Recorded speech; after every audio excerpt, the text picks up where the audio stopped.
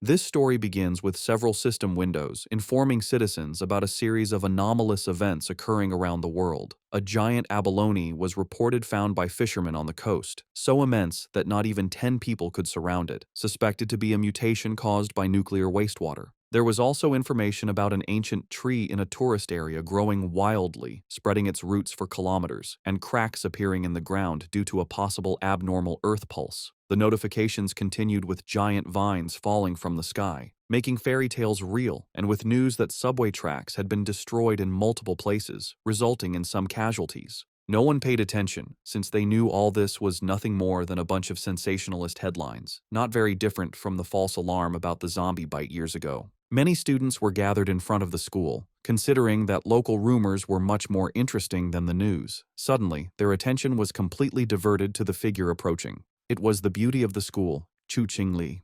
Immediately, the crowd wondered if she was finally about to break up with her boyfriend. According to them, the relationship was nothing more than an act of charity on her part. Chu Qingli had already been accepted into Qingcheng University, while her boyfriend hadn't even managed to get into a decent university. Because of this, their futures were on completely different levels. Chu Qingli approached Fang Yi and called his attention. Fang Yi turned around somewhat curious. With a cold expression, she explained that she had thought it over and their relationship wasn't realistic. School-time love always reached a point where one wakes up and realizes they are not meant for each other.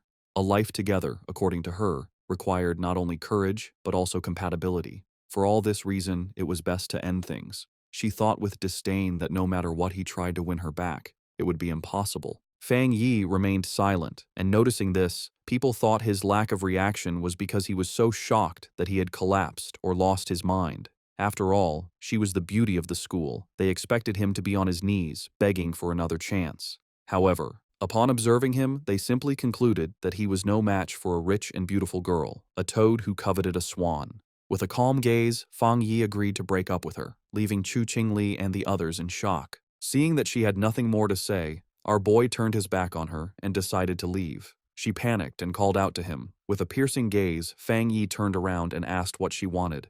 While her eyes were shining with rage, she made it clear that she didn't care what he was thinking or what tricks he would use. She wasn't going back with him, and she wanted this to be completely clear. Fang Yi began to stare at her and asked her not to flatter herself, calling her the school beauty.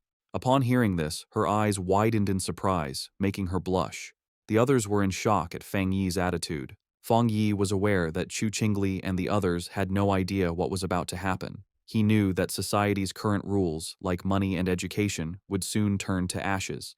They were unaware that he had returned from a future disaster, a man reborn in this timeline. Because of this, the Chu Qingli before him was, to him, simply a distant stranger from another life. Fang Yi left the school.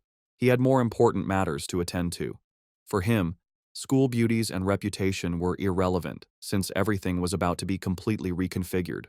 The real crisis was one looming over all humanity on Blue Star. It all began the night before, when Fang Yi woke up and some strange cracks showed him the future, and then the system informed him that an aura recovery had been detected. Its full activation would take place in 364 days, 11 hours, and 59 minutes, and once this happened, the world would undergo an unprecedented transformation. Fang Yi was somewhat confused. Several figures appeared in front of him, and the system revealed that society's rules would be rewritten. The era of cultivators was about to arrive, and power would become the new standard. Our boy felt somewhat curious, extended his hand and asked who it was. Then a strange light began to appear in front of him. A system window appeared, explaining that it came from the confines of the universe and used top-tier algorithms integrated with cosmic secrets. Its function was to automatically generate cultivation techniques based on spiritual materials touched by the host, showing that current techniques were zero. Fang Yi began to extend his hand, and his eyes widened in surprise as his hand passed through the system window. Then, a powerful monster emerged and began to roar. Fang Yi was paralyzed and his eyes filled with fear. Inside the monster's mouth was a corpse, and the system revealed that this was his end as an ordinary person, as well as the fate of billions on Blue Star. Fang Yi swallowed saliva and could not help but feel afraid. He put his hand over his chest, and his eyes filled with worry. Fang Yi began to ponder and remembered his past life. He had been just an average person, swept along by the tide of events, struggling only to survive with the hope of overcoming the disaster. However, he witnessed the fall of his nation and the suffering of the people, and in the end, he could not escape from the mutated beasts. He remembered dying in despair, full of rage, and with a deep desire for revenge. His eyes began to shine with determination, as he thought that perhaps this was why he had been chosen by the system and brought back 1 year before the recovery of Aura. He began to extend his hand, knowing that at this moment, most people had no idea about the change that was coming. Fang Yi touched the fragments of the system and decided that he would use each anomaly caused by the aura to his advantage. The system began to initialize a new evaluation. The eyes of our boy began to shine as the system informed him that it had been successfully linked. A new path had been unlocked, and now everything in existence could be used as material.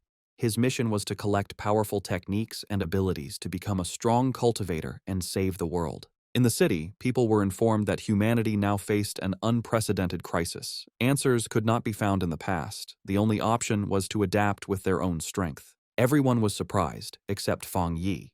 When he turned on his phone, he saw several notifications.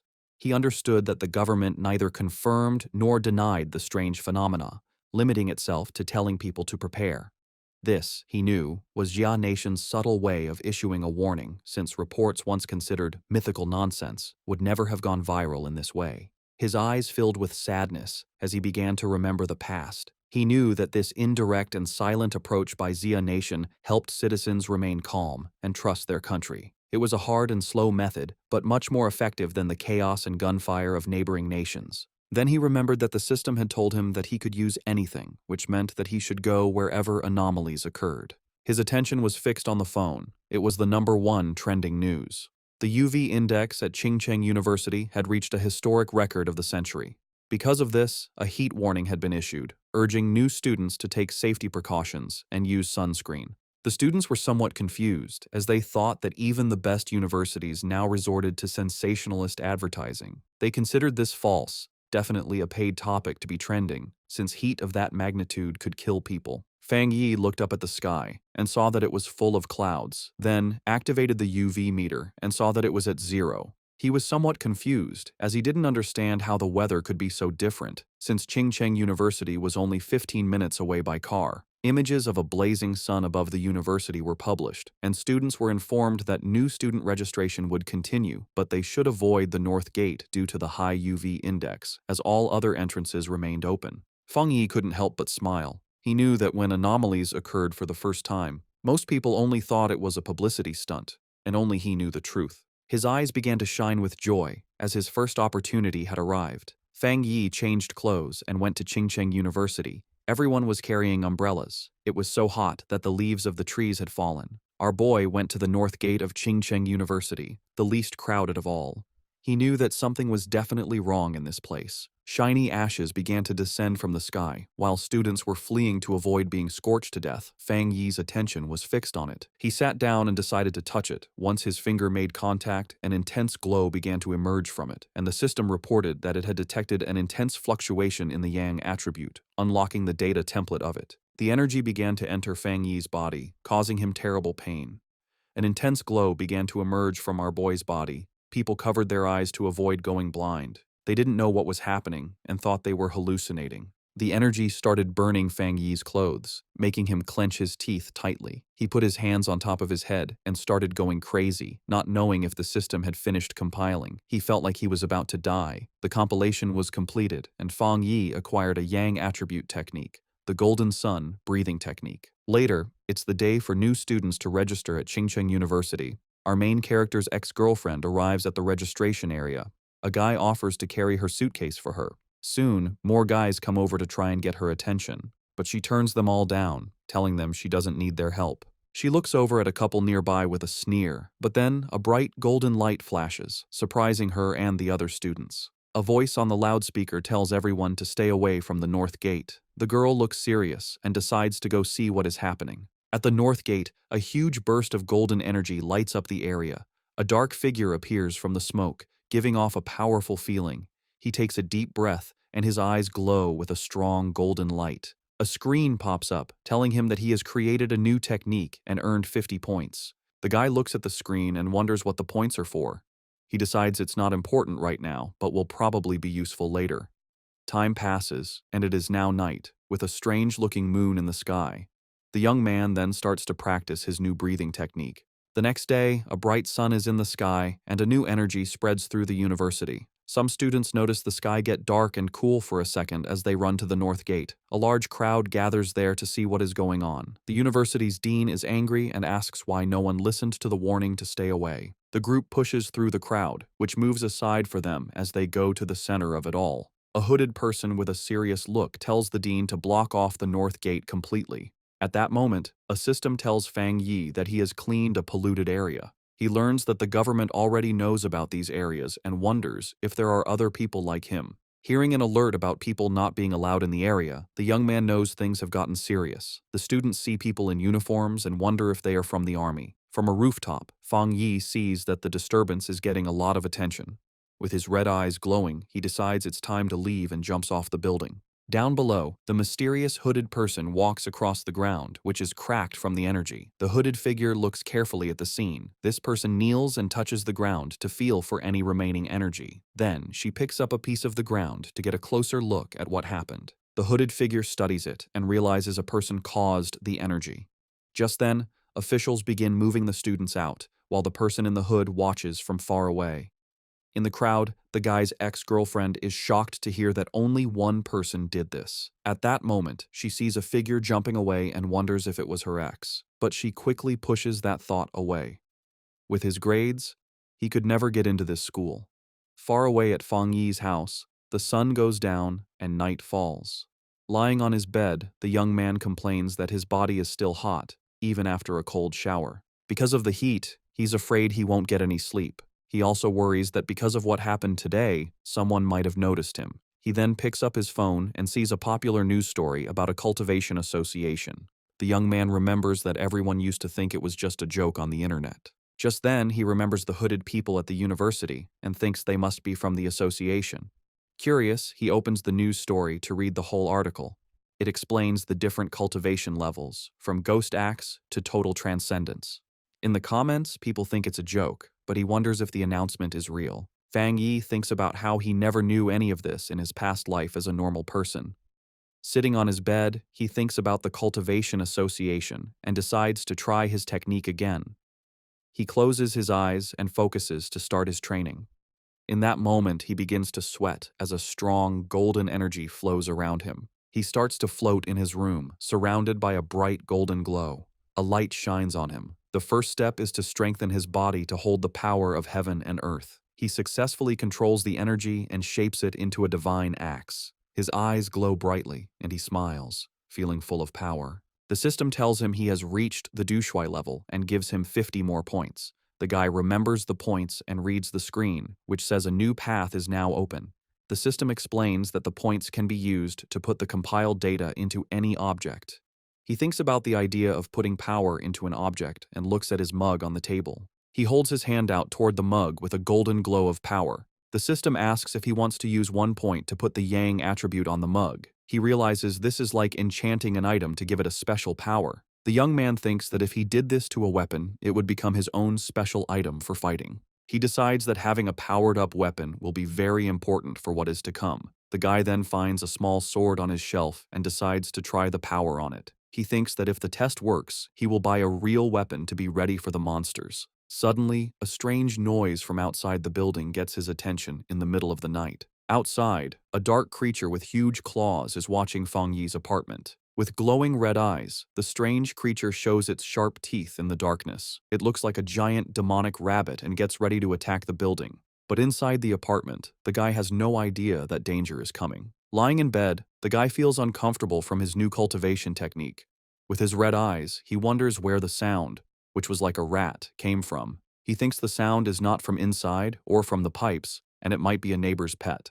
Walking through the living room, he thinks that with his better hearing, it is normal to hear the neighbors. Then the guy focuses his hearing to listen more carefully to the strange sound, but he soon realizes something is wrong and becomes alert. Fang Yi goes to the door and comes face to face with the scary creature right there in the dark hallway. In the hallway, the strange creature with red eyes appears and glares at him, ready to attack. He is startled and recognizes the mutated beast. A memory from his past life scares him. At the same time, a drone flies over the city at night, showing that others know about the danger. On top of a building, a girl complains that they still have not caught the rabbit that ate a rare fruit. With a lollipop in her mouth, the young woman seems very calm and confident about the mission. She then orders her team to keep sending her updates about the target she is hunting. After that, the mysterious girl jumps from the top of the building to begin the chase. Falling very fast, she moves with ease between the huge city buildings. Suddenly, the young woman feels the mutated beast's power and realizes she is getting closer to it. With her eyes glowing, she finally finds the creature and gets ready for a fight. The mysterious hunter lands hard on a rooftop, moving with amazing skill. Running down the side of a building, she gets the order to chase the target no matter what.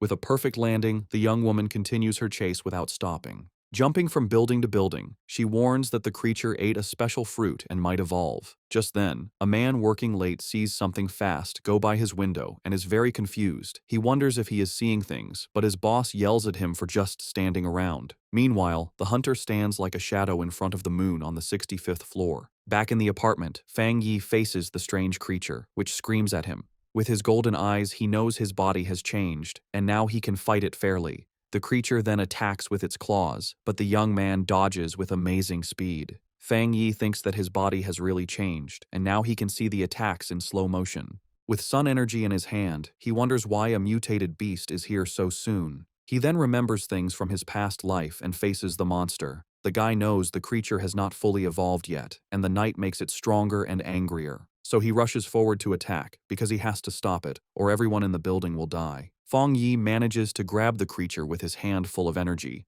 With surprising strength, the guy bites the strange creature without any fear. He holds the monster tightly, and his golden eyes shine with a cold, focused look. Then the young man spins the creature in the air and realizes its tail is its weak spot. Taking his chance, he grabs the beast's tail with all his strength. Fang Yi throws the monster against the window, and it shatters from the force. With his fist glowing gold, he gets ready to land a powerful punch. The guy shoots a beam of energy that hits the creature right in the air. The monster is then completely covered by the bright golden beam of light, but the strange creature grabs the golden energy with its claws and tries to take its power. Fang Yi then realizes the monster is trying to steal his yang power, and he fights back. He thinks the power of the sun is too strong and that the rabbit is just destroying itself. Soon after, a golden explosion covers the monster, which can't handle that much energy. In the building next door, a couple wakes up from the noise, and the man wonders if it was thunder. He then goes to the window to check, but sees nothing strange outside. Our hero lands on the floor, surrounded by what is left of his golden energy. The young man thinks that the creature was like a starving ghost trying to eat his power. After the fight, the monster's eye falls to the floor, letting out a weird black smoke. With a serious look, he stares at what is left of the creature he just defeated. Without thinking twice, the guy stomps hard on the eye, crushing the rest of the beast. He understands that the creature of the night was desperate for his opposite Yang-type power. The young man thinks that if he were normal, the monster would have easily eaten everyone in the building. With that, he knows he needs to learn more techniques to face the dangers ahead. Meanwhile, a mysterious girl jumps through the air in the moonlight, looking like a hunter. With amazing speed, the young woman runs very fast down the side of a building. When she gets to the scene, the mysterious hunter's eyes open wide with shock. Standing there in the middle of the night, she wonders if someone else defeated her target. Kneeling on the ground, she notes that the target has been destroyed, and that she will try to get the night attribute back. But as she touches the monster's remains, she is surprised by a golden energy that is still there.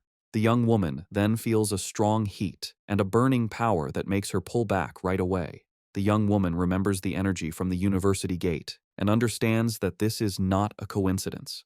After this discovery, the girl turns on her communicator with a serious and determined look. She tells her base that the target was taken out by a powerful new forerunner with a special ability. A voice on her communicator asks if the same person cleaned the gate and killed the rabbit. A man confirms they have no information on this person, and that the association must recruit him. The silver-haired girl agrees with the plan. She then carefully puts the small flame of energy into a container on her clothes. Her boss tells her to stop her other missions and focus on finding the new forerunner. At that, the mysterious hunter calmly unwraps the lollipop she was holding. The young woman puts the candy in her mouth and says she understands the new order perfectly. But before she starts the mission, the girl says she first needs to get some milk tea to relax. A voice on the communicator wonders who this mysterious person with so much power could be. The young woman agrees that the president was right and that she needs to meet this powerful master. Feng Yi's day starts with the sunrise. He stretches, ready to train. He knows waking up early is good for his power, so he prepares for another session. The fighter uses his breathing method, taking in the morning's golden energy. As the energy fills him, his eyes glow with golden power. He enters the Ghost Axe realm and feels the technique's power appear. A sudden burst of energy surprises him. He realizes he's getting stronger again. Power flows through his body, and he focuses to control it. He makes a tight fist, feeling the energy now in his hand. He summons his key axe and sees that the weapon feels much lighter. He grips the weapon's handle firmly, ready to try out his new strength. The warrior lifts the golden axe over his head, preparing a powerful hit. He reaches the 2-star Ghost Axe realm, releasing his strength. His eyes now burn with golden flames, showing his new power. Feng Yi's body feels much stronger and tougher after this change. He grew stronger so fast because he used the extra energy from his last power-up. Feng Yi decides that from now on, he will level up slowly and carefully, one step at a time. But his growing power gets a lot of attention, so he needs a more private place. In the association's office, a man feels something strange in the air. He sees the change in the sun's energy and wonders if it's the new guy again. Feng Yi finds a quiet spot by a river to continue his plans. A system screen appears, and he confirms he will add a special quality to his weapon. He remembers trying this with another item, but it couldn't handle the power. This time, the new blade works with his energy, making a strong connection. A system message confirms the item encoding worked. Excited by his new weapon, he gets ready to test its amazing power right away. The test result shocks him with the incredible power the sword let out. A huge golden beam of light shoots from the blade into the sky. The warrior lands with his sword in flames, feeling the power flow through him. He almost starts a fire with that swing and sees how dangerous his strength is. The smoke from the attack is big, so he knows he was seen and needs to leave. A girl is running fast toward the smoke he left. She complains that she stepped away for a moment and missed everything. Suddenly, the young woman stops. She sees that the river is actually boiling. The agent flies over the damaged area, wondering what the new guy did to the place. She can already imagine being told off, since everything has gone wrong since he appeared.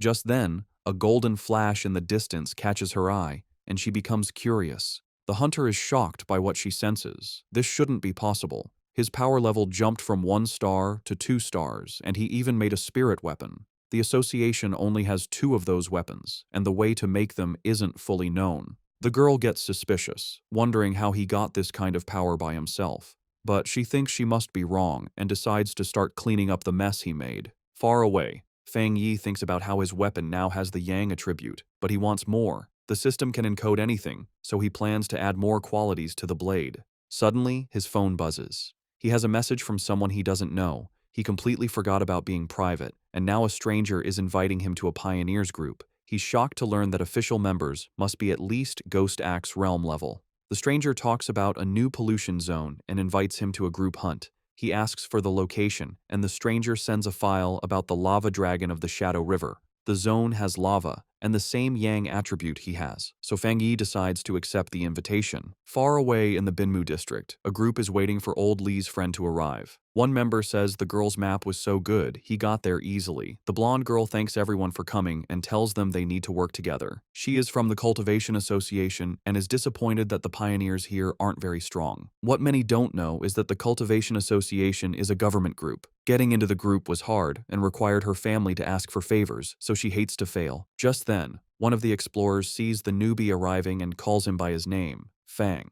Feng Yi makes a strong entrance with his new sword and introduces himself to the group. The agent is startled by his power, but sees his aura isn't scary, but warm. Since the team is all there, the leader gives the signal, and they go toward the cave entrance. Feng Yi decides to go first and asks the blonde agent to take care of the light. The group walks through the cave, and one of them warns Fang about the loose rocks.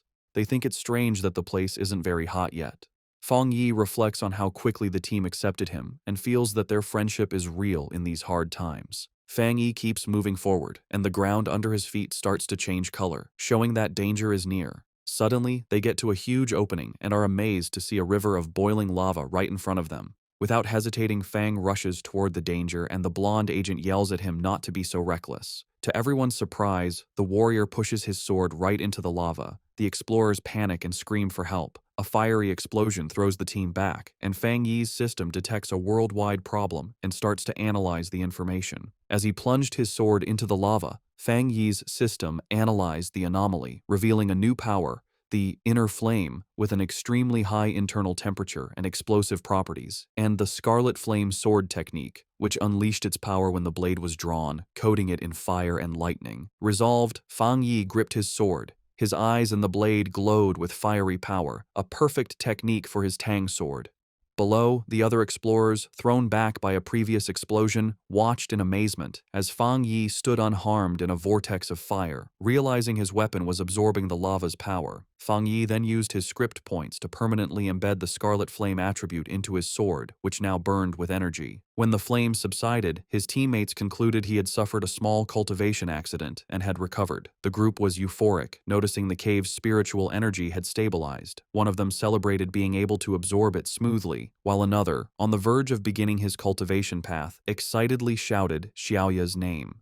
The blonde agent, Xiaoya, encouraged them to train while she kept watch, and the team thanked her for the opportunity. The peace was interrupted when Xiaoya detected figures approaching the entrance, warning that other pioneers were arriving. 3 muscular men entered, led by one with an eye patch and glowing red eyes who arrogantly declared the resource-rich land was now theirs. Xiaoya grew worried, recognizing all 3 newcomers were at the 1-star Ghost Axe realm, a level her team couldn't challenge. Despite the danger, Xiaoya tried to reason with them, politely stating they had arrived first and even offering to let them join. Her diplomacy was met with contempt. The eye-patch-wearing leader mocked her low level and ordered them to get lost or face the consequences.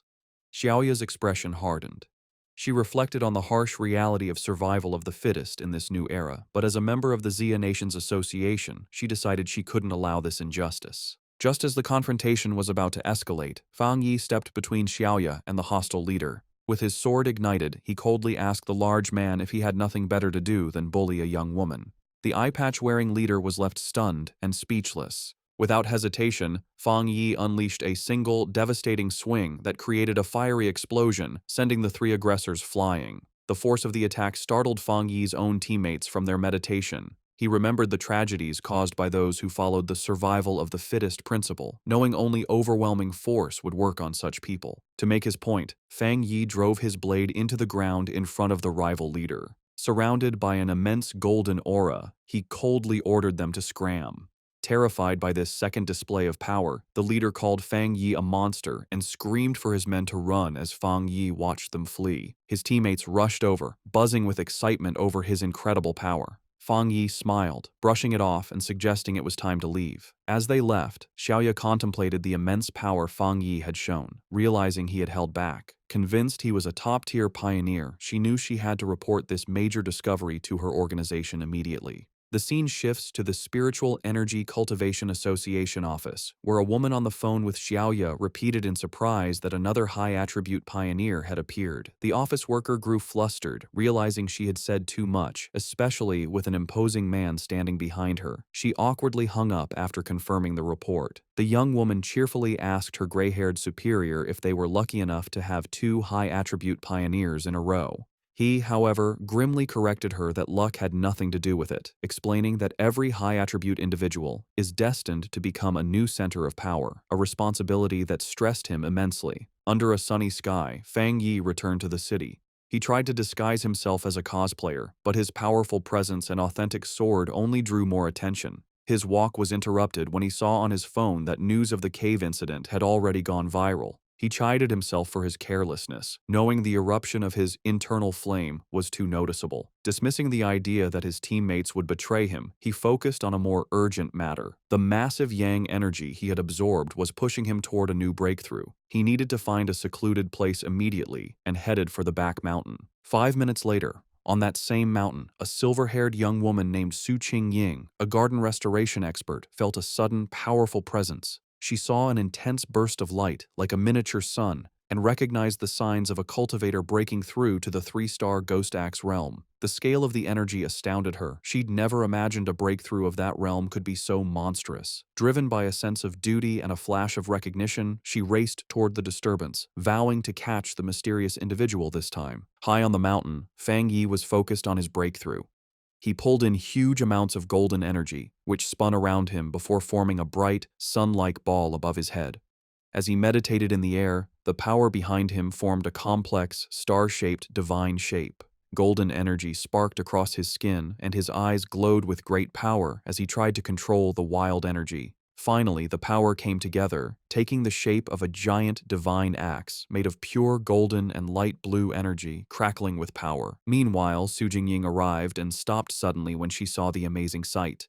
She watched in total disbelief, seeing that the mysterious person was about to swing the divine axe he had just created. His level of control was incredible. She wondered how anyone could command so much spiritual energy with such perfect skill and steadiness, asking herself if this man had secretly been training for centuries. The sight brought back a painful memory.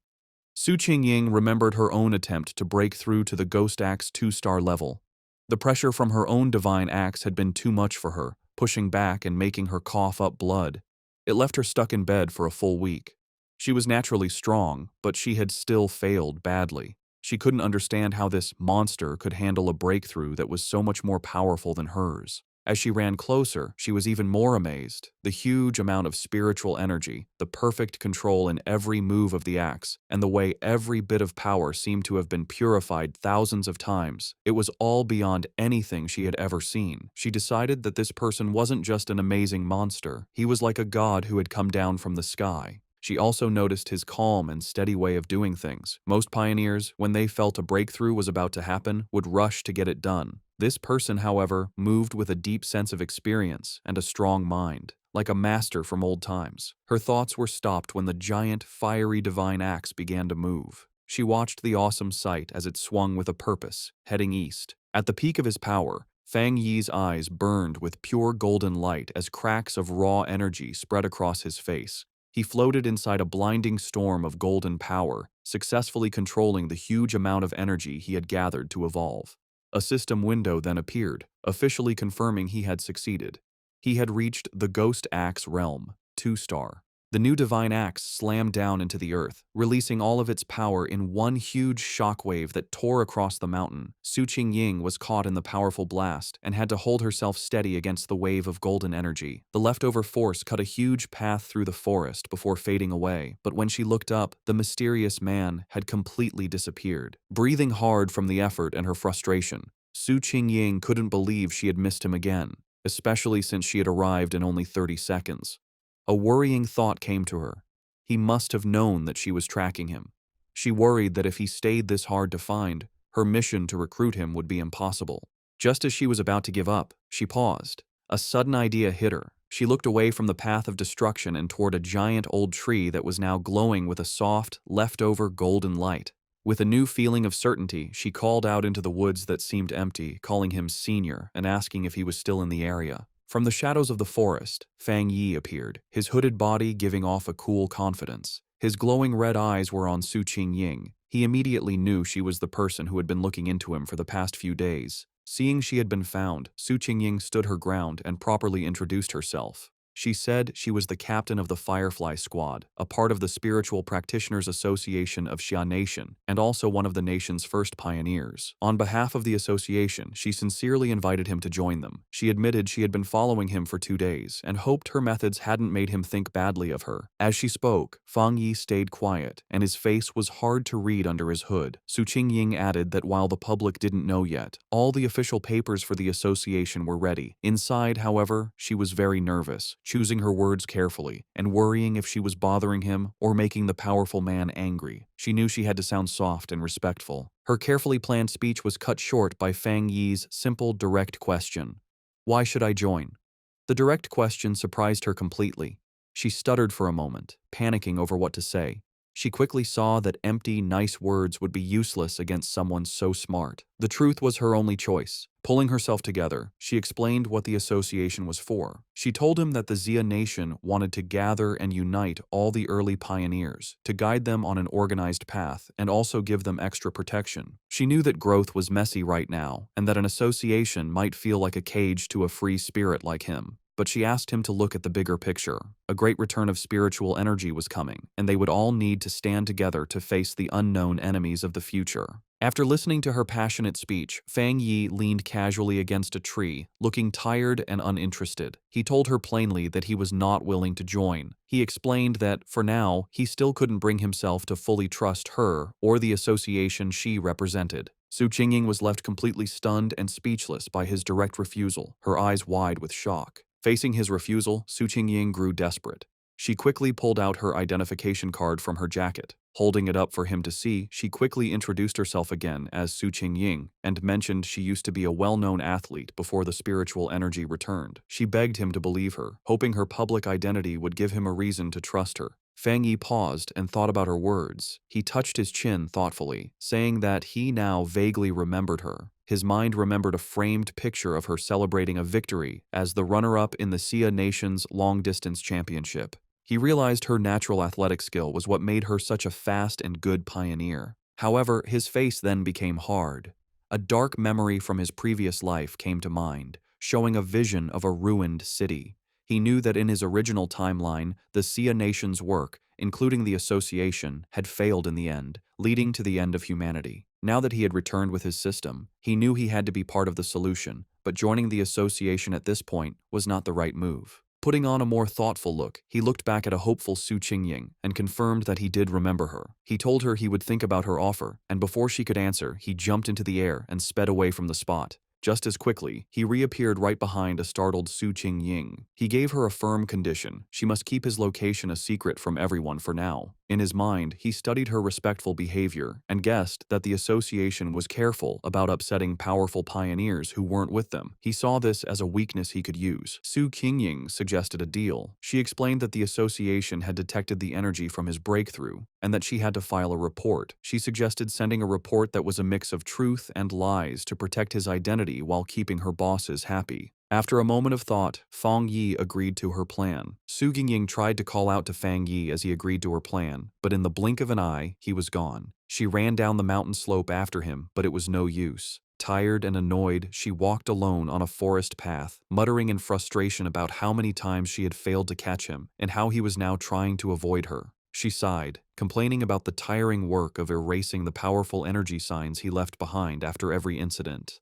Her thoughts were cut short by a voice in her earpiece, telling her to stop worrying about the hard-to-find pioneer and remember the mission she was on. The voice seriously told her that the strange creatures had appeared again. Su Qingying froze, her eyes wide with shock as she asked if they were really back. A scary memory flooded her mind, showing her surrounded by a crowd of terrifying wolf-like creatures with bloody mouths and glowing red eyes. She thought to herself that she would never forget those strange, bloody beasts. The story explained what they were. Cold, evil, and bloodthirsty monsters, born from the pollution zones made by the spiritual energies return.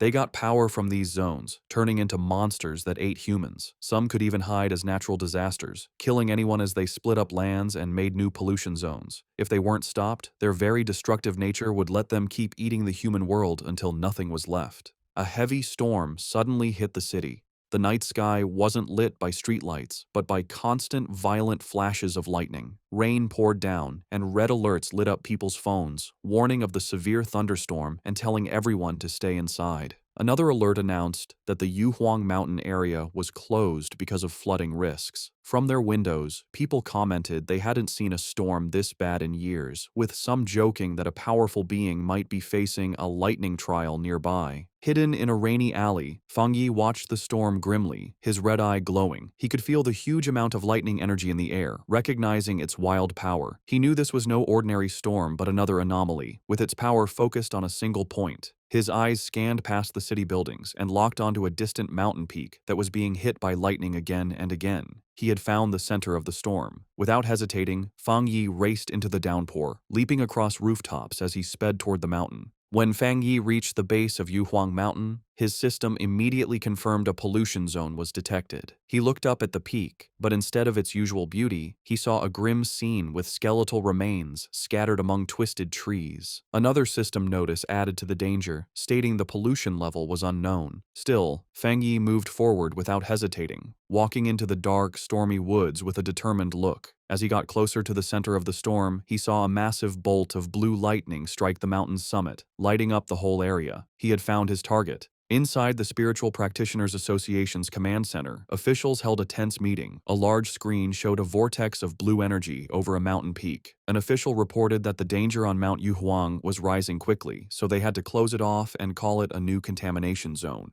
The grim-faced association leader said the situation was so critical, he had to pull Su Qingying from another important mission. He asked her to report on what was happening. Su Qingying told the officials that it was currently impossible to climb the mountain, as the unstable thunder energy was about to explode. Because of this, the area was officially classified as an A-level contamination zone. She continued with more worrying news. Based on how fast the energy was growing, the mountain would soon be an S-level threat, which would start their highest emergency plan. But she pointed out a major problem. Based on their data, no explorer they had could safely get near the area, admitting that not even she could handle it. A wave of shock went through the room, as calculations showed the mission would mean certain death even for highly advanced explorers. Facing this impossible situation, a man in a security uniform ordered the foot of Mount Yuhuang to be completely sealed off, with patrols sent out 24/7 to stop anyone from trying to climb it. The association leader firmly agreed. He declared they had to stop the threat by sealing the mountain and that no one could go near it until the energy concentration dropped. While the association thought Mount Yuhuang was too dangerous, Feng Yi was already deep inside the zone. Huge bolts of blue lightning crashed down around him. As the storm raged, Feng Yi stood firm, protected by a golden aura from his breathing technique. He knew, however, that just surviving the storm wasn't enough. To get the purest thunder energy, he had to climb to the center of the storm at the mountain's peak. His decision was fueled by dark memories of the past. He knew that the creatures they faced now were just the beginning, and even more terrifying monsters would appear in the future. He realized that his current fire-based powers were not enough for the challenges to come. He had to become stronger himself, not just rely on his weapon. Surrounded by the lightning, Feng Yi saw a rare and perfect opportunity to use the thunder energy to strengthen his own body. Feng Yi knew if he didn't take this chance to get stronger, he would face certain death from the disasters to come. His eyes glowing gold, he drew his flaming sword and, with a defiant roar, plunged it directly into a massive bolt of blue lightning. The wild energy surged through him, causing terrible pain, but his face remained determined. His body shook violently as the electricity coursed through him. He realized this thunder power was like a divine punishment, actively fighting against him. The storm was furious that he had entered its territory and seemed to demand that he give up. Staring at the chaotic sky, he wondered how he could possibly make such a raw force obey him. Then, he had an idea. He calmed himself and remembered his system's rule. To get a power, he had to touch the energy source. A golden aura exploded from him as he unleashed his golden sun breathing technique, determined to fight through the storm. With a loud roar, Feng Yi pushed forward, using his flaming sword to cut a path through the storm of blue lightning. The clash of his golden energy against the raw storm created a huge, chaotic explosion. Blood trickled from his mouth from the strain, but his eyes burned with determination. He knew this was a desperate gamble where he had to push himself to his limit, facing death in order to live. Finally, after a hard struggle, he reached the peak. He plunged his sword into the ground, cracking the rock as he arrived at the center of the storm. Here, the power was even more terrifying, a violent flood of thunder energy that made it hard to even breathe. He felt the storm's full attention on him and realized it no longer just wanted to push him away, it wanted to kill him. As if to prove it, the storm gathered its full power and shot a single, massive beam of white-hot lightning directly at him, an attack meant to completely destroy him. As Feng Yi faced the storm's final attack, his system activated, detecting a powerful thunder attribute and starting to process it. Far below in the city, people watched from a tall building, amazed. One man taking a photo had never seen lightning so big. Another wondered if a god was going through a trial, even thinking he saw a person in the sky. At the mountain's peak, the fight ended in a brilliant explosion. Feng Yi had won. A system message confirmed it, announcing he had obtained refined divine thunder power and could now summon heavenly lightning to make his body godlike. He was rewarded with 5 writing points. Feng Yi now floated in the air, surrounded by blue lightning and his golden aura. He understood his new power. The thunder attribute was a top-tier force for both attack and defense. Unlike his sun power, which was mostly for defense, The thunder could refine his body and turn it into intense energy. He decided that the thunder was now his spear and his shield. He also realized the power wasn't just about destruction, it was also about purification and rebirth. He could feel the energy strengthening his bones and muscles without any pain. The system then offered him an upgrade to punish evil, which would grant him double critical damage, asking if he wanted to use writing points to get it. Landing softly, Fang Yi thought about what to do next. His first thought was to put this new thunder power into his Tang sword. He considered it carefully. While it would make the blade stronger, he worried it might mess with the purity of the sun attribute already in it. He also knew that putting too many different powers into one item could damage or even destroy it. Suddenly, he had a brilliant idea. Looking at his hand, he decided to do something different. He would implant the thunder attribute directly into his right hand. The system immediately responded, asking if he wanted to put the thunder attribute into the chosen item. A confident smirk appeared on his face as he gave the command. Instantly, all the wild blue lightning in the air rushed into his right hand as he claimed the storm's power for himself. The next day on the storm-damaged peak of Mount Yuhuang, the immediate danger was gone. Below a cliff, Su Qingying and an army officer named Major Han Li stood over numerous figures in body bags. Su Qingying reported that the contamination zone's energy had strangely dropped from its most dangerous level to a mild level in just 3 hours, though some electricity was still in the air. Major Han Li listened and immediately figured out what had happened. Someone had been there. It was a seeker, a person who actively looks for these dangerous events. Su Qingying was shocked, wondering if another seeker was involved and if they could have survived. She knelt and looked for clues but couldn't sense anything, guessing that the heavy rain had washed away any evidence. She concluded that the seeker must have left the mountain safely around 8 p.m. the night before. Major Han Li agreed with her timeline.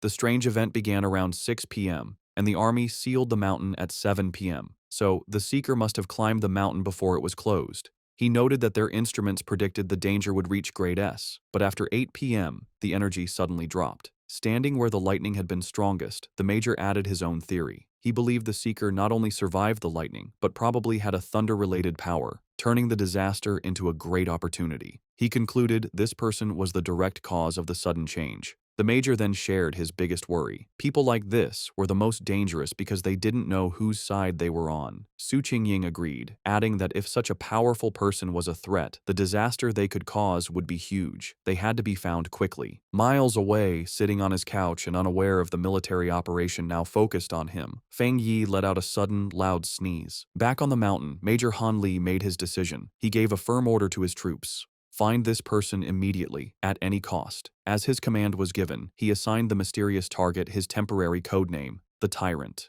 The investigation on Yuhuang Mountain started right away. The army hoped the Spiritual Practitioners Association could recruit the mysterious person codenamed Tyrant soon. In the meantime, they would keep all information about the event secret and start their own investigation. On the rainy peak, the association leader told Major Han Li that they already had a high-level pioneer trying to make contact. He then turned to Su Qingying and ordered her to give her report to the major. Su Qingying was caught off guard by the order and gasped in panic. Forced to think fast, she began her half-true report. She connected the current incident to the pioneer who had recently cleared the pollution zone at a local university. Inside, she was panicking, terrified she would say something wrong and reveal her deal with Fang Yi. She explained that she had been trying to contact him, but he was hard to find. She mentioned finding the body of a mutated rabbit he had killed and correctly identified his Yang Flame attribute from the evidence. She finished by promising to do her best to get close to him and find out how he had cleared the university's gate. She silently prayed for help, knowing that mixing truth with lies was her only way to make her story sound real. Major Han Li listened closely, thinking about what a pioneer with a Yang Flame attribute meant. He seemed happy with her report and thanked her for her hard work, calling her a talented young pioneer. Su Qingying gave a sharp salute and replied that it was her duty. With the meeting over, Major Han Li mentioned they would release fake news about natural disasters to hide the event from the public. He also said he disagreed with posting spiritual energy information online where bad people could use it. As the officials talked, Su Qingying quietly sighed, relieved that the tough questioning was finally over. Back at his home, Fang Yi used his golden sun breathing technique to easily dry his white hoodie, making it glow with a warm light before holding it up, perfectly clean and dry. After putting it on, he checked the changes in his body. Even after adding the powerful thunder attribute, he could still feel a clear difference. He looked down at his right hand, which now sparked with blue lightning. It had completely changed, becoming the strongest part of his body and getting a huge boost. As he flexed his fingers, making small balls of lightning appear, he could feel that he was close to another upgrade. What surprised him most was how the once wild thunder attribute had become as calm as a kitten after being added to his body, letting him control it freely. He compared this to the terrible pain he felt when he first unlocked the Yang attribute, and wondered if the energies got weaker during the process. Remembering the system told him this new power dealt double damage to strange and evil creatures. He was eager to test it. His thoughts were broken by a sudden alert from his phone on a nearby table. He picked it up, wondering what was happening now. He had set up special news alerts after the last incident, knowing that in these crazy times, the government would issue warnings to protect people.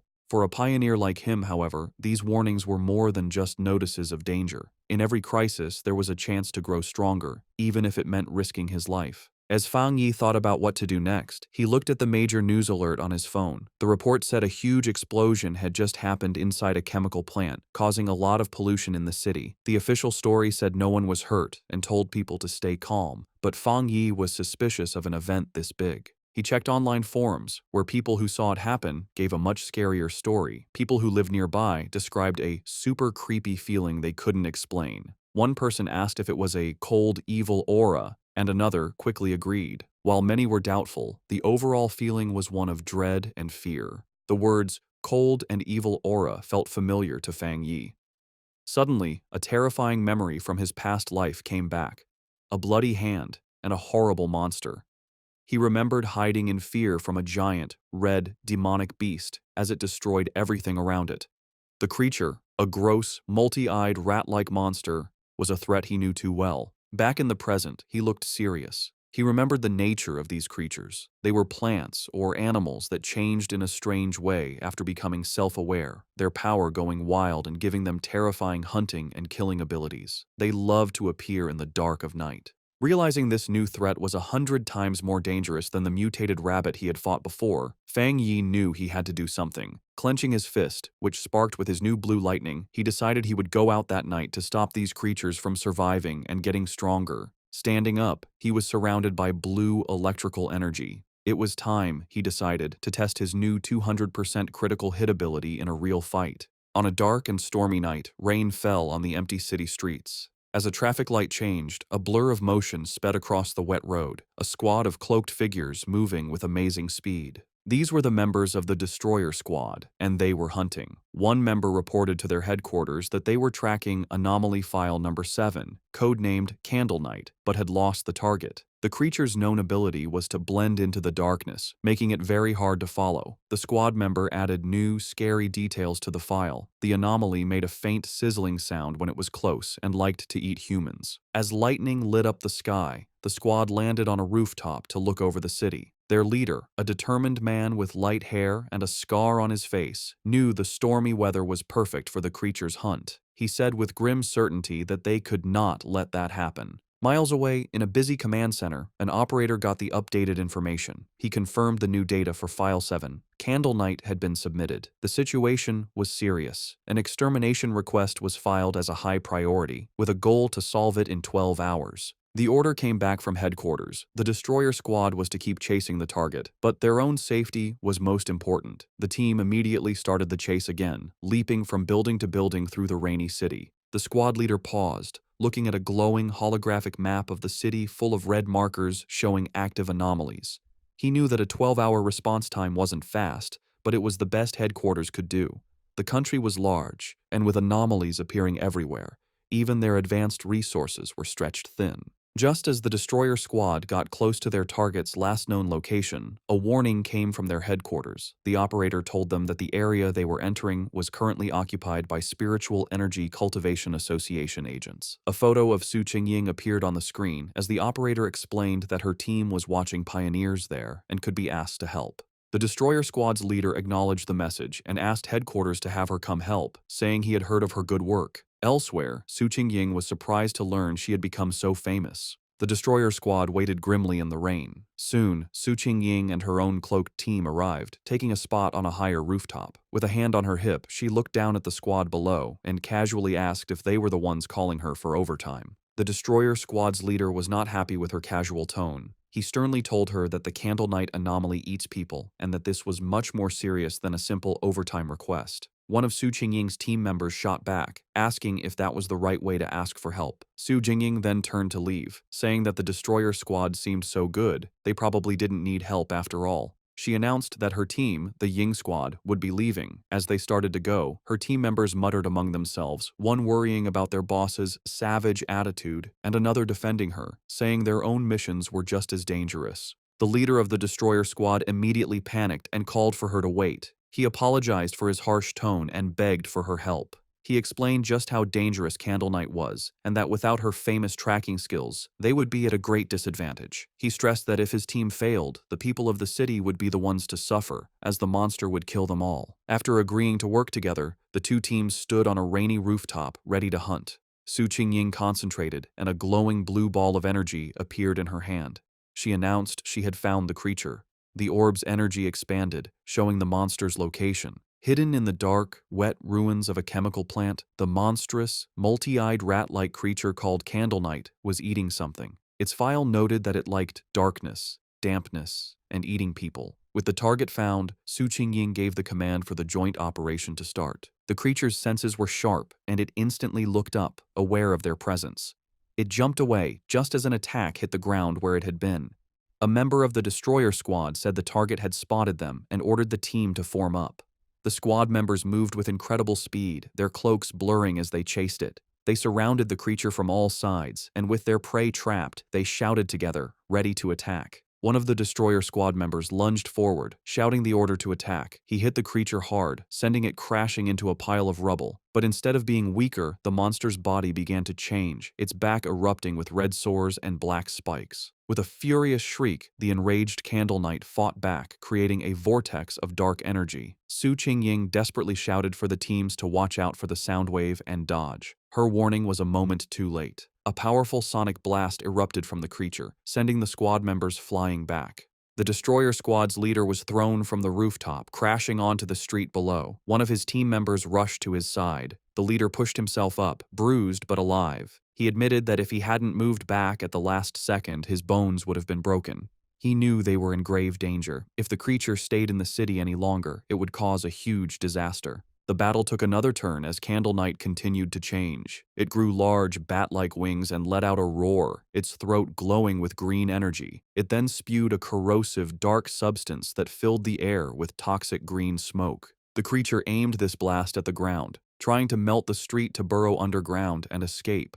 One of Su Qingying's team members warned her that the monster had a corrosive dark power and that anything it touched would be destroyed. She explained that their team didn't have a power strong enough to fight it. Su Qingying, however, stayed calm. She ordered her team to stay alert and not to mess up the destroyer squad's formation, reminding them their main job was to gather information and help with strategy. Meanwhile, a destroyer squad member with a dagger prepared to strike the escaping creature. Suddenly, a pair of menacing red eyes glowed from the darkness. The winged Candle Knight lunged forward, narrowly dodging an attack from a leaping squad member. Enraged, the destroyer squad leader yelled at his team not to let the monster escape. The winged creature flew through the city streets, chased by the cloaked members of the Ying squad. From a high rooftop, Su Qingying and two of her team members watched. Suddenly, she sensed a sharp increase in spiritual energy from the creature's direction. Realizing something important was about to happen, she ordered her team to stay outside while she followed it in by herself. The chase led them to a large, dark, abandoned factory.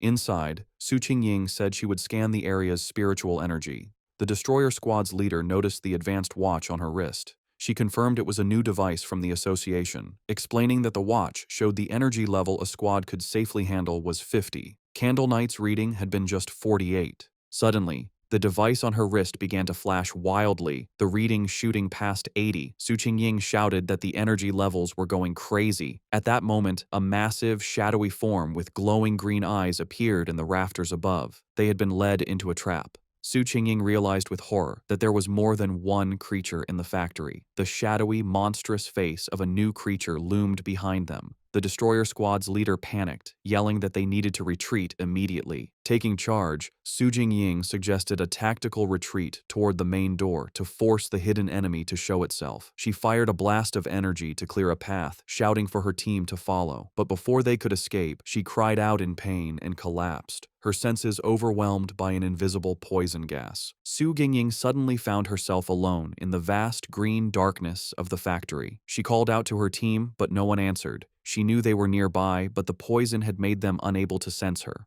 Putting the pieces together, she realized the full trap.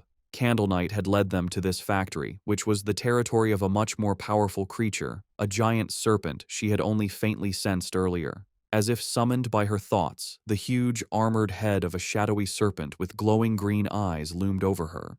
She now understood that unlike Candle Knight's simple dark power, this creature's black mist was a strong poison, and they had been breathing it in since they arrived. The gas worked silently, paralyzing its victims while draining their spiritual energy. Fighting back would only use up their power faster, leading to certain death. She could feel her own spiritual energy was almost gone, and without it, she knew she would soon be another victim.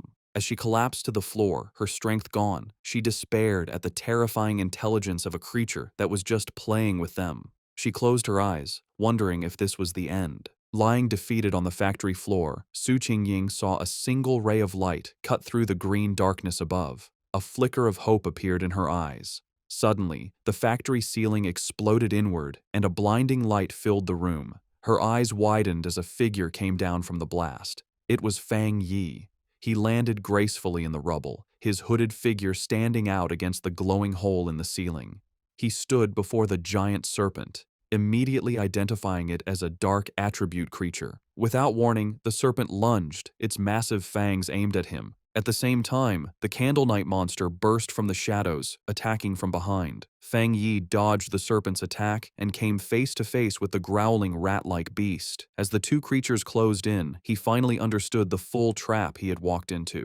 In a shocking move, Fang Yi let the Candle Knight monster bite his shoulder. As blood splattered, he noted their surprisingly smart tactics, one creature for luring prey, the other for killing them. He taunted the beast latched onto him, asking if it enjoyed biting people so much. In response, he unleashed his new power. Bright blue lightning erupted from his body as he challenged the monster to taste his thunder property. At the same time, he fired a massive beam of golden solar energy from his free hand, which hit the lunging serpent head-on. Now, covered in crackling electricity and free from the stunned rat creature, Fang Yi turned his full attention to the serpent, unleashing a flood of golden flames as he challenged it to see how well it could handle fire. The giant serpent lunged with a furious roar, its huge mouth open to eat its prey. With amazing agility, Fang Yi dodged the attack, flipping through the air while swinging his glowing golden sword. As he landed, he coolly told the monster to look at his blade, a clear challenge to the giant beast. The serpent seemed to pull back, cautious of the glowing weapon. Seeing his chance, Fang Yi counterattacked. Leaping through the air, he delivered a powerful slash to the serpent's face, his sword covered in the crackling blue energy of his thunder power. The force of the blow was huge, but the result wasn't what he expected. Instead of crushing its skull, the creature's head split down the middle, revealing a second identical head underneath as if it were shedding its skin. Fang Yi landed on his feet, his eyes wide with surprise at this strange development. The creature's split head then pulled apart completely, shedding its outer layer to reveal its true, healed form.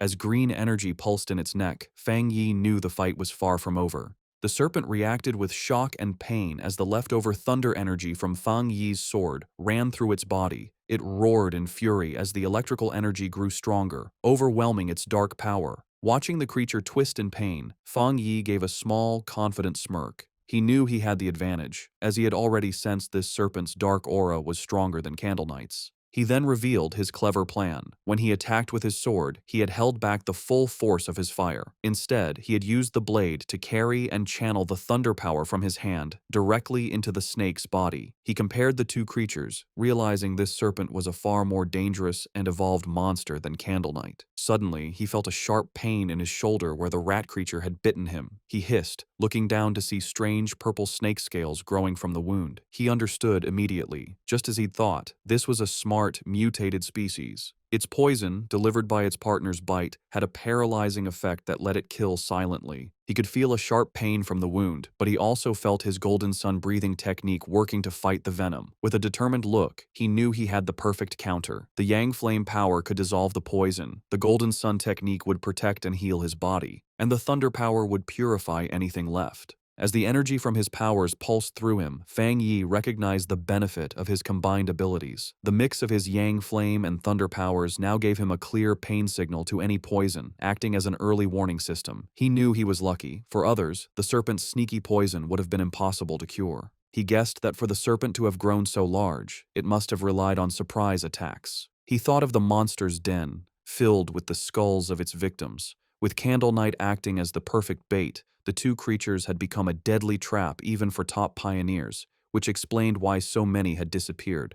But in the end, it didn't matter. As he watched the creature's huge skeleton burn to ash in his holy fire, he knew its reign of terror was over. Standing before the fire, Fang Yi felt satisfied. His inner flame was powerful, but the triple critical hit from his new thunder power had sealed his victory. He felt confident that his fighting skills were now pretty good, even compared to other high-level pioneers. He stood silently for a moment, watching the flames burn the last of the monster. Just as he was about to leave, he paused, reaching out his hand as if he sensed something. His eyes narrowed. He wasn't alone. Someone was still there. He turned just in time to see a figure stumbling out from the smoke, coughing from the ash. It was Su Qingying. She stood silently, covered in soot and clearly tired, but she was alive. As the smoke cleared, Fang Yi found himself looking at the unconscious members of the other squad, with Su Qingying sitting among them. He recognized her as the agent from the association and coolly told her that there was no need to pretend. He added that her playing dead act needed work, which surprised her. Embarrassed, Su Qingying covered her face. Realizing this was the same powerful pioneer she had been tracking, she tried to make an excuse, claiming she woke up from the smell. Fang Yi, however, wasn't fooled. He complimented her, pointing out that while her teammates were out of energy, she was strong enough to keep a small reserve to protect herself. If she had really been unconscious, he explained, she wouldn't have been able to smell anything. Flustered, Su Qingying could only offer an awkward thank you. In her mind, she was amazed. He had seen right through her. She had indeed kept a bit of spiritual energy for protection. She had no idea how he had beaten both Candle Knight and the giant serpent all by himself. Noticing her embarrassment, Fang Yi's tone softened. He told her she didn't need to cover her eyes and that he only asked her to be honest with him and keep his identity secret. Seeing she and her team were safe, he said it was getting late and he would be leaving. Su Qingying tried to call out to him, but it was too late. Saying that explaining things would spoil the surprise, he jumped effortlessly through the hole he had made in the factory ceiling and disappeared into the night. As he traveled across the rooftops, Fang Yi thought about the battle. He was glad Su Qingying hadn't tried to absorb the dark power from the monsters, remembering its disgusting coldness. He wondered why he couldn't absorb it himself. He guessed maybe the dark energy was already gone, or his body had instinctively rejected it. He decided to think about it later, at home. Left alone in the huge, abandoned factory, Su Qingying looked up at the moonlit hole in the ceiling where Fang Yi had disappeared. She sighed, disappointed that she hadn't gotten a good look at his face, and realizing he still didn't trust her, or the association. Her quiet moment was short. Acting like a squad leader again, she walked over to the unconscious captain of the destroyer squad and gave him a few slaps, telling him to wake up. The man groaned and slowly opened his eyes, bruised and confused. His first thought was panic, and he shot up, shouting that they had been ambushed. Su Qingying just watched him with a calm look. The leader and his squad members then saw why she was so calm: the massive, smoking skeleton of the giant serpent. They stared in total disbelief, confused by the scene. The leader demanded to know what happened and where the powerful Yang energy came from. Su Qingying calmly explained that a powerful pioneer had rescued them. She continued her carefully planned report, explaining that the pioneer was likely the person from her original mission, a very high-level individual with a Yang attribute. She let her voice trail off, suggesting his appearance was a lucky coincidence. The other squad members were in complete awe, with one saying it was unbelievable that one person could defeat both monsters. Su Qingying added that she hadn't managed to recruit him yet, and that he had even managed to track her back, which only made him more mysterious. Getting back to their grim job, the destroyer squad leader asked where Candle Knight's body was. As he began using a green energy technique to clean the scene, he said they needed to collect the remains for the association. As the squads began the cleanup, the destroyer squad's leader used a green orb of energy to gather the strange, dark remains left from the battle. As he stepped forward, he accidentally crushed a piece of debris on the floor, which suddenly exploded in a blast of bright blue electrical energy. He jumped back in pain, yelling at the force of the shock as Su Qingying looked on in surprise. This new discovery only made things more mysterious. The remains, which they now realized belonged to Candle Knight, were crackling with leftover electricity. The squad leader turned to Su Qingying, questioning her report. He reminded her she had said the pioneer had a yang attribute, yet this incredibly strong electrical power told a different story. The two leaders knelt to look at the electrically charged body. Su Qingying was stunned by the pure strength of the thunder power left behind, confirming it was a high-tier power. This led the destroyer squad's leader to a new idea. Maybe two high-level pioneers had appeared, one to kill the serpent and another to kill Candle Knight, before leaving together. Su Qingying knew that wasn't right. She struggled with how to explain the unbelievable truth, remembering the image of the lone pioneer holding both crackling blue lightning and roaring golden fire. She knew no one would believe that a single person could have two different top-level powers. Having just one made you a genius. Having two was almost unheard of. The impossible proof was right in front of them. The burning skeleton of the giant serpent was the work of a Yang Flame Walker, while the electrified body of Candle Knight was the clear mark of a Thunder Tyrant. The combined squads could only look on in complete disbelief, wondering what kind of monster this mysterious pioneer really was. As reinforcements from the association arrived, Su Qingying was glad she had left team members outside. If she had been inside too long without checking in, they would have reported her missing. She grimly realized the rescue team now at the scene had originally been sent to collect their bodies. Her two subordinates, who were knocked out by the serpent's poison, finally woke up. They scrambled to her side, crying with relief that their captain was still alive. With the threat gone, the association's team began their work. Their job had changed from a rescue to a forensic investigation. Using advanced scanning tech, they carefully analyzed the leftover spiritual energy and the battle signs, trying to piece together what happened for their report back to headquarters. Soon, one of the specialists approached Su Qingying and the destroyer squad's leader with his findings. He reported that after comparing all the data, from fighting habits to the way both monsters were killed, there was a 99% probability that one person was responsible for killing both of them. The two squad leaders stared at each other, their faces showing both shock and serious concern. The other squad members murmured to each other in disbelief. They were processing the fact that they had been saved by a pioneer with two different high-tier powers, something they never thought was possible. They knew either monster could have easily killed them all, yet this powerhouse had finished them both off, seeming to use single strikes. The power difference between them and this mysterious person was just ridiculous. Understanding the huge importance of this discovery, Su Qingying contacted her superior. She reported that the information on her target had been significantly updated. Looking up at the hole in the ceiling, she confirmed that the mysterious pioneer from the university and the powerful individual codenamed Tyrant were, in fact, the same person. Back in his office, the association superior listened calmly to her report.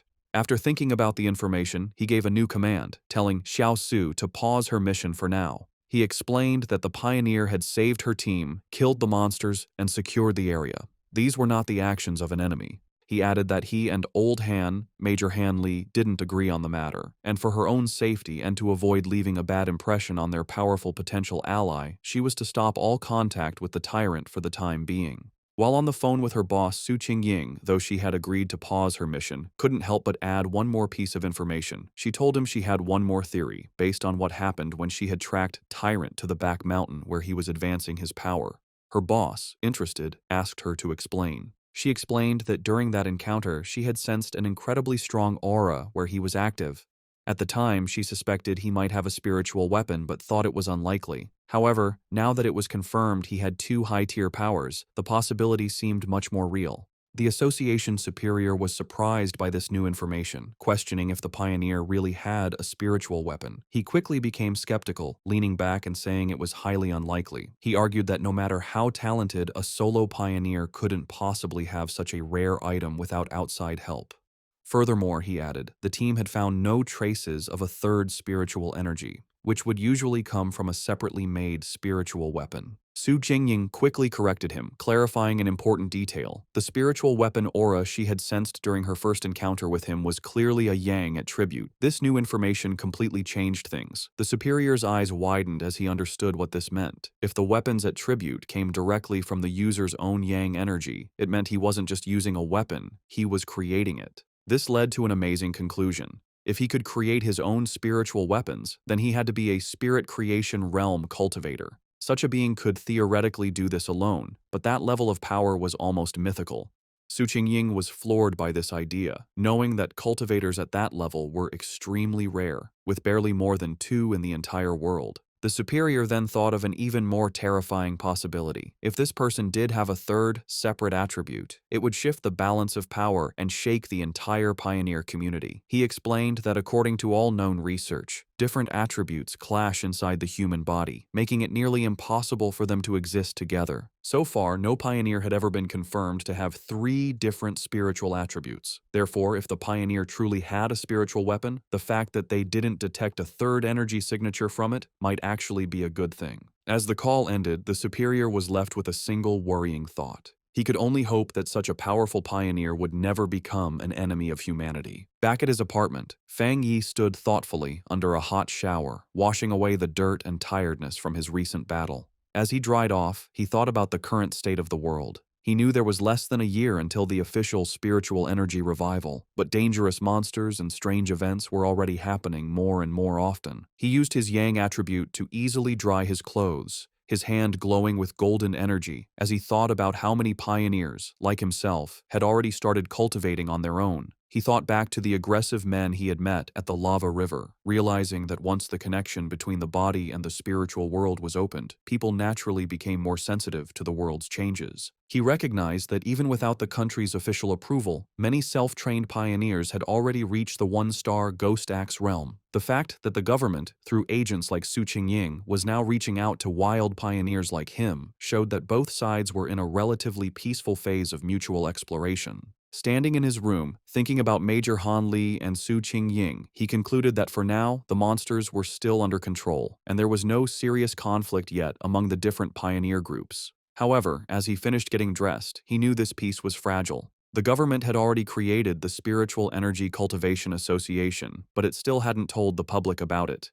He understood their strategy perfectly. While people were talking more about local problems and strange events, the government was walking a fine line, trying to both protect humanity and give subtle early warnings without causing mass panic. Despite his recent victories, Fang Yi's analysis of the world situation was still grim. He knew the problem was the government's lack of confidence to officially start a full-scale cultivation era. With such a huge population, he understood that once the full truth was revealed, society would likely collapse into chaos and death. In the current state, even official pioneers couldn't stop the inevitable chaos, and the mix of internal problems and external threats from monsters would only make things worse. He admitted that the government's gentle, careful approach wasn't wrong, knowing that human fear and panic could be more destructive than any monster. However, what truly worried him was how fast the monsters were developing, which was far exceeding his expectations. He reviewed the information on the creatures he had just fought. They were a typical product of dark attribute contamination, specifically the shadow attribute, a sub-branch of dark energy that his system identified as a natural enemy to pioneers, and currently something he couldn't absorb. He realized these monsters were far smarter than typical beasts, working together to trap and kill pioneers, whom they saw as a good food source. He knew, however, that these creatures were still much weaker than the true dark-type monsters he remembered from his previous life. Monsters that could destroy entire countries on their own. Still, the close call was a serious reminder of the growing danger. He was certain that if he hadn't been there, Su Qingying and her entire squad would have been wiped out. A bit of hope sparked inside him as he thought about the system's wording. The fact that the dark attribute was only temporarily unabsorbable suggested that once certain conditions were met, he might be able to use its power himself, a possibility that could be key to winning in the future. He reviewed his current abilities. He now possessed the Golden Sun breathing technique of the Yang attribute, the Divine Thunder tempering of the Thunder attribute, and the Crimson Flame Blade technique. With these perfectly suited, high-tier techniques and his current strength as a 3-star Ghost Axe Realm pioneer, he knew very few could match him. Yet, as he stood surrounded by his own great power, he knew with absolute certainty that it was still not enough. His thoughts were suddenly interrupted by his phone ringing. He picked it up, surprised to see a call from his auntie. On the other end of the line, his aunt asked about his health before explaining the real reason for her call. She told him that his cousin was coming to study in the city and, worried for her safety, asked if she could stay at his place for a few days instead of a hotel. Feng Yi was taken aback, his memory of his cousin extremely fuzzy. All he could recall was a quiet, straight-A student who was obsessed with her studies. He couldn't even remember what she looked like. Despite this, he agreed, telling his aunt that there was a spare room. When he asked when she would be arriving, his aunt simply replied that she would give the cousin his address and let her come over by herself. Elsewhere, in a dark room lit only by a computer monitor, a person with long, almost claw-like fingers typed quickly on a keyboard. The person, wearing a big hoodie with bare ears, was finishing a phone call with her mother. Her mother, who was Fang Yi's aunt, told her that she should arrive at her cousin's place by tomorrow afternoon and that she would bring some specialty snacks. The person politely ended the call, saying it was no trouble and that she had something else to do. On her screen was a chat window for a group called Spiritual Energy Revival, Martial Arts Vanguard Team. The user, Feng Heiju, had just announced her arrival in the city and her plans to stay at her cousin's place. After ending the call, she clicked her mouse, pulling up a new window. It was a rumor alert about an internet-famous town, now nicknamed Death Town, where 3 more people had vanished in relation to a pork beast challenge. A gruesome, blood-splattered image of the town was with the article. With glowing glasses reflecting the screen, Feng Heiju identified the location as Yanghua Town, her interest clearly sparked. Her browsing was interrupted when her mother entered the room, asking if she had finished packing. Feng Heiju told her mother that she was packed, but that she'd rather stay in a hotel than bother her cousin. Her mother insisted, saying it was much safer than staying alone and that she trusted the cousin completely. Gently pushing her daughter out the door, her mother gave her some final advice. Be sure not to cause trouble and help out around the house when she could. Feng Heiju reassured her mother that she understood. Once the door was closed, Feng Heiju let out a small sigh, preparing herself for the visit. She thought of it as just one more hurdle to overcome. Adjusting her glasses with a flash of determination, she resolved that no matter what her cousin was like, he couldn't possibly be more difficult to handle than a monster. The next day, under a bright blue sky, a young woman with long dark hair and glasses pulled a suitcase toward an apartment building. She checked her phone, confirming that the map had led her to the correct destination. Looking up at the building, she murmured to herself that this must be the place, ready to finally meet the cousin she barely remembered. As Lin Yi stood outside the apartment building, Fang Yi came out, carrying a bag. She called out, asking if he was her cousin. He stopped, surprised, and asked if she was Lin Yi to confirm, though he admitted to himself that he didn't recognize her at all. An awkward silence hung between them for a moment. Later, inside the apartment, they sat on the couch, making polite conversation. Fang Yi asked if she was in the city for a summer camp, which she confirmed. He told her to let him know if she needed anything, and she thanked him. After their brief chat, he gave her the key to her room, which was across from his, before going to his own room. As she watched him leave, she felt relieved, thinking her cousin seemed easy to get along with and wouldn't get in her business. However, Fang Yi was not clueless. From the moment she sat down, he had sensed a faint but strange spiritual aura from her. He wondered if his senses were off, or if she just wasn't good enough to hide her power. He immediately suspected that she was also a pioneer. The aura he felt was faint but clear, and he realized her story about a summer camp was probably a cover for her real reason for being in the city. Meanwhile, in her room, Lin Yi was on her phone, confirming Fang Yi's suspicions. She messaged her pioneer group, the Martial Arts Vanguard Team, saying her cousin seemed nice and wouldn't interfere. The chat turned to recent events, with members talking about the powerful pioneer at the lava river. Lin Yi warned her team to be careful, as many powerful people were still hiding. After agreeing to wait for her signal, she logged off. She decided it was best not to do any cultivation for now, worried her cousin might discover her secret. 3 days passed. Fang Yi soon found that living with his cousin was making his cultivation difficult. His meditations could be interrupted at any time, like when she came out of the bathroom wrapped only in a towel. He also worried that the bright golden aura from his breathing technique was too obvious and would be impossible to hide. But the hardest part was her overwhelming kindness.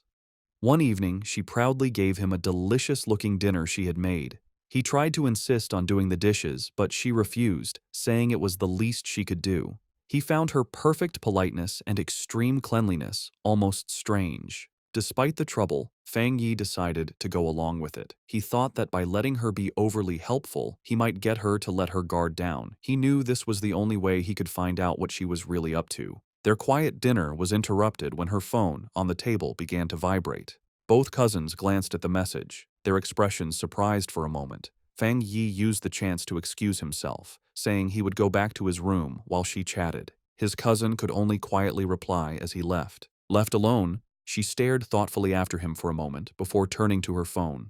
Sitting on her bed, she took the call, her expression turning serious. She repeated the information she was getting, confirming that the great change of heaven and earth would happen again the next day at 3 in the afternoon, and she promised she would be there. Fang Yi easily overheard his cousin's phone conversation. She agreed to meet at the entrance of Manhwa Town. He recognized the name as an internet-famous town in the suburbs, about an hour's drive away. With his suspicions confirmed, he watched her through the wall, his own spiritual energy flaring. He was now certain his cousin was also a pioneer. He was confident, however, that with her current strength, she wouldn't be able to sense him spying. He was impressed by her power. She was still just a middle school student, but she had already reached the 2-star Ghost Axe realm and was close to another breakthrough. He wondered if her high natural talent was the reason for her somewhat strange personality. He now understood her real purpose in the city. The summer camp was just an excuse. She had learned about the coming great change of heaven and earth, and had come to be at the center of it.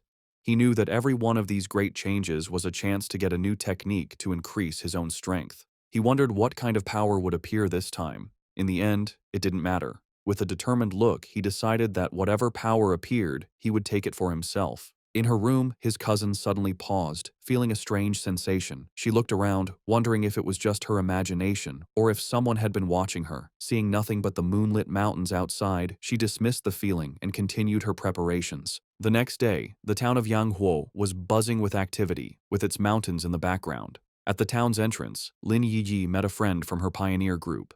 The friend playfully teased Yiyi about her cousin, asking if he was handsome. Yiyi replied that he was a good person, but just an ordinary-looking guy. Her friend sighed in disappointment. Just then, another woman from their group arrived, a redhead in a purple dress. She reminded the first friend that Yiyi herself had always said she was just an ordinary person.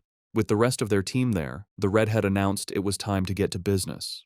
One of the male members asked if a certain she was not coming. The redhead confirmed it would just be the 6 of them, adding that the missing member was always mysterious. Unknown to them, Fang Yi was watching from a nearby cafe balcony, his sword beside him. He noted that his cousin's little squad seemed to be pretty low-key. From where he was, he could sense their strength. The weakest was at the 2-star Ghost Axe level, and the man who had spoken was even a 3-star. He also overheard them say their team was usually stronger, with one powerful member often absent. As he sat watching, his attention was drawn to the mountains overlooking the town. His eyes narrowed with anticipation, sensing this was where the real event was about to happen. High in the mountains, the great change of heaven and earth finally happened. A giant green vine came down from the clouds, looking like the beanstalk from the fairy tale. This strange event would appear randomly and wasn't destructive, but for pioneers, it was an important key to understanding the changes in their world. Deep in the misty mountains, Lin Yi and her squad finally saw the incredible sight. The red-haired leader looked up in awe, confirming this was what they were looking for. The group stood in disbelief before the massive, pulsing vine. However, the awe quickly turned to fear.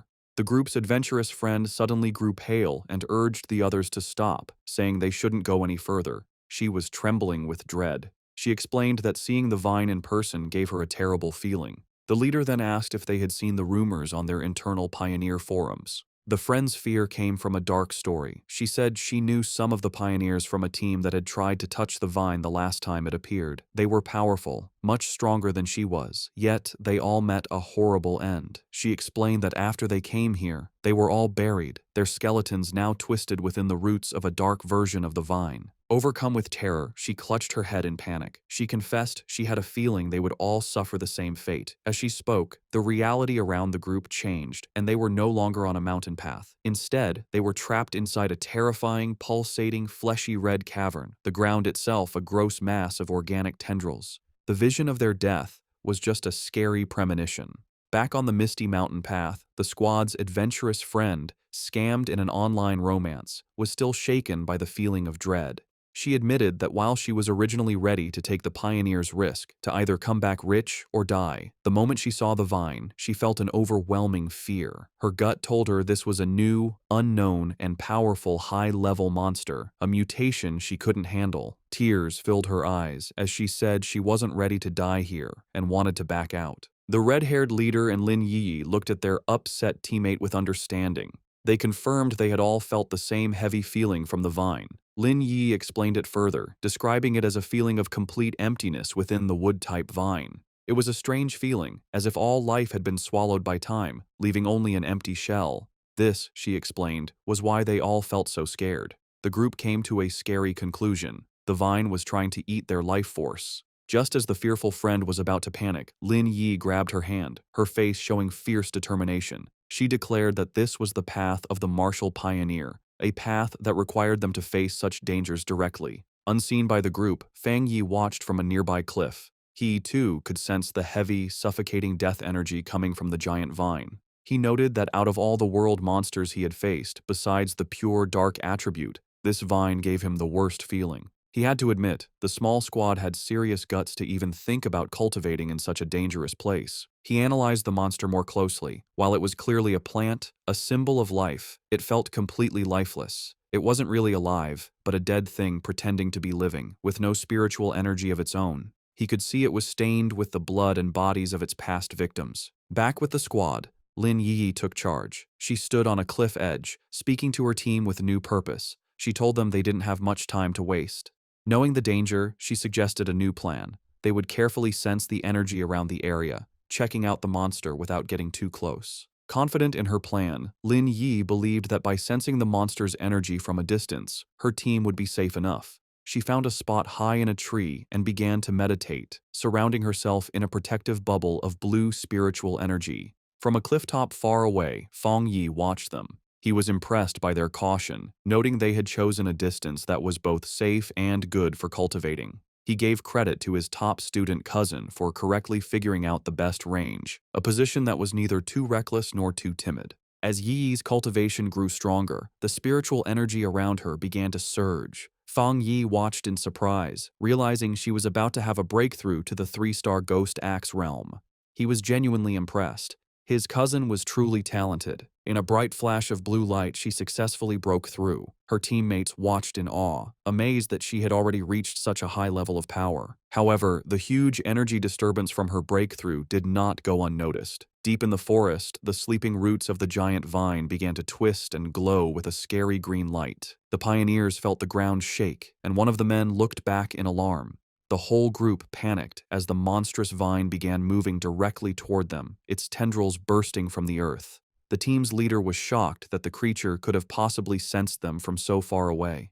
The vine's attack was fast and brutal. Vicious green tendrils shot up from the ground, trapping 2 of the male pioneers. The rest of the squad scattered in fear as their friends screamed for them to run, warning that if they didn't escape now, they would all die there. The team's leader quickly realized what caused the disaster. Yi's breakthrough had created too much of a disturbance, getting the monster's attention. As she shouted a warning, dark green tendrils began to wrap around Yi's protective bubble, which was still shielding her while she was weak after her breakthrough. The leader knew they couldn't get caught. Once the vine wrapped around them, its deathly aura would eat them instantly. Under the immense pressure, Yi's energy shield began to crack. Chaos broke out as the red-haired leader tried to pull her panicked friend to safety. The friend screamed that they couldn't leave Yi behind, but the leader replied desperately, asking what she was supposed to do. She furiously asked if she should use her own precious spiritual energy to protect Yi, basically dying so her teammate could level up. As chaos erupted around them, the red-haired leader tried to calm one of her male teammates, who was arguing that they should leave Lin Yi to save themselves. He coldly said that life and death were up to fate, and if they didn't leave right away, they would all die with her. He reminded her that they were all just people who had met by chance, and that she was being too emotional. This cold, practical view, however, only made the leader angrier. She shoved him aside, shouting that she would not leave her teammate, even if it meant going against the rest of them. From his clifftop spot, Fang Yi watched the scene. He knew his cousin, still just a student, was probably unaware of how much danger she was in as she remained weak in her meditative state. The vine's power was overwhelming, and he wasn't sure if even he could save her with his current strength. But he knew he had to act fast, as the tendrils were already starting to crush her protective barrier. He clenched his fist, a golden aura flaring around him. He had made a promise to his aunt to take care of her, and a promise made must be kept.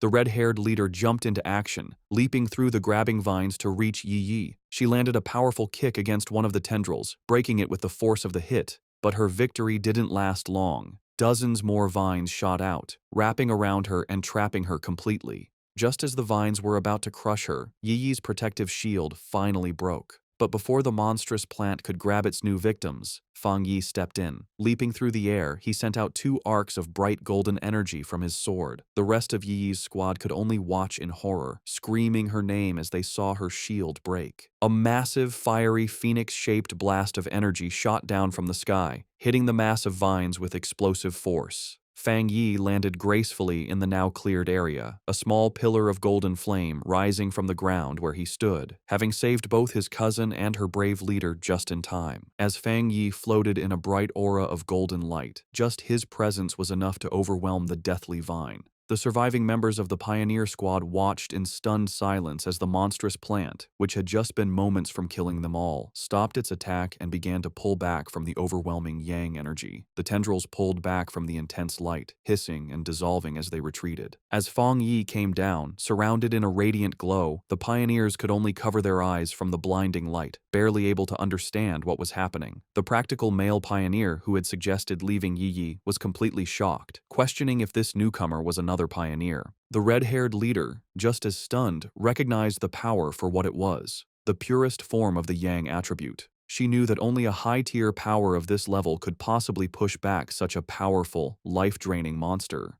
The male pioneer had a crisis of confidence. He had always thought of himself as extremely talented, having reached the 3-star Ghost Axe realm in a very short time, a feat few in the country could match. He knew that even the talented Lin Yi Yi's skill barely matched his own, and yet this mysterious stranger was on a completely different level. He looked down at his own hands, then up at the glowing figure on the clifftop, feeling completely insignificant. If pioneers like that existed, he wondered, then what were they? The newcomer hadn't just beaten him, he had beaten all of them with his pure, overwhelming power. As Fang Yi stood bathed in the golden light of his power, his system activated. It had detected the extreme wood attribute from the deathly vine and had started the auto-writing process, quickly finishing a new technique. The system window then showed the details of his new ability. Endless Vitality, a technique that could instantly absorb all nearby life force to quickly heal injuries. As the power of the vine flowed into him, he was surrounded in a surge of green, life-giving energy. He was amazed at the incredible wood attribute technique he had just gotten, realizing that as long as there was life nearby, he now had what was basically a non-stop energy-absorbing engine. As Fang Yi absorbed the last of the anomaly's power, his system successfully extracted the vine's main attribute.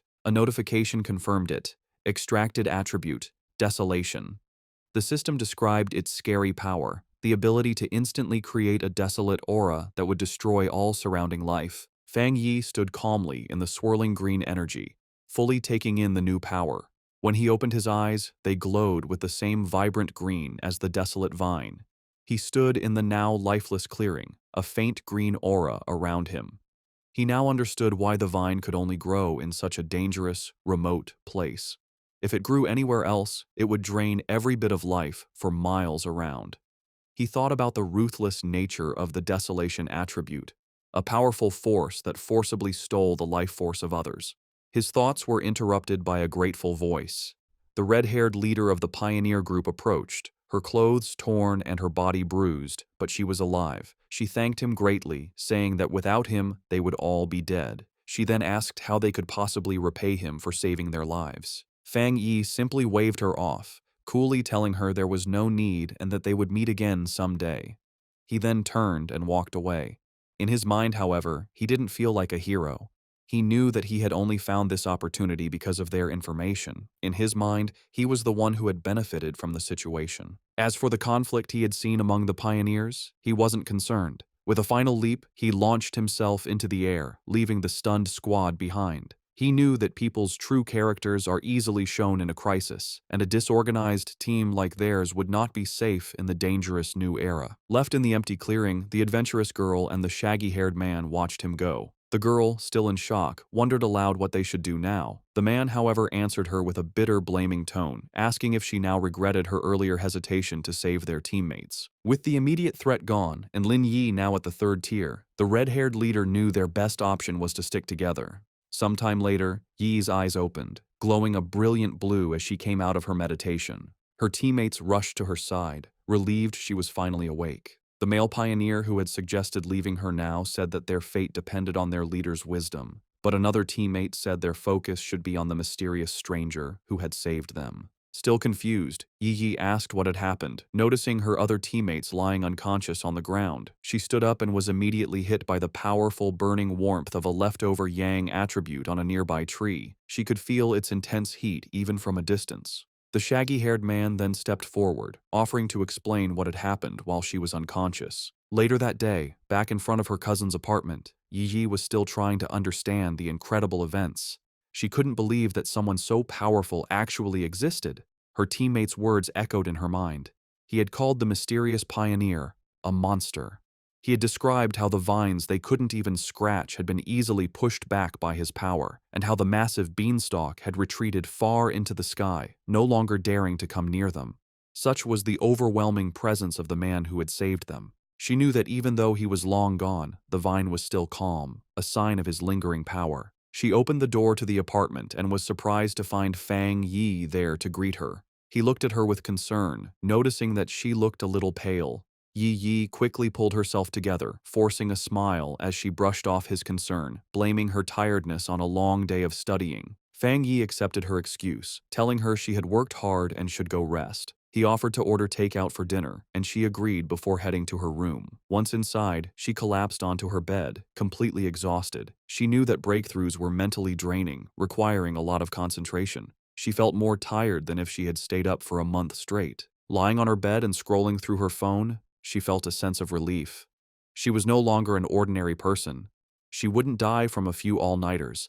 She accepted that this constant, life-threatening struggle was the fate of a pioneer in a world where things had begun to change. She thought of her cousin's seemingly normal, peaceful life and knew that such a life was no longer possible for her. Her quiet thoughts were interrupted by a new message in her Pioneer group chat. It was from a user named Jiaolan, the mysterious, powerful member who was usually absent. Jiaolan had sent a simple, direct message. "If there are any more traces of that strong man, please inform me." This was the first time Jiaolan had ever spoken in the group, and it immediately got Yi's attention. She replied, agreeing to the request, before asking her own question to the group. She asked if they thought the man who had saved them could be the same one from the Dark River Lava Dragon incident, and if so, why he would have helped them. The group chat immediately lit up with a post about the mysterious high-tier Yang attribute master. The post described his sun-splitting slash in great detail, telling how the witness had been forced out of the cave by a blast of white-hot light. The author of the post declared with total certainty that no other pioneer in the Xia country could match his power, and warned everyone to stay away if they ever met him. Meanwhile, Fang Yi was heading out for the evening on his bicycle. He was confident that after the day's events, his cousin would have let her guard down around him, letting him come and go without making her suspicious. With his new freedom, he had a new mission in mind. It was time to find a suitable carrier for his new desolation attribute. He knew that this power was most compatible with plants, and he pedaled off into the night to begin his search. As he rode through the night, Fang Yi thought about the best way to use his newly acquired desolation attribute. He knew that despite its power, it was still a bad attribute at its core, based on destruction and decay. He worried that putting it on his own body could lead to bad reactions. Furthermore, he was concerned that its evil nature might conflict with the good, purifying power of his thunder attribute. He decided that the best solution would be to find a carrier for the attribute, something like the strange vine itself. He guessed that the original vine monster had been born when a regular plant sensed the return of rich spiritual energy and chose to evolve, creating the desolation attribute as a way to gather more power. With this in mind, a plan began to form in his mind. With a confident smirk, he knew exactly where he needed to go. He followed a moonlit road, guided by a sign pointing toward the forest park. He arrived at the large urban park and left his bike, going into the woods. Under the bright full moon, he walked through a field of vibrant, glowing flowers. He knew he needed to find the perfect lucky one, a plant that could create the greatest connection with his own spiritual energy and show a sense of closeness to him. Closing his eyes, he focused, reaching out with his own spiritual energy. A vibrant green aura flowed from him, spreading throughout the forest and covering the plants. He could feel a response from the plants, a wave of their own spiritual energy rising up to meet his. He noted that while their response was a lot, it still wasn't strong enough for what he needed. As Fang Yi continued to send out his spiritual energy, he realized he needed a much stronger response from the plants around him. Suddenly, he stopped, his attention drawn to a specific spot in the forest. There, in the tall grass, a single white flower with a glowing center gently swayed, as if calling to him. He wondered if this was the one he had been searching for. He approached it carefully and reached out his finger. As his fingertip touched it, the flower's petals closed around it, and he could feel it absorbing the spiritual energy he was giving off. The flower then bloomed again, seemingly happy, as if it had just had a good meal. Fang Yi knelt beside the flower, a small smile on his face. He noted its strong spirituality. Though it was just a plant, it had reacted to his touch like a greedy puppy, eagerly eating his spiritual energy and then rubbing against his fingers for more. He knew he had found his carrier. Out of the entire forest, this small flower had the strongest reaction to his aura, making it the perfect container for the desolation attribute. He told the flower that it was the chosen one and asked if it was ready. Without waiting for an answer, he unleashed a vortex of green spiritual energy, focusing it entirely on the small white flower. A system window appeared, asking for confirmation. Do you want to forcibly implant the desolation attribute into this plant? With his eyes glowing a vibrant green, he gave his consent. A brilliant light erupted from his hand as the flower began to transform, its petals opening into a much larger, more complex, and powerful form. The implantation process was finished in a bright flash of green light. Fang Yi was surprised for a moment by the sudden burst of power. The small, simple white flower had been completely changed. Its petals had opened into a beautiful, lotus-like flower, and its leaves had grown thick and bright, all of it glowing with a powerful green aura. The newly powered flower immediately began to show its influence. It released a massive wave of desolation energy, its roots digging into the ground as it drew power. The effect was instant and destructive. The green, healthy forest around Fang Yi was drained of its life in seconds, the trees dying and the ground turning to dust. He was amazed at the pure, evil power of the desolation attribute. In just a few moments, the energy had eaten the entire section of the forest and was still spreading quickly. As the flower's light began to fade and its form shrank to a smaller size, Fang Yi knew he had to leave. If he let the process go on any longer, the huge energy disturbance would surely get the attention of the Spiritual Energy Association. He reached down and plucked the glowing flower from the ground, roots and all. He knew this park was a risky place for such an experiment. Being so close to the city center, it was certainly watched by the association, who were worried about how the spiritual energy revival could turn even normal plants into dangerous threats. He had noticed the increased number of security cameras and the lack of any other people in the park when he arrived. As he walked away, holding his new prize, he noticed something incredible. The flower was still absorbing energy from the air, surviving and even doing well without its roots connected to the earth. He looked at it more closely, a smile of wonder on his face. He found it magical that its spirituality hadn't weakened at all since being pulled up, especially since it had been just an ordinary wildflower moments before he chose it. This led him to a deep conclusion. By giving the desolation attribute to the plant, he had unlocked its evolutionary potential, setting it on a path to becoming something far greater than it was ever meant to be. Just as Fang Yi was about to leave the park, a loud alarm blared through the forest, its red light flashing. A loud robotic voice gave a serious warning. Abnormal value exceeded. Fang Yi immediately realized that even though he tried to be quick, he had still set off the park's monitoring system. With no time to waste, he grabbed his newly acquired desolation flower and quickly left. Miles away, in a high-tech control room labeled Spiritual Energy Revival Plant Research Department, the same alarms blared. Technicians scrambled, shouting that the anomaly value was going crazy and demanding to know what was happening. An order was quickly given. All staff were to put on their protective bracelets, enter the park, and immediately block off the area, stopping anyone from entering or leaving.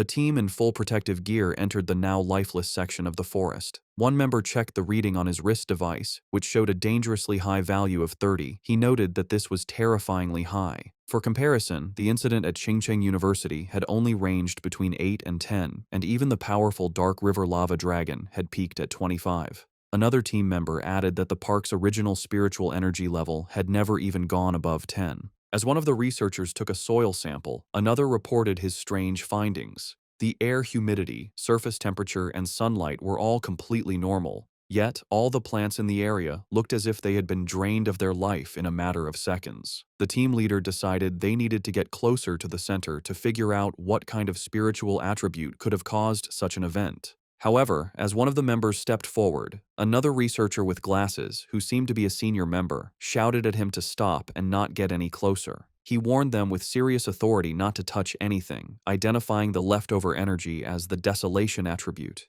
He then asked if any of them knew about the vine that had recently come down from the sky. The younger researchers were stunned into silence. One of them finally found his voice, realizing with growing horror that the senior researcher was talking about the infamous, devil-like vine that had already been classified as an A-level mutation. The senior researcher confirmed their fears.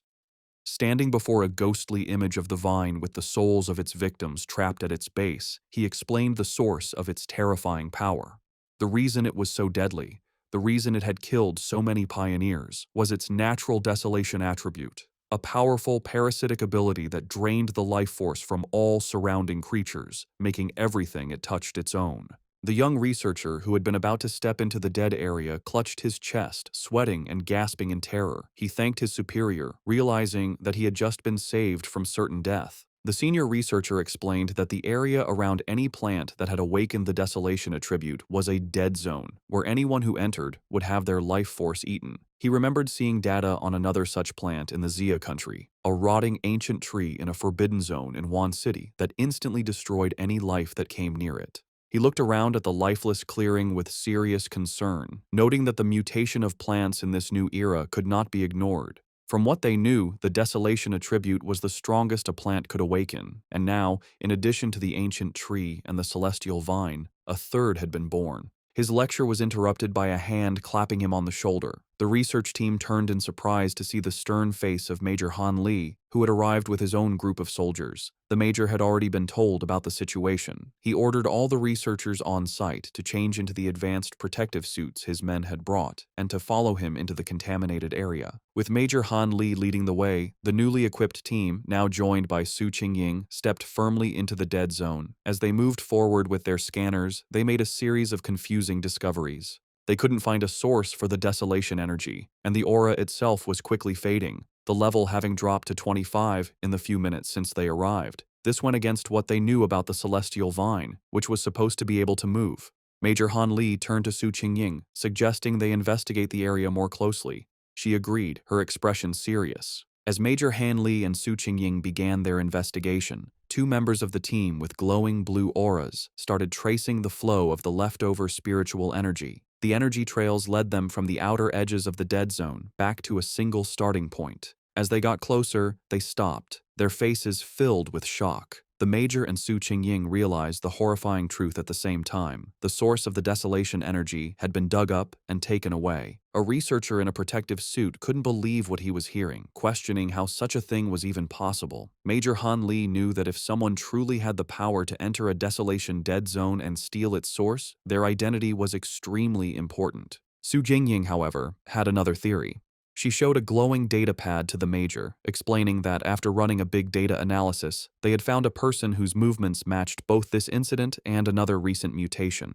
The file on the screen showed a picture of Fang Yi, his name clearly visible. Just then, Major Li told Su Qingying that he would send her all of Fang Yi's information, confirming that he was highly likely the same pioneer she had been in contact with. With that, he tipped his hat, saying the rest was up to her association to handle. Left alone in the desolate woods, Su Qingying held the datapad, her expression one of grim understanding. 2 hours later, back in his apartment, Fang Yi carefully placed his new desolation flower into a small pot. He smiled, thinking that this was his first time raising a flower. He affectionately named it the obedient little white flower, and told it that since it now had the desolation attribute, it would cultivate on its own and become a powerful helper for him. He knew its special, life-draining powers would be a great help in battle, and its simple appearance would be the perfect camouflage, easily hidden from his cousin. As he gently touched a petal, he thought that in the dangerous new world, raw power was only part of the equation. The real key to victory was having more secret weapons. Fang Yi's quiet evening was interrupted by his phone buzzing on the table. He picked it up, surprised to see the caller ID,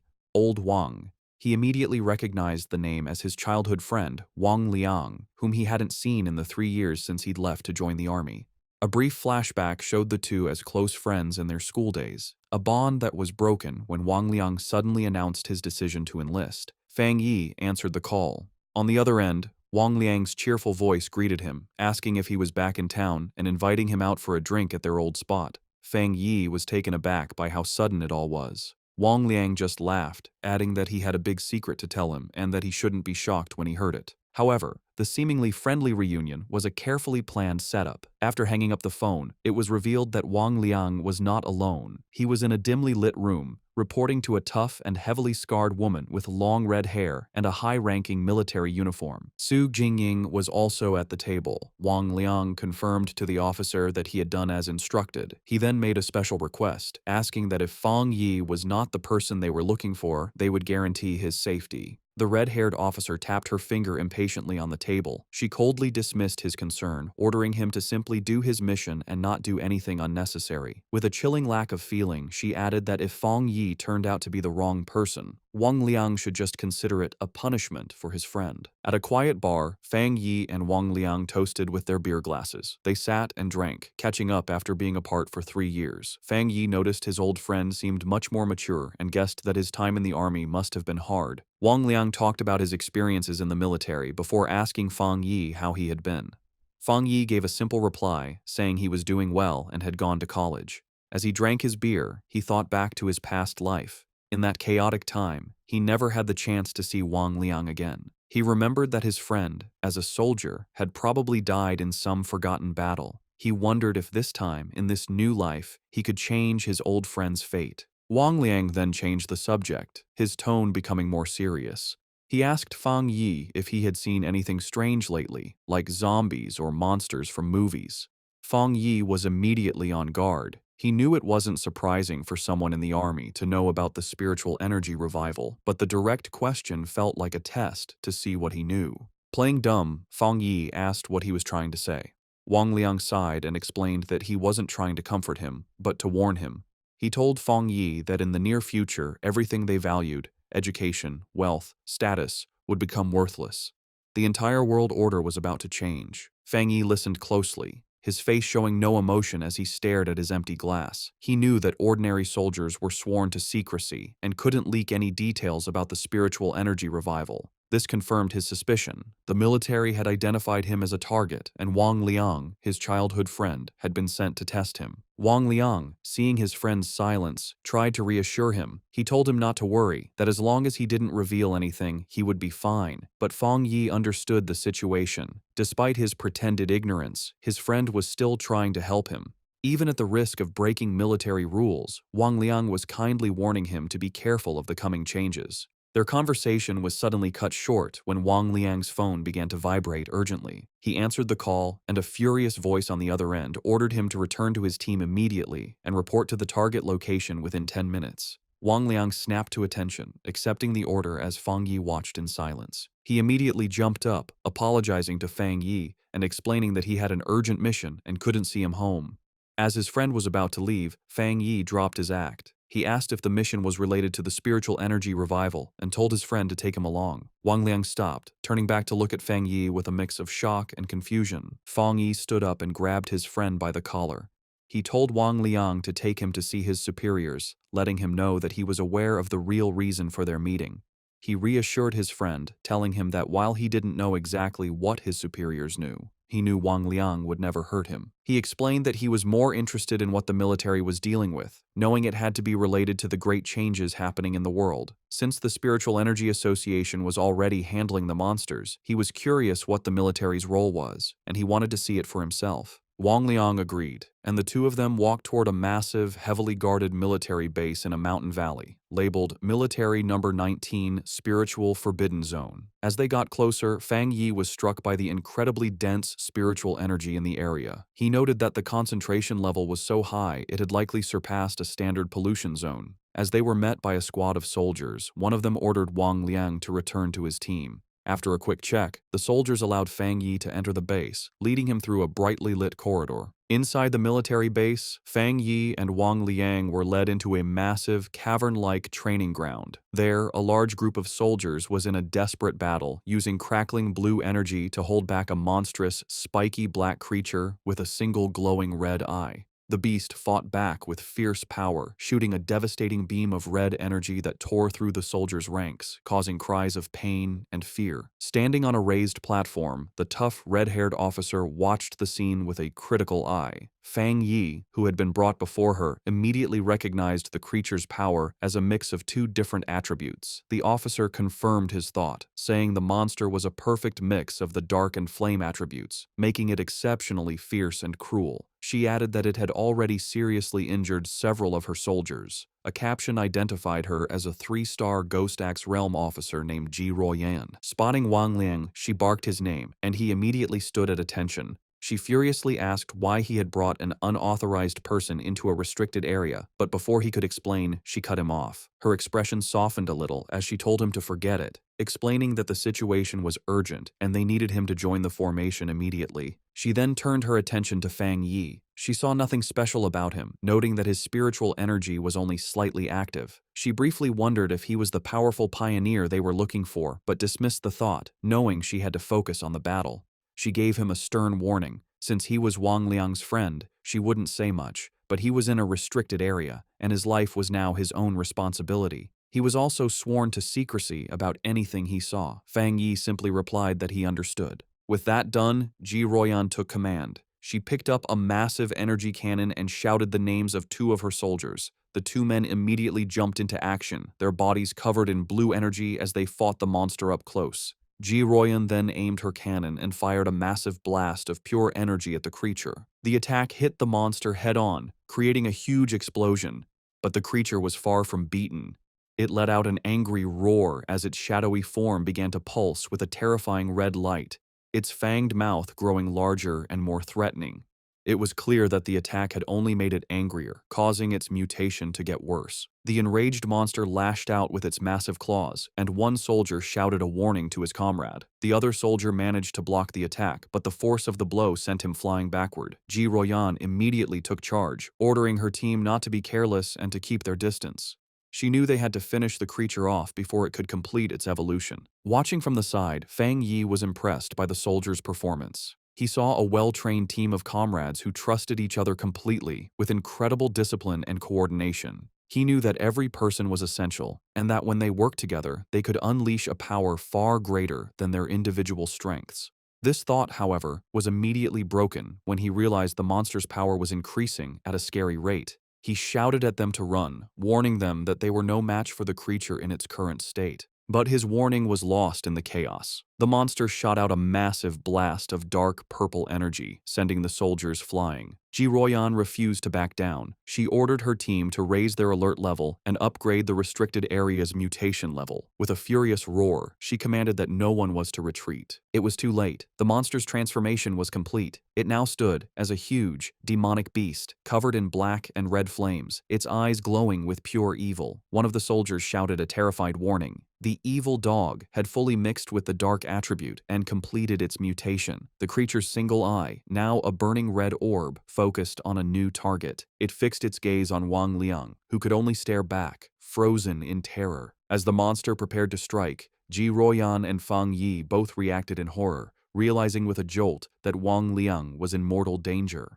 Just as the monster completed its evolution, lunging forward in a blast of power, a soldier was violently thrown backward by a surge of energy. Ji Royan immediately shouted for her team's attention, announcing that the C-level evil dog had fully mutated and was now reclassified as a B-level threat, requiring an immediate change in their battle plan. The soldier who had been thrown to the ground coughed up a spray of blood. Fang Yi rushed to his side, catching him and asking if he was all right. The injured soldier explained that he had been trying to send spiritual energy to the monster's restraining collar, but the creature's evolution had caused the device to violently explode. Despite coughing up a black, thick liquid, the soldier tried to be brave, telling Fang Yi not to worry about the officers of Restricted Area 19. Fang Yi could only look on with a grim, angry expression. Realizing her normal weapons were now useless, Ji Royan dropped her heavy energy cannon to the ground. She stood before her remaining troops, her determination unshaken. She gave a final, desperate order. No matter what they had to do, even if it cost them their very lives, they could not let this B-level mutation escape the restricted zone. But just as she and her team were about to make their last stand, Fang Yi stepped directly in front of her, blocking her path. Ji Royan demanded to know what he thought he was doing, but he ignored her. His eyes and hand began to glow with a brilliant blue light as arcs of raw lightning crackled around him, a clear sign that he was about to join the battle himself. Surrounded by crackling blue lightning, Fang Yi mocked the monstrous creature, his eyes glowing with power as he questioned how tough it was. He then charged toward the mutated beast, his arm a bolt of bright blue energy aimed right at the creature's head. The impact was huge, as a massive explosion of divine thunder erupted when he hit it, completely overwhelming the monster. The sheer force of the attack created a powerful shockwave that sent the nearby soldiers flying backward. One of the soldiers, stunned, said he couldn't believe it, realizing this was the same B-level monster that even their commander, Ji Royan, couldn't beat alone. Wang Liang, just as shocked, turned to Ji Royan and asked if his friend was really who they thought he was. With a serious look, she confirmed that none of them were wrong. She declared that he was, without a doubt, the pioneer known as the Tyrant. Fang Yi stood calmly before the beast, which was still on fire but clearly hurt by the lightning. Seeing it wasn't completely beaten, he noted that he would have to finish the job. He then told Ji Royan and Wang Liang to stand back for their own safety. Ji Royan watched him, thinking about how her whole squad needed a complex formation just to face a B-level threat, yet he was getting ready to handle it all by himself. She wondered what kind of power he had. She had to admit that his was the most extreme form of the thunder attribute she had ever seen. She knew that even now, he was a top-tier pioneer in the entire country, and she began to wonder about his potential once the spiritual energy revival was fully underway. As Fang Yi raised his hand, gathering even more electrical energy, a shocked look appeared on Ji Royan's face. She looked up to see a massive storm of thunder energy forming in the sky above him, and she couldn't help but wonder just how scary his power would become as he continued to evolve.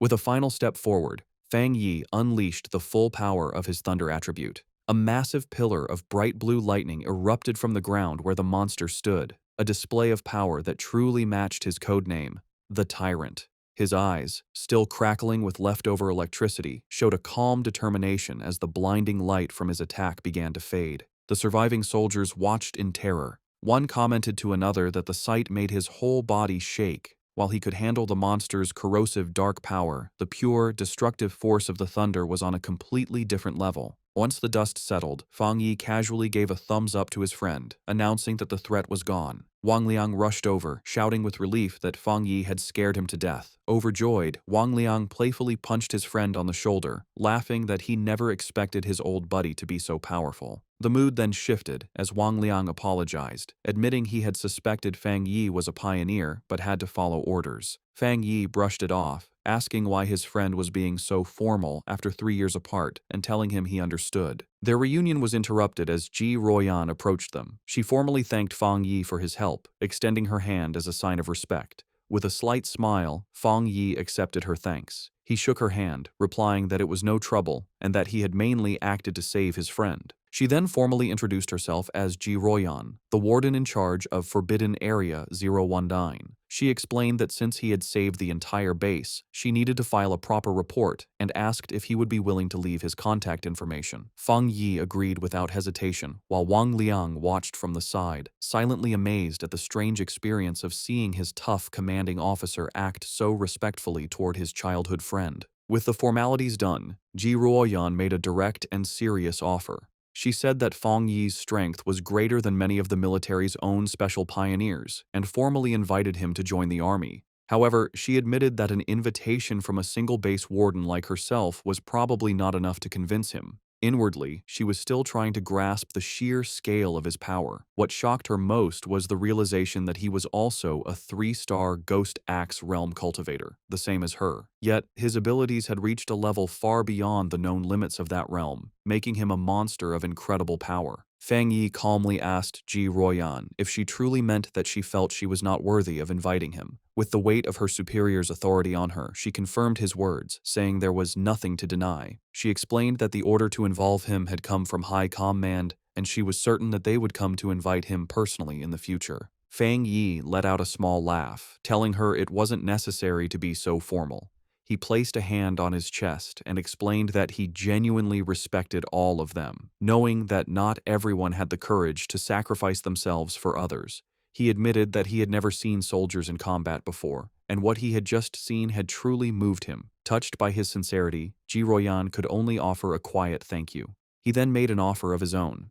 He told her that if they ever ran into trouble in the future, they could call on him for help, just as they had always done for ordinary people like him in the past. However, he added one important condition. They could not interfere with his personal cultivation or restrict his freedom. His unexpected proposal left Ji Royan momentarily stunned. With their business concluded, Fang Yi announced that it was getting late and he should be leaving. Ji Royan agreed, saying that she and Wang Liang still had to get rid of the mutated creature's body and that she would arrange for someone to take him back. As he stood before the soldiers, Fang Yi finally understood the military's true purpose in this new era. He realized they stationed themselves in these dangerous, spiritually rich zones for two reasons: to use the energy for their own training, and more importantly, to act as a crucial line of defense between the ordinary world and the strange monsters that now threatened it. After he was gone, Ji Royan turned to Wang Liang and said that his friend could no longer be described with a simple word, like impressive. She knew that what they had seen that day was just a small part of his true strength. The fact that a pioneer could reach such a high level of power so quickly showed that he had an amazing level of insight. She concluded that he was a rare mix of luck, courage, and raw ability, all the things needed for greatness. Seeing his commander's deep respect for his friend, Wang Liang eagerly suggested that if she felt she wasn't the right person to recruit him, she should let him, as his childhood friend, take on the job. Ji Royan, however, quickly brought him back to reality with a sharp tap on the head, ordering him to stop talking and help her clean up. He could only agree as he was dragged off to work. Later that night, back at his apartment building, Fang Yi meditated on the roof, surrounded by a brilliant golden aura. He thought about his meeting with the military. He knew that while the trip had revealed his identity, he had only shown them his thunder attribute, keeping his other powers a secret. Based on their respectful attitude, he concluded that this was likely a good thing. He now understood that his rare thunder attribute was a perfect counter to the dark monsters the military was fighting, making him a very valuable asset. He knew they would try to recruit him, not threaten him, which would give him access to the fastest ways to get stronger and the most advanced information. The day's events had also made clear the different roles of the nation's two main pioneer forces. The military, represented by Ji Royan, were the Night Watchers, the hidden protectors of the nation. The Spiritual Energy Cultivation Association, with agents like Su Qingying, was in charge of handling the threats that slipped into the cities, protecting civilian life as much as possible. He understood the government's two-part strategy, using the forbidden zones to contain the biggest dangers while slowly releasing information to the public about the coming changes. This careful approach was buying valuable time, preventing society from collapsing into chaos. As he continued his meditation, a bright orb of golden energy pulsed in his core. He noted that despite absorbing the rich energy of the forbidden zone, he hadn't felt an immediate need to level up. However, the feeling quickly changed. Golden energy surged through him, and cracks of power spread across his face.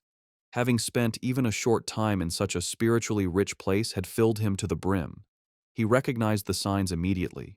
He was on the verge of another breakthrough. Meanwhile, on the streets below, his cousin Lin Yi was walking home with groceries, wondering if he had returned yet. She thought that if he was home, she could have him try her cooking. Her casual thoughts were suddenly shattered when she looked up and saw a massive pillar of golden light erupting into the night sky from the direction of her apartment building. Her eyes widened in shock and alarm. A reflection of a flaming divine axe appeared in her eye as she recognized the powerful energy of a ghost axe realm advancement. But she immediately knew she was wrong. The sheer scale of the power, showing up as a massive, fiery divine axe in the sky, was far too terrifying for an ordinary breakthrough. She could only stare in disbelief, wondering if another powerful pioneer was making their move in the city. On the street below, Lin Yi stared at the sky in complete disbelief. She recognized the immense power of the Ghost Axe realm, but this was something else, a force so powerful it was changing reality itself. As a giant, divine hand made of pure golden energy formed in the clouds above, she realized the terrifying truth. This was the power of the legendary spirit creation realm. The realization that a pioneer of such incredible strength was living right next to her sent a wave of shock and fear through her. The massive energy surge did not go unnoticed. Miles away, in a high-tech command center, red alarms blared as technicians scrambled. An urgent warning flashed across their screens. The anomaly value had reached a catastrophic level of 99, its location pinpointed to the southeast of the city. An official and Su Qingying reacted with alarm. The official demanded to know what was happening, ordering all units to the target area. Su Qingying wondered how such a powerful anomaly could have gone undetected, noting that an energy reading of this size was powerful enough to destroy an entire city. Before a holographic map of the city, military leaders held a tense emergency meeting. They debated the two terrifying possibilities. Either a new, godlike spirit creation pioneer had just appeared, or the city was on the brink of a massive disaster. One grim-faced officer suggested it could very well be both. The situation escalated as the senior official frantically called headquarters, demanding they send all advanced equipment, short of large-scale weapons. His panic was cut short, however, when a subordinate burst into the room, breathlessly announcing that the alert had been cancelled. The anomaly had been identified not as a monster, but as a pioneer undergoing a promotion. Back on the rooftop, the blinding golden light faded as Fang Yi let out a quiet breath of relief. The breakthrough was complete. He casually noted that he had successfully reached the one-star spirit creation realm. Aside from his body feeling lighter and more agile, he didn't feel a significant difference in his raw power. His quiet moment was interrupted when his phone buzzed with a new message. It was from his friend, Wang Liang. The message was a warning. A new anomaly had appeared at Qingcheng University's playground. Internal military sources had confirmed it was a pollution zone, and more worryingly, it was the second time this specific anomaly had occurred. Fang Yi texted back, saying he knew about the previous heat anomaly. Wang Liang confirmed it was the same one, back again, and playfully warned Fang Yi not to tell anyone he was the source of the intel. After Fang Yi jokingly threatened to report him, Wang Liang's tone turned serious. He told Fang Yi that he was genuinely worried for his safety and urged him to be careful. Fang Yi put down his phone, his expression thoughtful. His friend's warning only confirmed his own strategy. This was exactly why he was so cautious in his dealings with both the military and the association. He knew that being too well known could bring unwanted trouble, which was why he had deliberately chosen to keep his powerful Yang Flame attribute and his Crimson Flame Blade technique a secret. They were his hidden aces. He typed a final reply to his friend, reassuring him not to worry. He would be careful, and he still had trump cards left to play. Lin Yi opened the apartment door, announcing that she was back. Seeing Fang Yi on the couch, she asked if he had eaten yet, offering him the bag of takeout she had brought. Distracted by his phone, he simply told her to leave it on the table and that he would get to it later. As she watched him, a worried and slightly frustrated expression crossed her face. In her mind, she thought about her cousin's character. She saw him as a perfectly good person, but with one major flaw, his laziness.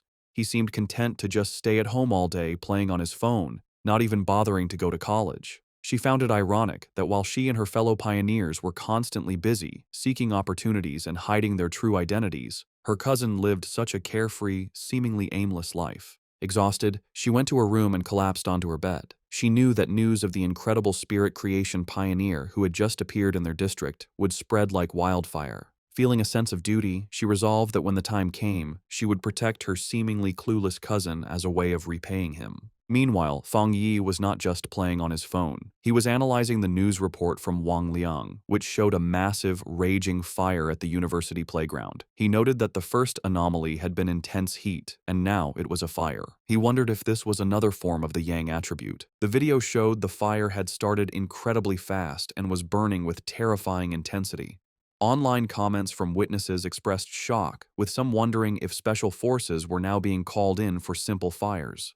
The report also mentioned that all the surrounding trees and flower beds had been burned and the area was now completely locked down. Fang Yi observed that the video was short and ended suddenly, but it was clear this situation was far more serious than the previous incident at the university. He wondered what would be different about this new Yang attribute. Realizing he had to investigate in person, he knew that to get into the sealed-off area, he would have to contact his new military acquaintance, Ji Royan. The next day, a crowd of reporters had gathered outside the sealed gates of Qingcheng University, blocked by a line of soldiers. They shouted questions, asking for confirmation about the rumors of a fire that couldn't be put out, and demanding to know why an incident of this size was not being reported in the news. As the reporters pressed for answers, Ji Ruoyan and Fang Yi arrived. The crowd watched, wondering who these two imposing figures were as the soldiers immediately opened the gates, allowing them to pass without question. The reporters were left outside, confused as to how they had gotten in so easily when they had been completely blocked.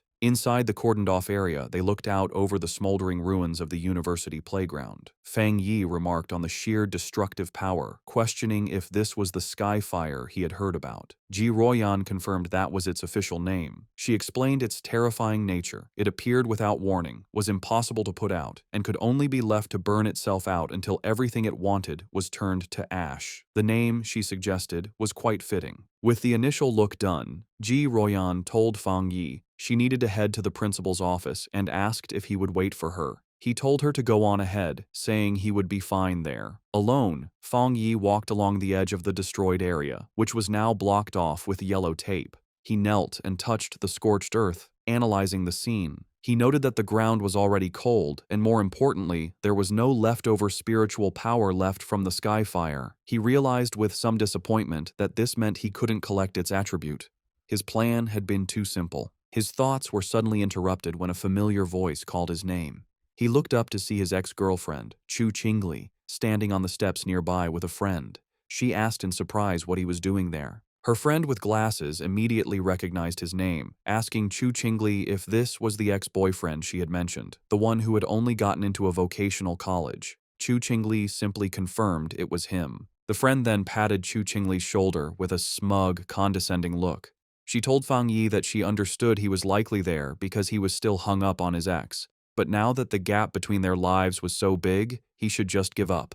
Fang Yi could only stare back, genuinely confused by her assumption, questioning the very idea that he would be hung up on her. From a distance, other students began to gossip about the scene. They wondered who the guy with the school beauty Chu Qingli was, guessing he must be another sad suitor. They noted he didn't look like a student from their university and complained about how security could have let an outsider in. Chu Qingli's friend with glasses stepped forward, aggressively confronting Fang Yi. She told him that Chu Qingli was now the university's campus belle and that he should think clearly about his actions. She warned him that countless guys far better than him were pursuing her and that he didn't even rank. She ordered him to leave, telling him this was not a place he belonged. She then threatened to report him to the disciplinary office if he didn't explain how he got in. Meanwhile, Chu Qingli watched him with a complicated expression. She remembered him claiming he wouldn't regret their breakup, yet here he was. She concluded that his previous lack of interest must have been an act, and that he was just putting on a brave face. Their confrontation was interrupted when Ji Ruoyan returned, asking Fang Yi if the girl was his friend. Chu Qingli was surprised by the sudden appearance of the imposing red-haired woman. Fang Yi coolly dismissed the idea, clarifying that they were merely high school classmates and couldn't be considered friends. Ji Ruoyan accepted his explanation, simply saying they were just classmates. Ji Ruoyan then put on a pair of sunglasses, her already intimidating presence growing even stronger. Both Chu Qingli and her friend were visibly nervous by the woman's powerful aura, wondering who she was and how she could possibly know someone like Fang Yi. Ji Ruoyan then turned to Fang Yi with an update. She explained that she had spoken with the principal, and the matter of the skyfire was more complicated than they had thought. She told him that the principal was coming to take them to the fire's starting point, and since Fang Yi was now a special military consultant, his presence was required. Fang Yi agreed without any issue. Just then, a group of stern-looking officials in suits arrived, ordering everyone to scatter and announcing that the playground was to remain sealed off. Chu Qingli gasped in shock, recognizing the man leading the group as the university's principal. The other students were equally stunned. The principal was known to be an incredibly busy and hard-to-find figure, someone who was rarely seen on campus. They realized with awe that he had come personally to meet with Fang Yi and the mysterious red-haired woman. Chu Qingli's friend, however, completely misread the situation. She smirked, thinking that the principal had finally arrived to deal with the two people who weren't supposed to be there. Chu Qingli, however, remained silent, a look of uncertainty on her face.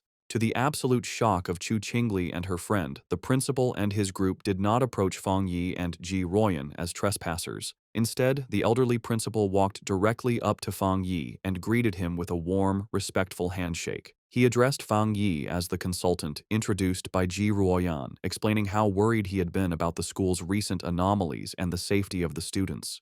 He expressed his immense relief that they had come to solve the situation. In an even more stunning display, the principal then bowed slightly to Fang Yi, formally putting him in charge of the entire playground matter. From where she stood, Chu Qingli could only watch, her eyes wide with total disbelief as her entire view of her ex-boyfriend was shattered in an instant. The principal's security then moved to secure the area, forming a human barrier and ordering all unrelated people to step back. As the crowd of students, including Chu Qingli, was pushed away, they buzzed with confusion, unable to understand why their respected principal was bowing to such a young man. Lost in the crowd, Chu Qingli listened as the students' opinions changed around her. They now guessed that Fang Yi must have some extraordinary special identity to deserve such treatment. Someone recalled that just moments ago, he had been dismissed as Chu Qingli's suitor or ex-boyfriend. Another person remarked on the complete reversal of status, suggesting that now, even if she were to pursue him, she might not even be able to get his attention. The final cutting realization settled in as the crowd noticed that throughout the entire exchange, the young man had not once looked at or acknowledged the campus belle, leaving her to stand alone and completely ignored. At Qingcheng University's North District, the principal led Fang Yi and Ji Royan to the site of the anomaly. He explained the series of events, starting with the Golden Sun incident, which he had hoped was the end of their problems. However, a few nights ago, a fire had started on a playground. A fire so intense that even the fire department couldn't put it out. He was thankful it happened at night when no students were around, allowing them to quickly seal off the area. The principal continued, his face growing more serious. While a single fire might have been a fluke, it was followed by fires on 2 more playgrounds. He said he had personally seen a crimson flame come down from the sky and float in mid-air, a clear sign of a supernatural event. He told them that while the other fires were eventually put out, one still remained. As they got closer to the final location, Fang Yi noted the sharp, choking smell of something burning. They arrived at a basketball court where a single hoop was on fire with a raging, eternal flame. The principal confirmed this was the starting point, the one fire that simply could not be put out. As they watched the anomaly, Ji Royan checked a device on her wrist, which showed a reading of 11. She explained to Fang Yi that it was a basic spiritual anomaly detector. She clarified that any reading over 10 was considered a disaster for ordinary people, requiring a complete lockdown. Suddenly, the device began to flash and beep wildly, the reading shooting up to 60. Ji Royan cried out in alarm at how high the value had become. Panicked, she warned the principal that if the energy kept rising, it wouldn't just affect the university, but the entire city. She declared they needed to immediately send an elite squad of pioneers to contain the threat. Before they could act on the plan, however, Fang Yi took matters into his own hands. Without a word, he leaped over the chain-link fence, ignoring the no-entry sign and heading directly into the fire. He was instantly covered by the intense flames, as Ji Royan and the principal watched in shock. At that exact moment, the reading on Ji Royan's device jumped again, now showing an incredible 110. She shouted that the anomaly had just been upgraded to S level. The principal, panicked, asked what they were supposed to do now that Fang Yi was inside. Ji Royan could only stare into the fire, questioning his recklessness and muttering that even the strongest soldier from the Forbidden Zone wouldn't dare to enter such a dangerous area alone. Inside the fire, however, Fang Yi stood completely unharmed, his silhouette calm against the raging flames. He knew that just as his Yang attribute had protected him from the divine thunder, it could also shield him from this sky fire. But he quickly found a major problem. While his power was protecting him, it also stopped him from touching the source flame itself, which meant he couldn't activate his system's ability to create a new technique. Realizing his protective aura was both a help and a hindrance, Fang Yi knew he had to get to the source flame. He watched as the fire wrapped around the basketball hoop like a great fiery dragon, understanding that he needed to get to its heart. Without hesitation, he prepared to face the fire head-on as the fiery dragon lunged toward him with a ferocious roar. In an incredibly risky move, he deliberately turned off his Golden Sun protective aura, leaving himself completely vulnerable. The sky fire instantly rushed in, covering his body in a storm of raw, burning energy. He gritted his teeth against the searing pain as the flames burned him, but he forced his hand forward, determined to touch the anomaly's core. His gamble worked.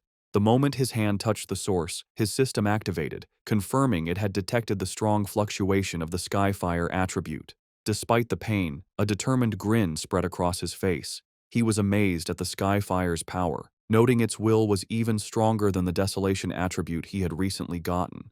With fierce determination, he declared that he would absorb this power no matter the cost. The system began its final calculation, successfully compiling the new data. With a triumphant smirk, he knew he had succeeded. A new system window appeared, announcing his reward.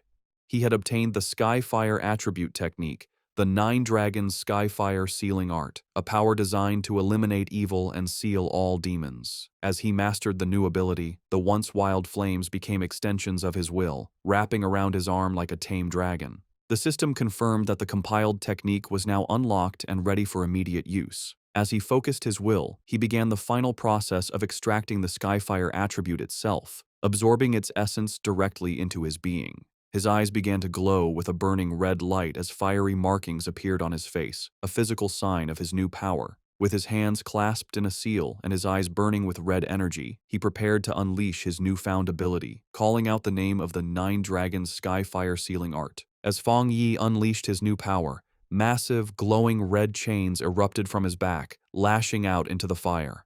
Outside the fence, Ji Royan and the principal watched in awe.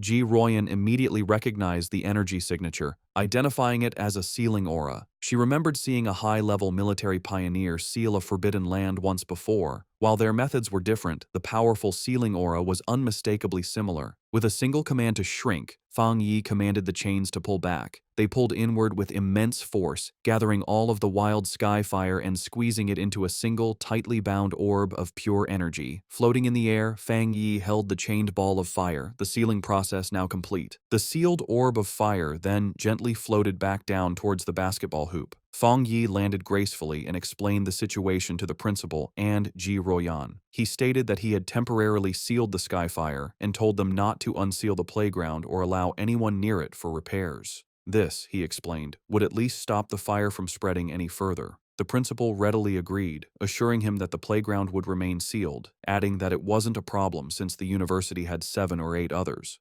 Ji Royan, however, watched Fang Yi with a silent, intense look, her expression hard to read. The principal, very impressed, remarked on how humorous Fang Yi was and offered any further help he might need. Ji Royan, however, interrupted, telling the principal she needed to speak with Fang Yi about some things. The principal happily excused himself, leaving the two of them alone. Once he was gone, Ji Royan turned to Fang Yi, her tone direct and serious. She told him that he had been hiding his true depths very well. Fang Yi tried to play it off casually, saying that the Skyfire was indeed powerful and hard to deal with, but she saw right through his act. With a sharp look, she told him to stop pretending, making it clear that she wasn't talking about the fire, but about his own incredible talent and level of power. Ji Royan dropped her intense questioning, admitting that it was normal for pioneers to have secrets, especially for one as powerful as him. Fang Yi simply listened with a calm expression. Her tone then shifted, becoming more serious and sincere. She explained that although she had no right to ask anything of him, she hoped he would listen carefully. She painted a dark picture of a future world in chaos, a time of great change where the Zio Nation would desperately need top-tier talents like him. She put his potential into clear perspective, telling him that once the spiritual energy fully revived, a person of his power would be as important as a modern-day nuclear weapon. Because of this, she warned,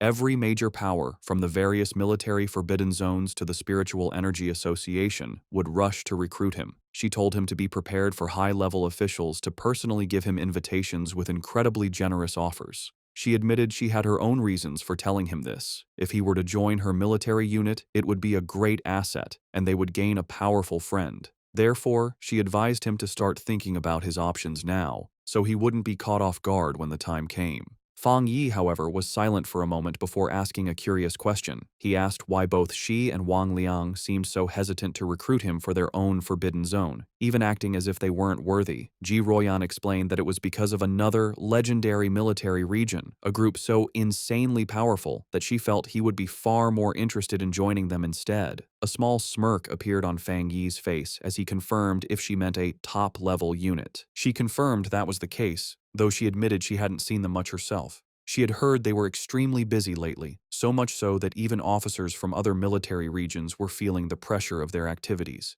Changing the subject, she suggested they stop talking and go, as the principal had invited them to eat at the university cafeteria. As they walked, Fang Yi silently concluded that even the nation's most powerful forces were facing their own big troubles. His mind raced with the implications. Jiroyan's words meant that terrifying anomalies, with power far beyond the capabilities of current pioneers, had already begun to appear. He realized that the pioneers fighting these threats must include spirit creation realm cultivators like himself, and perhaps some who were even stronger. A new sense of urgency washed over him. He felt that the day of the full spiritual energy revival was fast approaching, and his preparations were still far from enough. His thoughts then shifted back to the immediate task at hand, how to best use the Skyfire attribute he had just collected. He analyzed its nature, an irregular, wild, and all-consuming flame that left nothing in its wake. He realized it would be the perfect weapon against anomalies that could reproduce or regenerate endlessly. Suddenly, an idea struck him. The wild and powerful nature of the Skyfire was a perfect match for his Crimson Flame Blade technique. He imagined enchanting his sword with this new power, realizing it would be an incredible enhancement to his fighting style.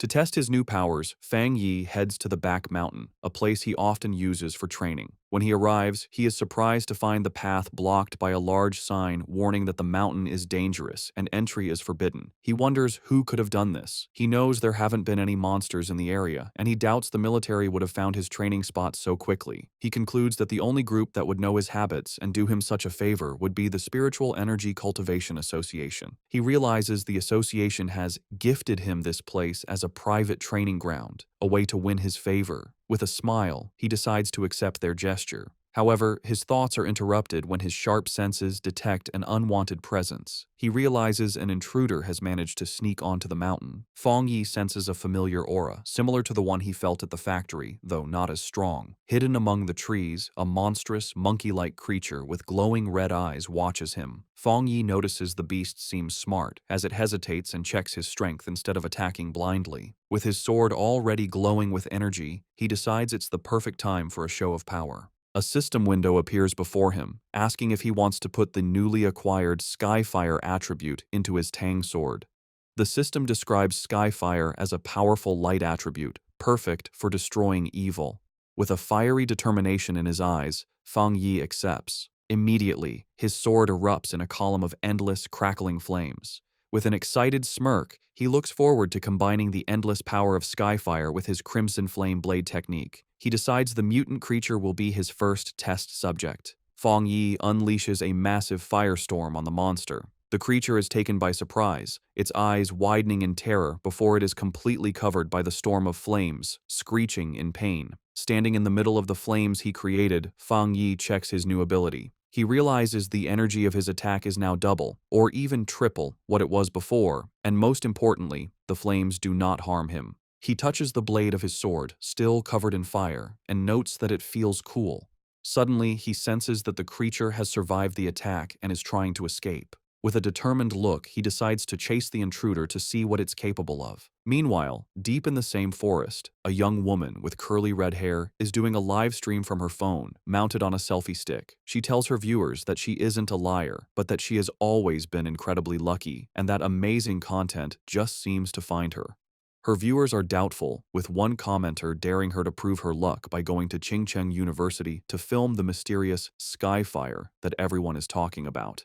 Her confident broadcast is suddenly interrupted as her expression changes to one of pure shock. The monkey-like monster that escaped from Fang Yi leaps out of the woods and attacks her viciously. The force of the attack sends her phone flying, its screen cracking as it hits the ground, but the live stream continues. Through the cracked screen, her viewers see the monster pinning her to the ground, but they think it's just a fake fight with bad special effects. The streamer, however, is in real danger. She cries in terror as the monster holds her down, its paw covering her mouth. The creature opens its massive, fanged mouth, ready to deliver a deadly bite. Before it can strike, a massive blast of fiery energy shaped like a dragon's head hits the monster, sending it flying back. The streamer looks up in shock, saved at the last second. Her viewers are now blown away, not by the realism of the danger, but by what they believe are incredible fire dragon special effects. The sudden, dramatic turn of events causes her viewership to shoot up to over 13,000 people. Still terrified, the streamer looks over her shoulder, asking who is there. She scrambles to grab her phone from the ground.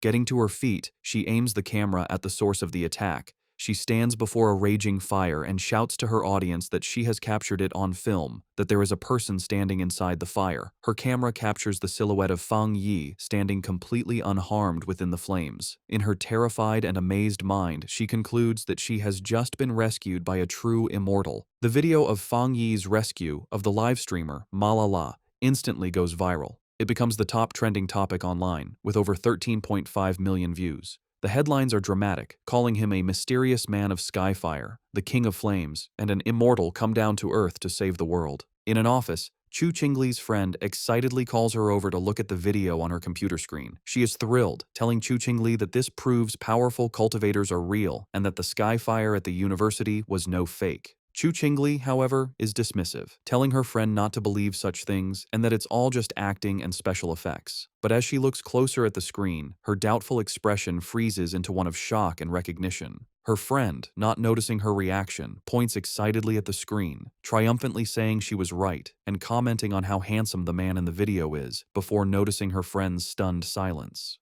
Internally, Chu Qingli is in turmoil. She desperately tells herself the video must be fake and that the figure only looks like Fang Yi. She reasons that if it were really him, he would have been burned to ash by such intense flames. Her denial then shifts to fear as she considers the possibility that it truly is him. She worries that he might use his new power to get revenge on her for their breakup, but she stubbornly resolves that she will never bow her head to him, no matter what. Elsewhere, the red-haired leader of Lin Yiyi's pioneer squad shows the same video to Yiyi on her phone. The leader asks if the man looks familiar, suggesting he's the same person who saved them from the monstrous vine. Yiyi agrees that he does, and then adds a stunning piece of information. She recently learned that a powerful master who broke through to the spirit creation realm lives in her neighborhood. She begins to wonder if her quiet cousin and this incredible pioneer could possibly be the same person. In yet another location, Zhang Xiaoya and a male pioneer from the lava cave incident also watch the video. The man recognizes Fang Yi's fighting stance and points out how much stronger he has become, while his companion notes that the way he wields his blade is identical, realizing they were incredibly lucky to have had such a powerful figure on their side. The news of Fang Yi's public display of power reaches the highest levels of the nation's two main organizations. Inside a sleek, modern skyscraper, likely the association headquarters, the city's crisis seems to be getting worse, with the current pioneers struggling to keep up. In a high-level meeting room, Su Qingying addresses a group of officials. She informs them that the military has already been in deep communication with Fang Yi, and she expresses her firm belief that he will agree to help them. Meanwhile, in a military command center, Ji Ruoyan, Major Han Li, and other officers discuss the new intelligence. They are astounded by his rapid progress, calling him a monster for reaching the spirit creation realm so quickly. They debate how many high-tier attributes he could possibly possess, with one officer concluding it must be 3 or even more. They agree that trying to intimidate him was foolish, and that their only option is to recruit him. Major Han Li asks if the High Command has decided to approach him personally. Ji Ruoyan confirms they have, but adds that the top brass is still hesitant to humble themselves, as all previous top-tier pioneers have come from within the military's own ranks.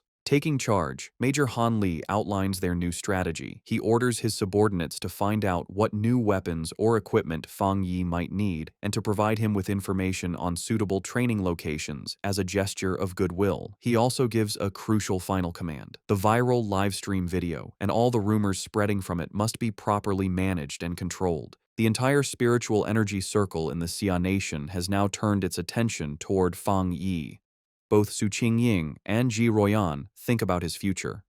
Su Qingying appears concerned about the immense pressure he now faces, while Ji Ruoyan wears a slight, confident smile. Both women, leaders of their respective groups, eagerly await to see what this extraordinary young man will do next. In a quiet hospital room, a heart monitor beeps steadily. A mysterious woman with long purple hair sits by the bedside of an unseen patient, whom she calls her teacher. She speaks softly, telling the patient that the Xia Nation seems to have found a new hope. With the appearance of a person as powerful as Fang Yi, she adds, the chances of her teacher finally waking up have become a little higher. One day later, Back at the apartment, Fang Yi is having breakfast and thinking about the previous day's events. He reflects on how the news of his battle in the back mountain went viral, all because a daring live streamer had managed to sneak into the restricted area for views. As he eats, he notes that the video has since been completely removed from the internet and the live streamer's account has been banned, correctly assuming it was the work of the military or the Spiritual Energy Association. His casual thoughts are suddenly interrupted as he realizes something is wrong.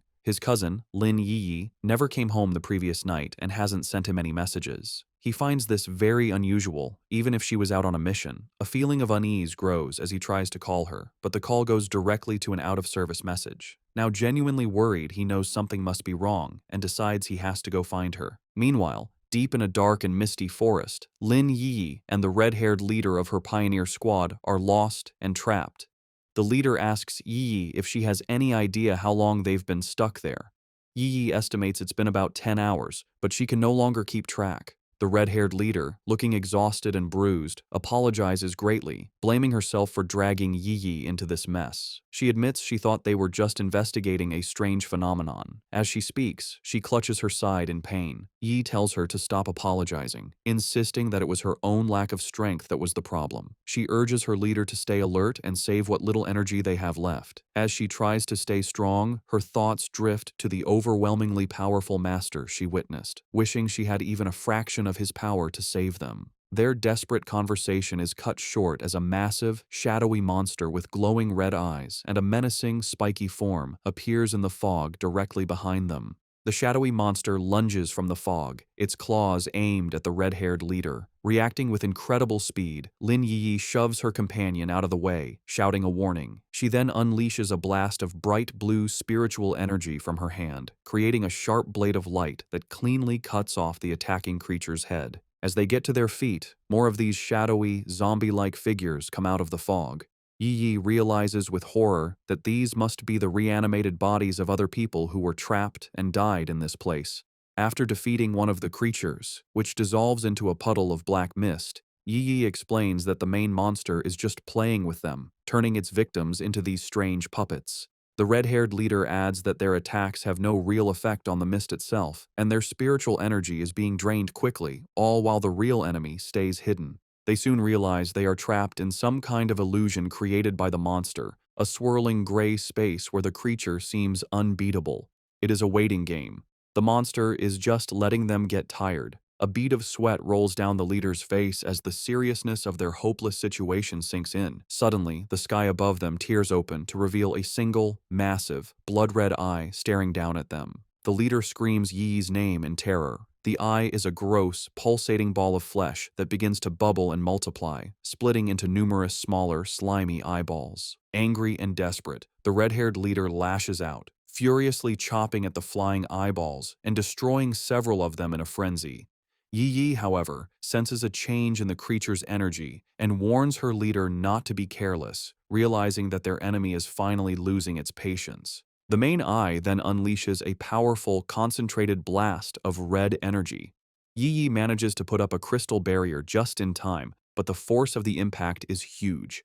The barrier shatters, and Yi finds herself alone, surrounded by dozens of the glowing red eyes in the heavy darkness. She feels her hope fade, wondering if this is how she is going to die. Trapped in the monster's dark domain, Lin Yi is slowly being eaten by shadowy tendrils. She can no longer hear her leader's voice and realizes they have both been swallowed by the darkness. A wave of regret washes over her as she apologizes to herself for being overconfident, admitting she was wrong to think they could handle such a dangerous mission alone. As she accepts her fate, her mind wanders to the future she will never see, wondering what the world will be like after the full spiritual energy revival.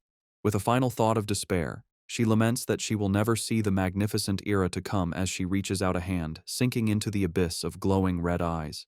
Tears stream down her face as she closes her eyes, ready for the end. Just as all hope seems lost, a massive explosion of brilliant blue light erupts, tearing the darkness apart. A figure bursts through the shadows, radiating an immense aura of crackling blue energy. It is Fang Yi, his eyes glowing with power. He remarks to himself that he almost didn't make it in time. Yi stares in utter shock and disbelief, tears still fresh on her cheeks, as she recognizes her rescuer and gasps his name, identifying him as her cousin. With a powerful blast of divine thunder, Fang Yi completely shatters the monster's shadowy domain. He lands gracefully in the now clear forest, his hand still sparking with leftover electricity. He has saved both his cousin and her unconscious leader. Yi Yi can only stare, her world turned upside down by the stunning revelation that her seemingly ordinary and lazy cousin is, in fact, an incredibly powerful pioneer. The battle is not over yet. The true form of the anomaly, a grotesque, multi-eyed, fleshy orb, appears from the shadows behind Fang Yi. Yi Yi snaps out of her shock and desperately shouts a warning, telling him that the creature's main body is behind him.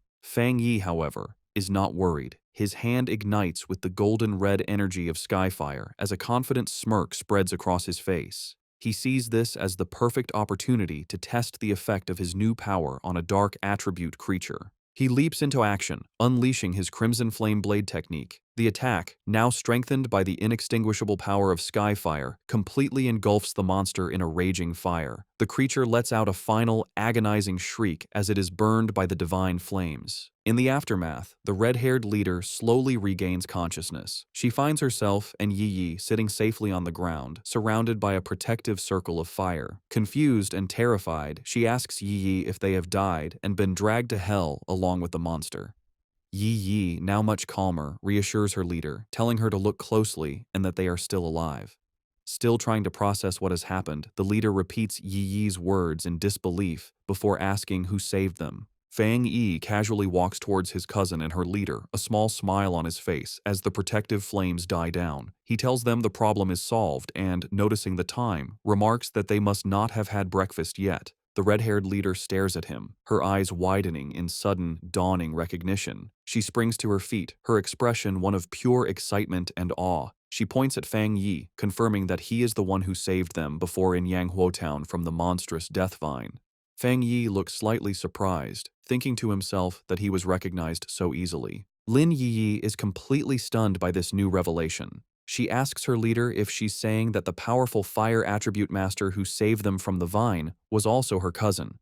The leader turns to Yi Yi, equally shocked by the connection, and asks how this supermaster could possibly be her cousin, reminding Yi Yi that she had described him as a completely ordinary person. Fang Yi can only scratch the back of his head with an awkward smile. The leader, still buzzing with excitement, grabs Yi Yi's shoulders. She reminds her that this is the same savior who defeated the Desolation Vine with a single, incredible slash. Yi Yi's mind races, trying to connect the dots. She realizes her cousin is indeed the high-level fire user, but she is still confused, as she just witnessed him use an incredibly pure and powerful thunder attribute to destroy the monster's dark mist. Her thoughts spiral as she fully grasps the implications. The immense power of both his fire and thunder abilities means he is a super genius with dual high-grade attributes. Then, another, even more shocking realization hits her as she remembers the immense spiritual disturbance in her neighborhood, the one that signaled a breakthrough to the legendary spirit creation realm. She wonders if that incredible display of power was also her cousin's doing. Tired of the confusion, Fang Yi cuts in and confirms that yes, it was all him. He then changes the subject, asking them about the dark attribute anomaly. He says that they should have known this type of creature was not to be taken lightly, and asks why only the two of them came, and where the rest of their teammates were. The red-haired leader explains that their other teammates were unavailable. One was sick and grounded at home, while another was on a more difficult mission, clarifying that their squad doesn't always operate as a full unit. Yi Yi then admits it was her own fault, confessing that she had become reckless after her recent breakthrough and wrongly believed she could handle the mission alone. Fang Yi listens, his expression thoughtful. He recalls the infighting he witnessed within their team before. He notes that the leader, who had been openly critical of her teammates, is now defending them to an outsider. He sees her loyalty, and he knows his smart cousin has likely sensed the team's instability as well. With his identity now revealed to two people he feels he can trust, he makes a proposition. He turns to his cousin and her friend and asks if they would like to form a team with him. Both women are stunned into silence for a moment before the red-haired leader erupts with joy. She clasps her hands together, overjoyed at the prospect of teaming up with such a powerful master and exclaiming that she is incredibly lucky to benefit from Yi Yi's connection. Yi Yi, however, is having a more profound realization. She understands that a pioneer as powerful as her cousin must have known her secret all along and had been quietly watching over her. The thought that on this difficult and lonely path of cultivation, she has a reliable and powerful family member helping her without asking for anything in return, brings her an overwhelming sense of happiness and relief. A single tear of gratitude rolls down her cheek. Wiping it away, she flashes a bright, happy smile and a peace sign at her cousin, thanking him greatly and promising to make him 2 extra eggs for dinner. Just then, Yiji's phone buzzes with a notification. She announces that Sister Jiaolan, the mysterious and powerful member of their pioneer group, has just posted a new mission. The message is an alert for a high-risk collection task in a place called the Extreme Dark Zone, which is explicitly stated to be related to the dark attribute. Jiaolan's message ends with a stern warning for everyone to think very carefully before signing up. Fang Yi asks if they know about this zone.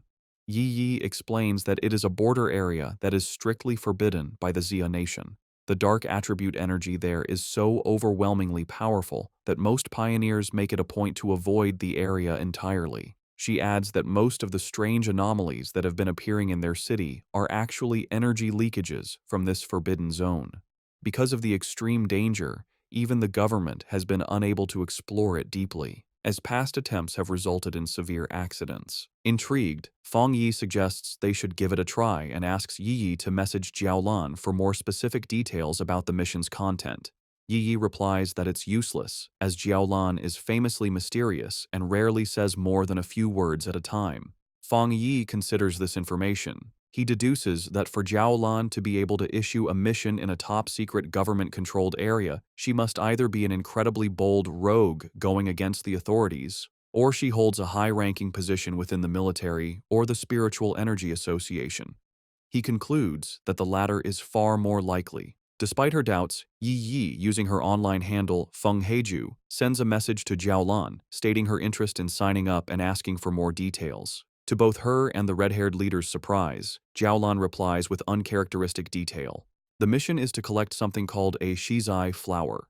She warns that while the rewards for this mission are much higher than usual, all the dangers within the extreme dark zone are related to the dark attribute, and the risk level is far greater than anything they have encountered before. She explicitly advises all pioneers to form teams before attempting the mission. The 2 women are stunned by how thorough her response is, as it's completely out of character for her. A moment later, another, even more direct message from Jiaolan arrives. She warns that the mission could involve an S-level anomaly and that the death rate is extremely high, urging them to reconsider. Then, she adds a final, thinly veiled piece of advice. If you have a strong and reliable pioneer to team up with, it's not too late to sign up. Elsewhere, the mysterious purple-haired woman from the hospital, who is revealed to be Jiaolan, walks down a corridor flanked by guards. She looks at her phone and thinks to herself that she's done all she can. It is now up to that person to decide if they are willing to accept the challenge. Back in the park, Fang Yi smirks, having completely understood the subtext. He tells Yi that Jiaolan's message isn't just a warning, it's a direct and personal invitation.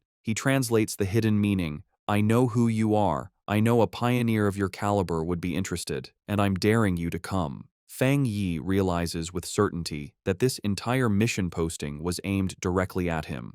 Looking out at a vision of the dark and desolate landscape of the extreme dark zone, he finds the prospect interesting and decides he will indeed be making a trip there. Lin Yi, using her online name Feng Heiju, officially accepts the mission, telling Jiaolan that her team has 3 people. The scene changes to a hospital waiting area, where Jiaolan is walking with 2 female helpers. One of them is worried about the small size of the team that just signed up. Jiaolan, however, is calm and confident. She says that if he is a pioneer that the Xia nation can truly trust, he will come. The helper asks more, worrying about what will happen to the other pioneers if he doesn't show up. Jiaolan simply replies that if he doesn't come, then it means their fates were not meant to be. As they walk, a smirk appears on Jiaolan's lips. She asks her helpers if they really believe the purpose of a mission to collect the shizai flower is to send powerful pioneers to their deaths. She explains that the true goal of this incredibly dangerous task is the exact opposite of what it seems. A vision reveals what the flower is. It blooms from a dark, evil pool, fed by the bodies and souls of fallen pioneers. Jiaolan says that getting this flower is a necessary step to strengthen the nation, as it is the only way to save even more pioneers in the long run. The reason for this mission, she explains, is to protect both the future main strength of the Xia nation, represented by the new generation of pioneers like Fang Yi and his team, who are shown traveling to the mission on a subway, and to revive the top-tier fighting force that has already died in battle. They arrive at the hospital room of her teacher, the comatose elderly man. Holding his hand, she repeats their goal. They must get more shizai flowers at any cost. She reveals his identity and the great importance of their mission. Her teacher is the only pioneer in the entire Xia nation to have reached the legendary Jinggang realm, and the shizai flower is the only thing that can wake him from his coma. Jiaolan explains the huge strategic value of such a person. After the full spiritual revival, a Jinggang realm powerhouse is like a modern-day nuclear weapon, making him the nation's greatest asset in talks with other countries. From her point of view, sacrificing a few pioneers or even entire squads is a worthy price to pay for his return. Her helper, however, gets concerned for Jiaolan's own well-being, telling her that while the mission is important, her health is too. The comment causes a dark reaction. Jiaolan's face darkens as she repeats the words, "My health is important."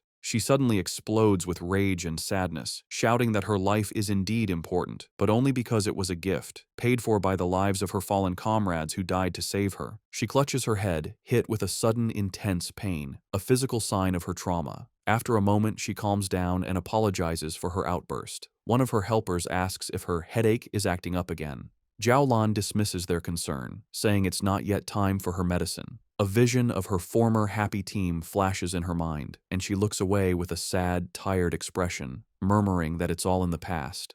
The story flashes back to a traumatic memory from Jiaolan's past. In a dark, empty landscape, a voice screams for the sword-wielding squad to leave immediately. A younger Jiaolan kneels among the bodies of her fallen comrades as her dying captain tells her the mission to get the shizai flower is now in her hands. As she trembles in despair, thinking of her teacher and her country, she realizes the extreme dark zone is a truly unforgiving place. She screams in protest, refusing to leave her captain. In his final moments, the captain places his hand on hers, transferring his spiritual energy to her. He tells her he hopes their powers will be of use to her and pleads with her to make it back alive. Back in the present, Jiaolan stands in the hospital, thinking about that tragic day. She reveals the bitter irony of her team's sacrifice. They gave her their power, but they didn't know that a shizai flower is useless if it is touched by blood or not picked perfectly whole, meaning their mission failed even as they saved her life. Later, after a long journey, Fang Yi's new team arrives at the empty outskirts of the extreme dark zone. The red-haired leader complains about the long walk. She asks why they don't just fly, given their power. Yi explains that even for pioneers, flying for a long time is not possible until one's spiritual energy is overwhelmingly large. Fang Yi remains silent, his glowing red eyes focused on their destination. They finally arrive at a massive, heavily guarded checkpoint that marks the entrance to the zone. Beyond rows of tank traps and fencing, they see a shimmering blue energy barrier. Fang Yi confirms that this must be the extreme dark zone. Even from a distance and through the multiple barriers, he can feel the deeply unpleasant aura of the dark attribute coming through. Yi and her leader are clearly disturbed by the heavy energy, with the leader saying that it's 1,000 times more terrifying than the monster they fought before. Fang Yi simply tells them to stay calm. He then points out that they are not the only ones who have answered the call. A large, diverse crowd of other pioneers has already gathered at the checkpoint, waiting for the mission to begin. Yi guesses that the pioneers are not just here for the big reward. She explains that the dark attribute is known to be very difficult to deal with, ruthless, and naturally hostile to humans. However, with the increasing number of violent dark attribute monsters appearing in the cities, pioneers have realized they can no longer afford to ignore the source of the problem. Many have come here to face the threat directly and find a way to fight back. The red-haired leader agrees with her logic, and Fang Yi looks on with a slight smile, impressed by his cousin's sharp mind. The scene shows the various wild pioneers, each with unique gear and styles, all waiting for the gates to open. As they wait, Fang Yi explains his reason for taking on such a dangerous mission. He says that he has already faced dark attribute monsters twice before. The first was the mutated rabbit, which was more like some kind of gross, rat-like beast. The second was the serpent and its rat-like partner, Candle Knight, a smart pair that worked together to lure and trap pioneers, a mission that nearly wiped out an entire squad from the Spiritual Energy Association. He explains that the most important detail, as his cousin Yiji correctly pointed out, is that these creatures seem to be cleverly and purposely bypassing the military defenses at the city's borders. He suspects they are using some unknown method to get into urban areas, and these incidents have happened so often that they can no longer be ignored. The situation has become so bad that if they don't face the source, the cities will eventually be overrun. Therefore, he concludes, they have no choice but to go to the extreme dark zone. At the checkpoint, a military officer watches as Su Qingying briefs a group of pioneers before the energy barrier. She stands with a grim and serious expression, ready for the dangerous mission ahead. Her focus is broken when she spots a familiar group approaching. She is completely shocked to see Fang Yi walking up with Lin Yi and the red-haired leader. Her green-haired subordinate, Zhang Xiaoya, is equally surprised and calls out to her, but Su Qingying is frozen, covering her mouth in a panic. She silently prays that the great master won't notice her in the crowd, but her hopes are crushed when Fang Yi looks directly at her, a questioning look on his face as he calls out her name, identifying her as Captain Su. Resigned, Su Jingying walks over with her cloaked squad members, having already received military information about Fang Yi's team. The red-haired leader, always mischievous, sizes up the beautiful silver-haired girl and asks Fang Yi if this is Yi Yi's sister-in-law, a teasing term for a potential girlfriend. The suggestion sends both Yi Yi and Su Qingying into a panic. Su Qingying blushes and waves her arms, exclaiming what a huge misunderstanding it is. Fang Yi calmly clarifies that she is not, explaining that she is Captain Su from the Spiritual Energy Association who helps him out with miscellaneous tasks. This explanation, however, only seems to make Su Qingying more flustered, as she finds the description even more annoying than the romantic idea. Their conversation is interrupted by a loud, arrogant voice. An imposing older man in heavy red armor with two other armored pioneers steps forward and calls them a bunch of shameless brats. He complains loudly that the new generation of pioneers is younger and more disrespectful, not even greeting their elders. He scolds them for talking casually in such a dangerous place. He finishes with a sarcastic comment, saying he hopes they can all rely on each other inside the extreme dark zone. The red-haired leader gets angry, but Yi Yi holds her back, trying to calm the situation. Fang Yi calmly steps between them, signaling for his teammate to calm down. Not intimidated, the red-haired leader points a finger at the arrogant man, telling him to mind his own business and warning him that it's anyone's guess who will be scared to death inside. The man's expression turns into an angry glare. Just then, the sound of an approaching vehicle breaks the tension. The man smirks, seeing that their car has arrived. A large armored transport with police lights pulls up, and its back doors open. The mysterious Jiaolan steps out, and her presence immediately gets the attention of every pioneer there. The crowd gasps, recognizing the infamous Sister Jiaolan. She walks forward with an air of authority, with her guards on either side as the pioneers murmur in awe, wondering who she is to deserve such a grand entrance. Fang Yi watches her approach and figures out her purpose. She is the one who will open the gate for them. Jiaolan stands before the massive, crackling blue energy barrier. She raises her hand, gathering a swirl of pure energy until a glowing blue symbol forms in her palm. With a powerful push, she shoves the symbol forward, and the huge energy barrier tears open, revealing a dark path into the forbidden zone. With the gate now open, the S-Class mission has officially begun. With the huge energy barrier torn open, Jiaolan stood before the dark portal, with red and black energy whipping around her. She announced that the pioneers could now enter but gave them one last, important warning. The shizai flowers they were sent to get had to be perfectly whole and must not be touched by human blood. She said that if the flowers didn't meet these rules, there would be no reward, and with that, she told them to start. The large group of pioneers began to walk into the scary portal. As they walked, a member of the arrogant pioneers group grumbled to his leader, complaining that Jiaolan was sending them to their deaths without going in herself. The arrogant pioneer's teammate told him to be quiet, reminding him that if they died, the government would pay a lot of money to their families. As Fang Yi's group watched the others enter, Su Qingying analyzed the strength of the various teams for him. She identified the arrogant pioneer as a one-star spirit creation realm cultivator, the same level as Fang Yi. She also noted that there were several other powerful people who were hiding their auras, making them hard to judge, while the rest were solid pioneers at the 1-star or 3-star Ghost Axe realm. She concluded that the teams were all about equal in strength. Fang Yi was surprised to hear that the arrogant man was also at the spirit creation realm, as he hadn't sensed a high level of spiritual energy from him. He thought to himself that the mission must be very difficult to have attracted so many elite teams. Back outside, one of Jialan's helpers gave her a final report from a tablet. She confirmed that a total of 37-star Ghost Axe Pioneers, 7 one-star Ghost Axe Pioneers, and 3 one-star Spirit Creation Pioneers had entered. The mission involved monsters ranging from B level to S level in danger. Jialan calmly told her helper to get the monitoring equipment ready, assuring her that she was prepared. Inside the portal, the pioneers found themselves in a deserted, dark, and misty place filled with dead trees. As Fang Yi's group stepped into the extreme dark zone, they were immediately surrounded by shadowy black tendrils of energy. Fang Yi warned everyone to stay close, explaining that the overwhelming dark attribute in the area would block their vision and that they could easily get separated and lost. His warning was followed by the red-haired leader suddenly kneeling over, feeling sick. She apologized, saying she couldn't stop herself from throwing up. Su Qingying calmly went to her side and told her it was a normal reaction. She explained that the terrible smell was a mix of rotting bodies and brain fluid, a scent that most people couldn't handle.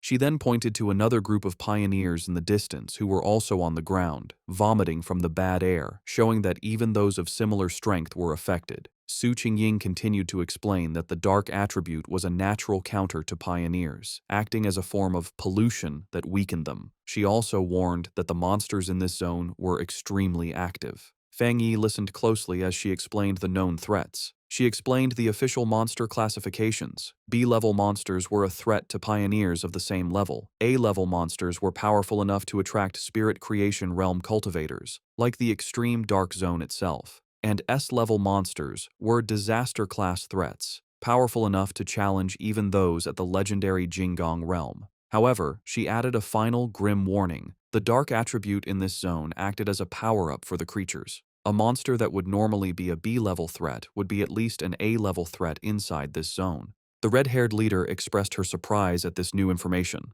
Lin Yiyi, worried, asked Su Qingying if she and her team were unaffected by the pollution.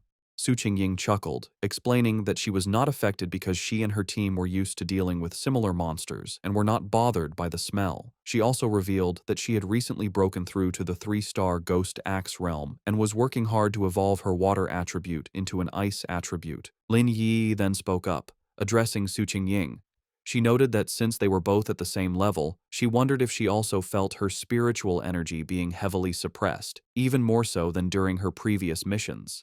Su Qingying confirmed her suspicion, adding a grim warning that many high-level masters, including 1-star spirit creation military elites, had died in this zone, so they needed to be extremely careful. As they went deeper into the deserted landscape, Su Qingying took the lead. She saw that they could no longer see the group ahead of them and urged her team to move a little faster. She then gave an important instruction. They should all speak less to save their physical strength and concentrate their spiritual energy to prevent the heavy dark mist from taking advantage of any weakness. As he walked, Fang Yi thought about his own condition. He was surprised that he didn't feel the same severe discomfort as the others. He concluded that it was likely because his enhanced yang and thunder attributes naturally pushed back the dark attribute, or perhaps his spiritual power had simply become stronger after his breakthrough to the spirit creation realm. Elsewhere in the zone, the arrogant pioneer and his team were in a fierce battle. With a powerful slash of his glowing green sword, the leader easily cut off the head of a monstrous beast. He laughed arrogantly, mocking the zone's dangers. His teammates cheered him on as he declared that they would be the ones to get the Shizai flower, vowing to show the younger generation what true strength looked like. Back with Fang Yi's group, Lin Yiyi was still struggling with nausea, making small gagging sounds. Fang Yi noticed her distress and thought to himself that despite her power, she was still just a child.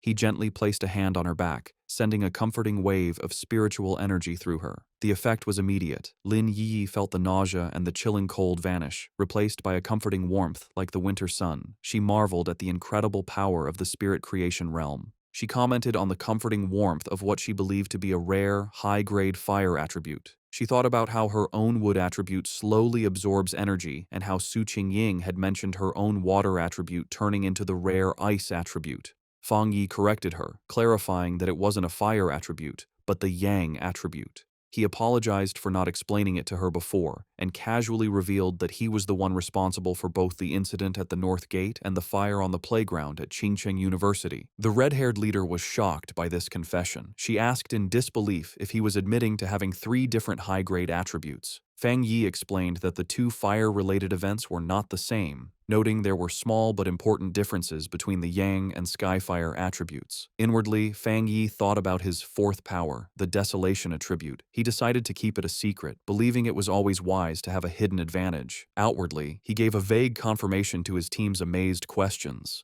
The red-haired leader, shivering from the heavy cold, nervously approached Fang Yi. She explained that she had not yet reached the 3-star Ghost Axe realm and couldn't sense attributes very well, but she knew his Yang attribute could help her. Promising to behave, she shyly asked if he could warm her up as well. Fang Yi agreed to warm her for the day and placed a hand on her shoulder, sending a comforting wave of energy through her that made her yelp in surprise. As she breathed out a visible puff of warm air, sighing in relief, Zhang Xiaoya and the other member of Su Qingying's squad looked on in confusion. Seeing how well it worked, Fang Yi kindly offered the same to Su Qingying's team. After a moment's hesitation, Su Qingying admitted that the warmth felt nice, and her 2 enthusiastic subordinates eagerly accepted the offer. With a series of quick pats, Fang Yi shared his protective Yang energy with the 3 women, who all expressed their surprise and gratitude for the comforting warmth. Their brief moment of comfort was shattered by the sound of heavy, clawed footsteps crunching on the dead ground nearby. Fang Yi's expression instantly hardened as his senses picked up the threat, and he warned the group that a monster was approaching. Suddenly, a massive, shadowy wolf-like creature lunged from the mist. Su Qingying reacted instantly, leaping forward and creating a long blade of blue energy to stop the attack. The beast landed with a thud directly behind the terrified red-haired leader, causing Fang Yi to shout a warning to her. The monster, surrounded by a menacing purple and black aura, let out a furious roar and charged. Su Qingying identified it as a dangerous A-level monster. Declaring that she would handle it, she stepped forward and unleashed a powerful blast of sharp ice energy from her hand, which hit the creature directly. To their surprise, the monster vanished into nothingness upon impact. Su Qingying stood ready, an ice crystal forming in her hand, as Lin Yi wondered aloud if it had disappeared. However, Fang Yi saw the truth behind the attack. His sharp eyes pierced through the mist, revealing that the monster had been a distraction. The real threat was a massive horde of zombie-like figures with glowing red eyes, walking silently toward them. He shouted a desperate warning for everyone to watch their feet, but it was too late. The ground beneath them erupted in a mass of shadowy hands and tendrils, trapping the entire group as the zombie horde closed in from all sides. Surrounded by the grabbing zombie horde, Fang Yi calmly told his companions to get back as he drew his sword. His eyes lit up with a brilliant, fiery light, and he unleashed a massive, explosive wave of pure fire. The entire horde was instantly burned by the inferno, their shadowy forms dissolving into the flames as they shrieked in pain. Standing among the dying embers, Fang Yi casually twirled his sword, announcing that they were safe for the moment. He explained that despite the illusion of a large crowd, there had only been 2 monsters controlling the puppets. Su Qingying was shocked, realizing that the monsters in this zone had already evolved to the point where they could mimic human language. Fang Yi grimly suggested that it was likely because they had eaten many people and learned from their victims. The group was stunned by the power they had just seen. Su Qingying noted that the extreme dark zone was so dangerous that it had made even the weakest of these creatures into A-level threats, making them impossible for anyone below the spirit creation realm to fight head-on. In a separate location, the mysterious Jiao Lan watched the event unfold. She was impressed, realizing that Fang Yi had destroyed 2 A-level phantom beasts with a single strike. She admitted to herself that even she would have needed to fight them for several rounds to win. Understanding the new level of danger, Lin Yi declared that if what Su Qingying said was true, it was more important than ever for them to stick together. She warned that the monsters could disguise themselves and attack when they let their guard down, and she urged the red-haired leader to get up from the ground. The red-haired leader, however, was still shaken, not by the monsters, but by the overwhelming power of Fang Yi's attack. She complained about the terrifyingly heavy aura, which she found more suffocating than the zombies, feeling that even a slight touch from his flames would have killed her. Suddenly, a deep rumbling sound echoed through the deserted landscape. Lin Yi asked if the others could hear what sounded like ocean waves. The ground began to shake violently, causing the entire group to stumble and lose their balance. In the distance, they saw other pioneer teams fleeing in absolute terror. One man desperately shouted at his comrade to stop fighting and run, screaming that the approaching threat was pure evil and that they were seeing ghosts. Fang Yi, Su Qingying, and Lin Yi watched with grim expressions as the chaos unfolded. Before them, a massive, swirling vortex of pure dark energy, filled with countless monstrous forms and glowing red eyes, swept across the landscape, consuming everything in its path. The arrogant pioneer and his team were caught in the middle of the disaster, which was identified as the legendary Dark Tide. As the terrifying Dark Tide swept across the land, eating pioneers who screamed for help, the arrogant pioneer scoffed. He dismissed the threat, proudly declaring that if the regular troops couldn't handle it, it didn't mean he couldn't. With a defiant roar, he summoned a huge barrier of green energy with his sword, proclaiming that everything inside the zone was his to take. He then charged recklessly into the heart of the swirling red and black storm. His confidence was instantly broken. The moment he entered the tide, he was covered by its suffocating dark tendrils. He realized with horror that the monsters inside were far more powerful than he could have ever imagined, far beyond A level or even S level. Full of terror, he knew he couldn't let himself be caught, but it was already too late. He and many other pioneers were swallowed by the overwhelming darkness, their screams echoing as they were pulled into the deep. From a safe distance, Fang Yi's group watched the horrifying sight. The red-haired leader, shaken, wondered if the others were all dead and if they had any chance of escaping. Lin Yi asked Su Qingying to explain what the dark tide was. Su Qingying grimly described it as the ultimate form of the dark attribute, a tide of pure corruption that ate everything in its path, including other monsters. She was confused and terrified, explaining that their mission was supposed to have been planned to avoid the Day of the Tide, and she feared that all the pioneers who had gone ahead were now gone. Lin Yi remembered hearing about the dark tide on pioneer forums, where it was described as a force that could destroy an entire city. Terrified, she urged her cousin to retreat while they still had time. Fang Yi, however, stayed calm. He told everyone not to panic and created a large protective barrier of golden energy, crackling with blue lightning, around the whole group. He explained that this spiritual shield was a natural counter to the dark attribute and told them that, if they needed to, they could combine their powers to keep the barrier up and survive the tide's impact. Su Qingying was shocked by his plan, asking what he was going to do.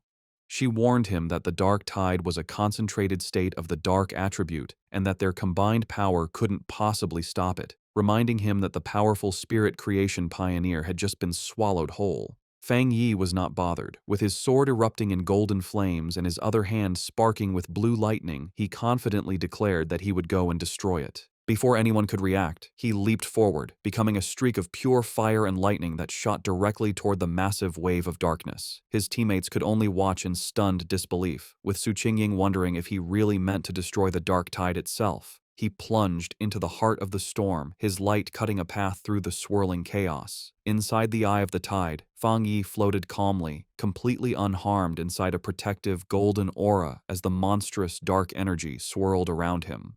He looked at the small, flame-like wisps of red energy inside the storm and smirked, confirming a suspicion he had. Floating in the heart of the dark tide, Fang Yi was surrounded by a gross horde of countless monsters, their multi-eyed forms twisting in the darkness. He analyzed the true nature of the threat, realizing that these were not just A-level monsters being controlled by the dark energy.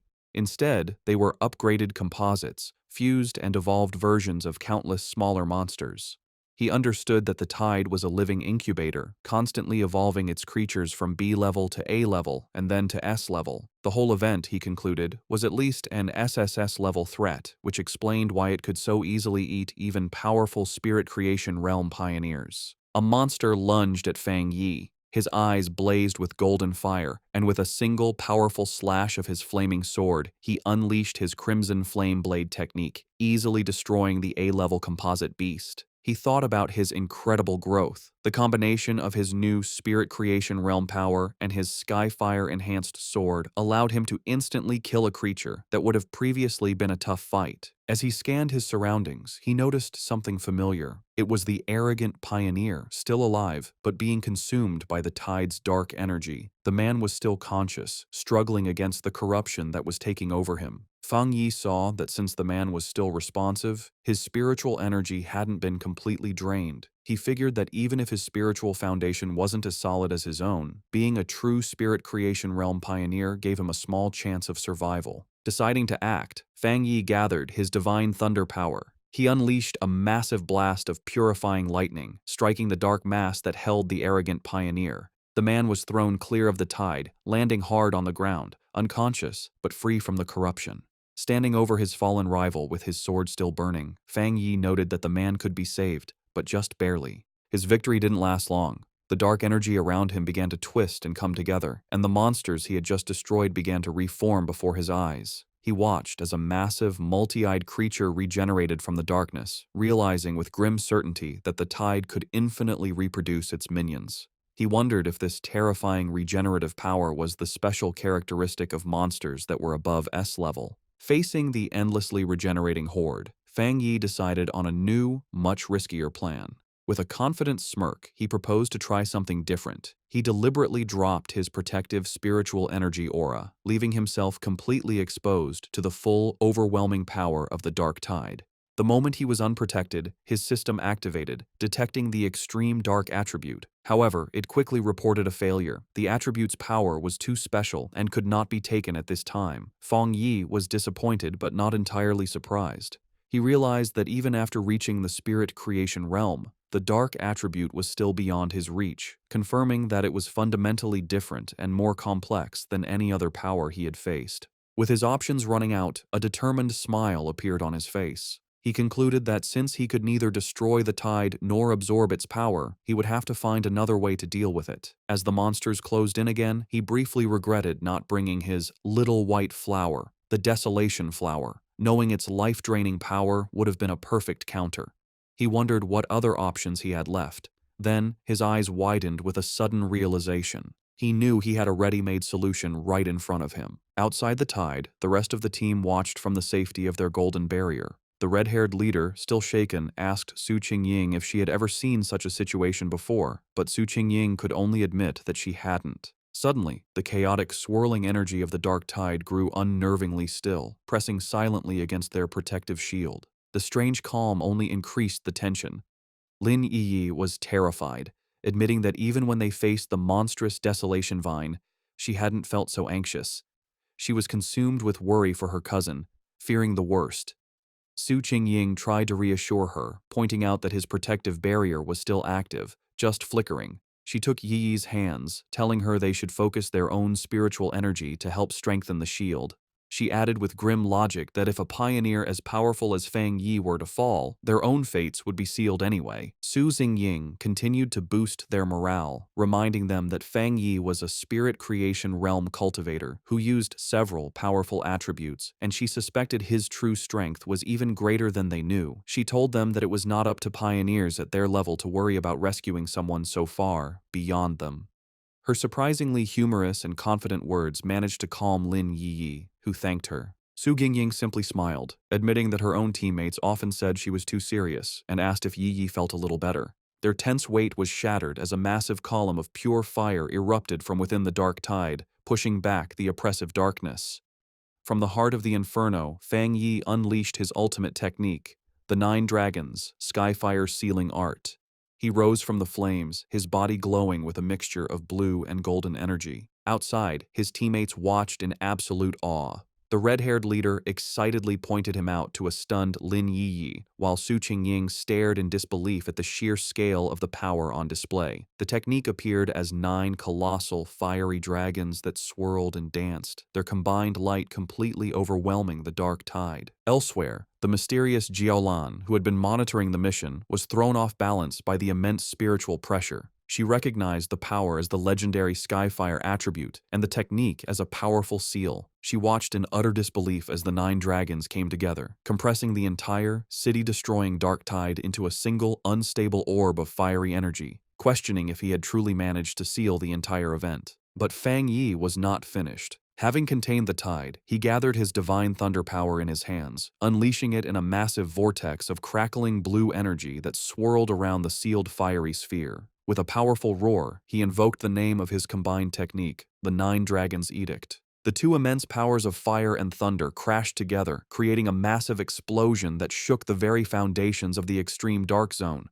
With a final, decisive command to seal, Fang Yi brought his hands together, forcing the chaotic energy to collapse in on itself. The vortex of fire and lightning compressed into a smaller, more stable sphere, finally settling into a small, brightly glowing orb of perfectly contained, pulsating power. After Fang Yi's incredible display of power, the arrogant pioneer lies unconscious on the ground. Fang Yi thinks that, for now, they are safe, and that he has unexpectedly rescued someone, wondering what he should do with him. Lin Yi runs to her cousin, very relieved that he is okay. Su Qingying, standing by the fallen pioneer, offers to have her team take care of the unconscious man. Later, Su Qingying approaches Fang Yi, asking why he does not seem happy after successfully sealing such a high-level dark attribute. In her mind, however, she is completely amazed, thinking that he truly kept his word to destroy the dark tide and that he is a truly incredible person. Fang Yi explains to the group that they must move quickly. He says that the seal he used is only temporary and that the overwhelming dark attribute energy in the area is still strong. They must hurry to find the Shizai flower before the seal wears off. Su Qingying understands and confirms that her team will take the man back to the association for treatment while her teammates carry the unconscious pioneer on their shoulders. The group stops at a cliff, looking out over the empty landscape.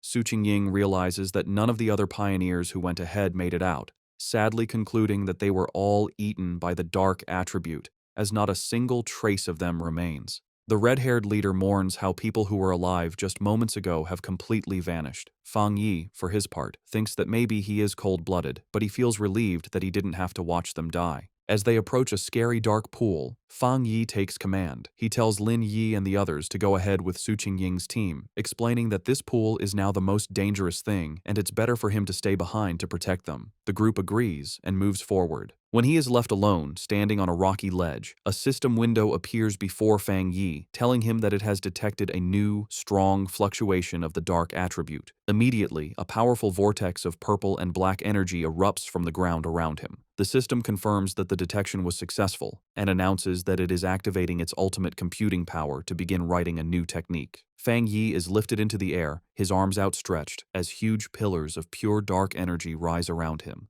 The system declares that the writing process has been successful, and Fang Yi's eyes snap open, now glowing with a menacing purple light, filled with the essence of the power he has just mastered. A system window confirms his new acquisition. He has obtained the Dark Attribute technique, the limitless dark world. The system explains that this ability allows him to create a sealed space of dark mist, inside which spiritual energy is massively weakened. Fang Yi thinks about his new power, recognizing the dark world as a special domain he can control. He understands the huge strategic advantage this gives him. The corrosive effect of his new power will drain his enemies' spiritual energy and slow their ability to refill it. He imagines himself rising over a sea of desperate hands. He realizes that if he combines this new weakening effect with his other powerful attributes, he will become even more formidable, confidently concluding that he could destroy even a monster stranger and more powerful than the dark tide itself if it were to appear again. As the last of the purple energy settles, Su Qingying, still in disbelief, asks Fang Yi if he feels the dark mist reforming around them. Her eyes widen in shock as she fully processes the immense spiritual fluctuation she is sensing. She stares as Fang Yi is surrounded by the leftover energy, wondering how he could possibly be having another breakthrough without any of the usual big signs like a change in heaven and earth. The realization then hits her with stunning force. He hadn't just sealed the S-class dark tide, he had absorbed its power. She finds the very idea ridiculous and unbelievable. In the early days of the spiritual revival, all pioneers knew that the dark attribute was the most terrifying power, born from the collective negative emotions and deep-seated evil of all living things. Because of this, absorbing its power is strictly forbidden by the government. A flashback shows a failed official experiment where researchers tried to purify the dark attribute but paid a painful price, leading to it being classified as a uniquely dangerous monster. The power of these dark monsters can range from D to S class, but even the weakest can overwhelm early pioneers, let alone the absolute S class threat of the Dark Tide, which could eat even Spirit Creation Realm cultivators with ease. Another flashback reveals the fate of a 3-star Ghost Axe pioneer who, before the ban, tried to absorb the energy from a mere sea-level monster. He was driven mad by the backlash, suffering from skin decay and a mental collapse, and remains in a psychiatric hospital to this day. Back in the present, the chaotic dark energy goes down, receding back into Fang Yi as he lets out a quiet breath. He calmly calls out into the empty, misty landscape, stating that whoever has been watching them for a long time can come out now. His red eyes scan the area with a sharp, knowing gaze. From the mist, Jiaolan emerges. She confirms that if she is not mistaken, Fang Yi was the one who single-handedly sealed the Dark Tide. Su Qingying is stunned by her sudden appearance, gasping her name in disbelief. Jiaolan floats down, landing before Fang Yi and asking what he was just doing, specifically questioning if he was absorbing the dark attribute. Fang Yi calmly confirms that he was. The directed mission sends another wave of shock through Su Qingying. In a swift and shocking motion, Jiaolan draws a pistol and aims it directly at Fang Yi's head. The red-haired leader shouts Jiaolan's name, demanding to know what she is doing, while she and a terrified Lin Yi can only watch in confusion and fear. Su Qingying immediately leaps into action, placing herself between Jiaolan and Fang Yi and blocking the gun with her arm. She confronts Jiaolan fiercely, reminding her that if she recalls correctly, Fang Yi is the military's highest priority recruitment target. She then challenges Jiaolan, pointing out that the association had also wanted to recruit him before the military intercepted him, and demands to know the meaning of this hostile action. Ignoring Su Qingying's defense, Fang Yi calmly places a hand on her shoulder and addresses Jiaolan directly. He finds it strange, asking if their mission wasn't to find the Shizai flower. He points out that while she seems eager to complete the mission, she also appears very unhappy that they did not die there. Jiaolan remains silent, her expression unreadable as she continues to aim her weapon, the light glinting off the barrel. The red-haired leader, however, is not so calm.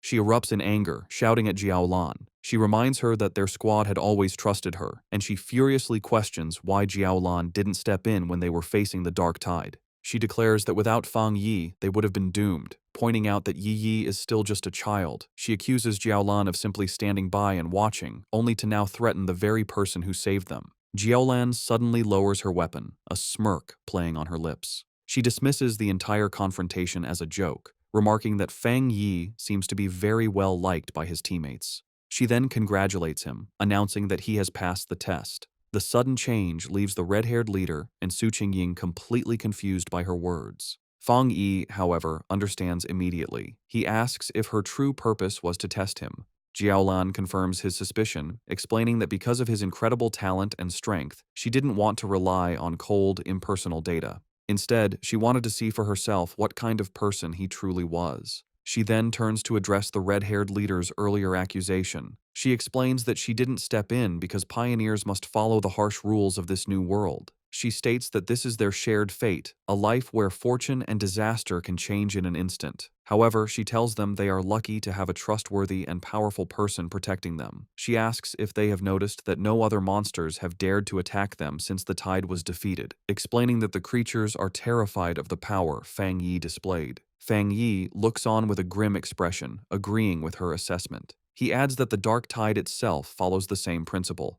It bullies the weak and fears the strong. With the test concluded, Jiaolan offers to lead them to the Shizai flower, stating that she knows the area better than they do. As they follow, Su Qingying whispers to Fang Yi, expressing her feeling that something is mentally wrong with Jiaolan. She reveals a crucial piece of information. Jiaolan's own squad had previously encountered the Dark Tide, and she was the only survivor. Fang Yi processes this information, piecing together a clear picture of her psychology. He understands that her absolute obedience to her mission and the rules has made her cold and detached. He also deduces that the sacrifice of her teammates has left her with a form of post-traumatic, self-destructive tendency. Yet he realizes that another powerful belief keeps her going, and that witnessing him seal the Dark Tide had simply caused her to lose her composure for a moment. With a newfound understanding, Fang Yi shows a hint of a smile. He tells his teammates that they should all be considerate of this injured person. The red-haired leader asks if Jiaolan is injured.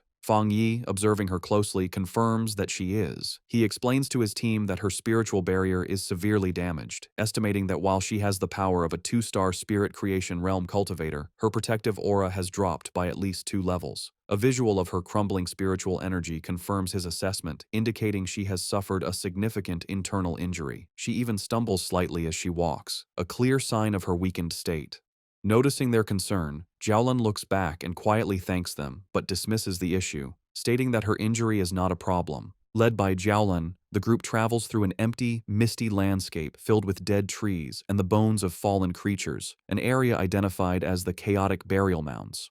As they walk, Fang Yi's sharp senses pick up on something amiss, and he spots the skeletal remains of a fallen pioneer half buried in the ground. Finally, Jiaolan announces they have arrived at their destination. Before them, in a small clearing, a single, beautiful shizai flower glows with a soft, ethereal purple light. As Jiaolan begins to walk towards the flower, Fang Yi watches her, sensing that something is wrong. His suspicion is confirmed as vicious, shadowy monsters with glowing red eyes erupt from the ground, surrounding the flower as if to guard it. The sudden appearance of the monsters does not stop Jiaolun. Instead, her expression becomes one of intense and unnerving obsession. She reaches out a hand, whispering that she can finally see it again, her face shadowed as if she is in a trance. Fang Yi's expression becomes serious and urgent as he realizes the immediate danger, knowing she is not in her right mind. Reacting instantly, he summons a ball of golden red flame in his hand, shouting a command to awaken her spirit. He then hurls the fireball directly towards the entranced Jiaolan, intending to snap her out of her dangerous state. The fireball flies towards Jiaolan.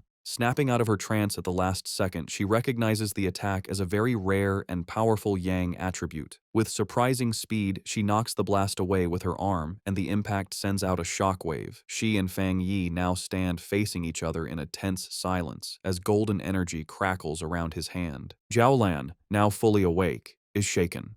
The sight of the flower had brought back a bad memory, and the ghostly images of her fallen friends flash in her mind as she wonders if her preparations were still not enough.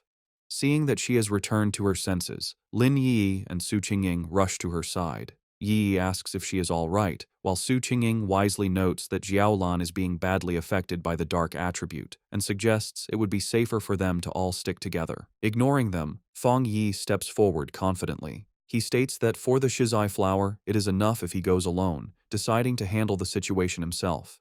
He calmly walks through the empty, misty clearing, approaching the glowing flower. Suddenly, the ground begins to shake. A massive, ugly, wolf-like monster with glowing red eyes bursts from the earth, lunging forward. Its mouth opens wide, showing a terrifying storm of smaller, screaming faces and dark red energy as it roars in hunger. Unfazed, Fang Yi summons crackling blue energy to his fingertips, saying a single word: Divine Thunder. He lets out several massive bolts of lightning that go through the monster's body. The creature roars in pain, its body filled with electricity, but it does not fall. Fang Yi watches it, realizing that this fox demon must have eaten countless other monsters to change so much, identifying it as yet another S-class threat. Knowing that the seal on the dark tide is temporary and their time is running out, he realizes he must end this quickly. Seeing the monster's amazing strength, a confident smirk appears on his face. He decides that if it won't die, he will use it as a test subject for his new power, gathering the scary purple energy of the dark attribute into his hand. With a confident look, Fang Yi unleashes his newly acquired power, the limitless dark world, on the S-class fox monster. A massive storm of swirling purple energy erupts from him, completely trapping the surprised creature. The energy hardens into a large, dark purple sphere, enclosing both Fang Yi and the monster inside its area. Inside this new reality, shadowy purple tendrils whip out from all directions, wrapping tightly around the S-class beast. The monster struggles and whimpers in pain, its massive form beginning to shrink under the immense pressure of Fang Yi's area. A system window then appears, confirming the devastating effect of his technique. Under the influence of the limitless dark world, the S-class anomaly has been forcibly downgraded by 2 full levels to a B-class threat. Standing before the now weakened creature, Fang Yi notes that the S-class anomaly must have had a very weak foundation to be downgraded so easily. With the monster now manageable, his sword ignites in a blaze of golden red fire. He declares that the fight is over and delivers a single, massive fiery slash, completely destroying the creature in a fire. Outside the sphere, Su Qingying and Lin Yi watch the massive orb of dark energy. Su Qingying finds it strange, noting that while it is clearly a dark attribute, it feels different from what she's used to. Lin Yi agrees, confirming that she doesn't feel the usual disgusting and heavy coldness from it. Jiaolan provides the explanation. She states that this is because they are witnessing Fang Yi's personal domain, a space he created himself after mastering the dark attribute without a teacher. Jiaolan thinks about the immense importance of this achievement. She explains that creating a domain is an incredibly difficult ability. Before this moment, the only person she knew who could create a spatial domain with their spiritual power was her teacher. She guesses that, besides him, there are at most 3 other people in the entire world with this power. A painful memory flashes in her mind, showing a vision of a massive, citywide disaster. She recalls how her teacher had tried to use his own domain to stop the disaster, but had ultimately failed. Their thoughts are interrupted as the purple sphere disappears, revealing Fang Yi standing alone in the clearing. Jiaolan and Su Qingying are stunned at how quickly he finished the battle. With a casual wave and a reassuring smile, Fang Yi announces that the chaotic burial mounds should be safe from any more trouble now. With the area now secure, Fang Yi calmly walks towards the glowing shizai flower. He carefully cups his hands around the plant, gently pulling it from the ground with its roots intact to preserve it. Holding the glowing prize, he examines it for a moment, concluding that this should be enough to complete their mission. Jiaolan watches him with a tense and nervous expression as the mission reaches its critical point. Fang Yi returns to the group and presents the flower to Jiaolan, who remarks on its small size. He confirms that their mission is complete and urges them to leave immediately, explaining that the sealed dark tide is unlike other monsters and could become a problem at any moment. He adds that they also have to deal with the unconscious, arrogant pioneer and his team. Her tense mood melts away, replaced by real gratitude. Holding the glowing flower, she sincerely thanks Fang Yi, admitting that his overwhelming power was the only reason for their success. She then thanks the rest of the group and announces it is time for them to leave. As the others begin to walk away, Jiaolan pauses for a moment, looking back to thank Fang Yi one last time. She then reveals the full, critical importance of their mission. She explains that Elder Wu, the Xia Nation's only Jinggang realm pioneer, is on the brink of death, and the shizai flower is the only life-saving medicine that can save him. With a slight, grateful smile, she tells Fang Yi that he has just saved the life of the nation's most powerful protector. Fang Yi listens intently, his expression thoughtful as he processes this new, important piece of information, quietly repeating the name of the legendary Jinggang realm to himself. As the group finally emerges from the dark portal of the extreme dark zone, they are met with a sky filled with swirling red clouds. The red-haired leader throws her fists up in triumph, shouting with immense relief that they can finally see the light and have made it out alive. Lin Yi agrees, grateful to see the daylight again. Their return is met with a wave of cheers from a large crowd of officials who had been waiting anxiously. They celebrate the successful retrieval of the shizai flower, admitting they didn't quite believe it when Jiaolan had first informed them. As the team walks through the path cleared by the crowd, the red-haired leader is surprised by how many people are there. Someone in the crowd wonders aloud who the person was that actually managed to get the flower. Suddenly, Lin Yi's expression becomes one of surprise as she notices something ahead of them. Parked directly in their path is a massive, heavily armored military vehicle, flanked by elite soldiers. The red-haired leader immediately recognizes the vehicle and the symbol of the legendary Star God War Zone, the most powerful and famous military force in the entire Xia Nation. A wave of realization and embarrassment washes over her as she understands that Jiaolan is a member of this elite unit, making her regret having yelled at her earlier. The Star God War Zone is ranked as the #1 military district in the nation. After the spiritual energy revival began, their unique advantages allowed them to secure the most resource-rich forbidden zones, turning them into valuable cultivation grounds. As they get closer, an official carefully hands the shizai flower, now safely stored in a glowing blue container, over to a high-ranking officer. The officer is revealed to be Major Han Li, who takes the container with a slight, satisfied smile. In a stunning and unexpected show of respect, Major Han Li and his entire group of soldiers snap to attention, giving Fang Yi a sharp, formal salute that visibly surprises him. Major Han Li then turns to Jiaolan, assuring her that he will immediately deliver the shizai flower to the hospital and that she can rest easy. Jiaolan agrees, saying she will follow shortly. With its precious cargo secured, the armored vehicle speeds away. With the immediate crisis handled, Jiaolan turns to face Fang Yi. He asks her directly if she is from the Star God War Zone. She confirms that she is, and adds that word of his incredible strength has already spread throughout her entire military district. With a confident and knowing look, she tells him that it won't be long before he becomes a very famous and important figure. Jiaolan continues her conversation with Fang Yi, openly admitting that she recognizes his individual strength is great enough to single-handedly overwhelm even the most elite squads in her war zone. She then makes a formal recruitment offer, pointing out his seemingly limitless potential and inviting him to join the Star God War Zone, promising him access to the best cultivation resources.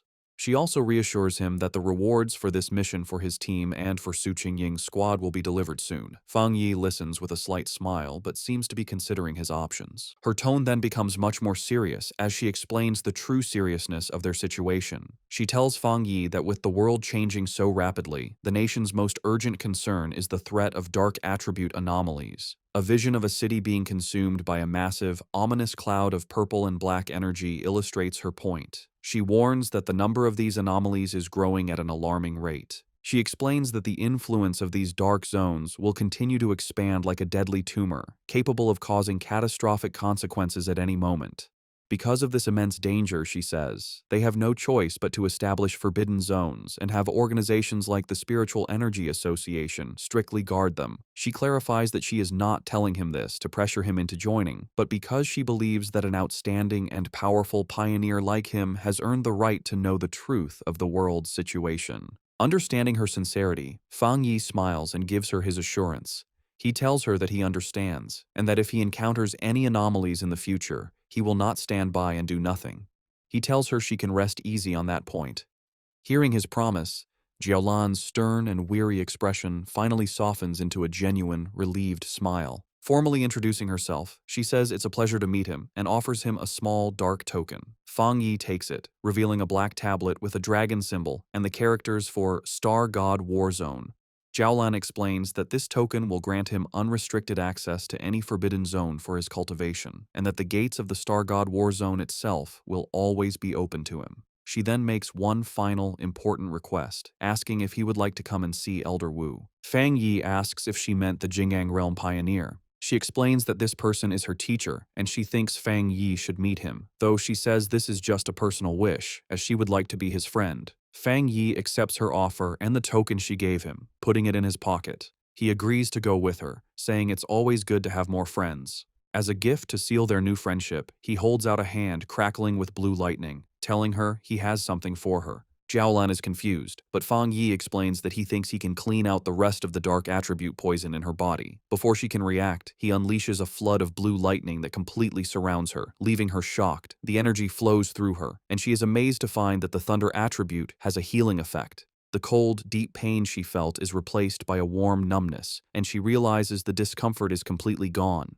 Internally, her old wounds from the dark attribute begin to heal as her body is cleansed by the energy. She feels like she is being reborn as the rare and powerful thunder attribute removes all the toxins from her body. When it's over, Fang Yi asks Jiaolan how she feels. Still surrounded by faint sparks of lightning, she confirms that she feels great and that the leftover dark energy has been completely removed. Su Qingying watches as paramedics take care of the unconscious, arrogant pioneer. Wondering if it's possible to save someone so badly injured, she turns and is surprised to see Fang Yi and Jiaolan still there, but she immediately notices that her aura seems different and her injuries appear to be gone. Jiaolan explains that Fang Yi used his rare, pure thunder attribute to completely clean the dark attribute poison from her system. Su Qingying is amazed by this, realizing that this is the true nature of our boy's power. It can be used to destroy enemies and to save people. She points at Fang Yi in amazement, who just asks her what she's looking at. A brilliant idea strikes Su Qingying, and she excitedly waves over the paramedics. She goes to Fang Yi and suggests a partnership, explaining that if they could combine his spiritual power with their advanced medical equipment, they could save many more pioneers suffering from dark attribute corruption. To show she is serious, she bows deeply, begging him to show his power just one more time.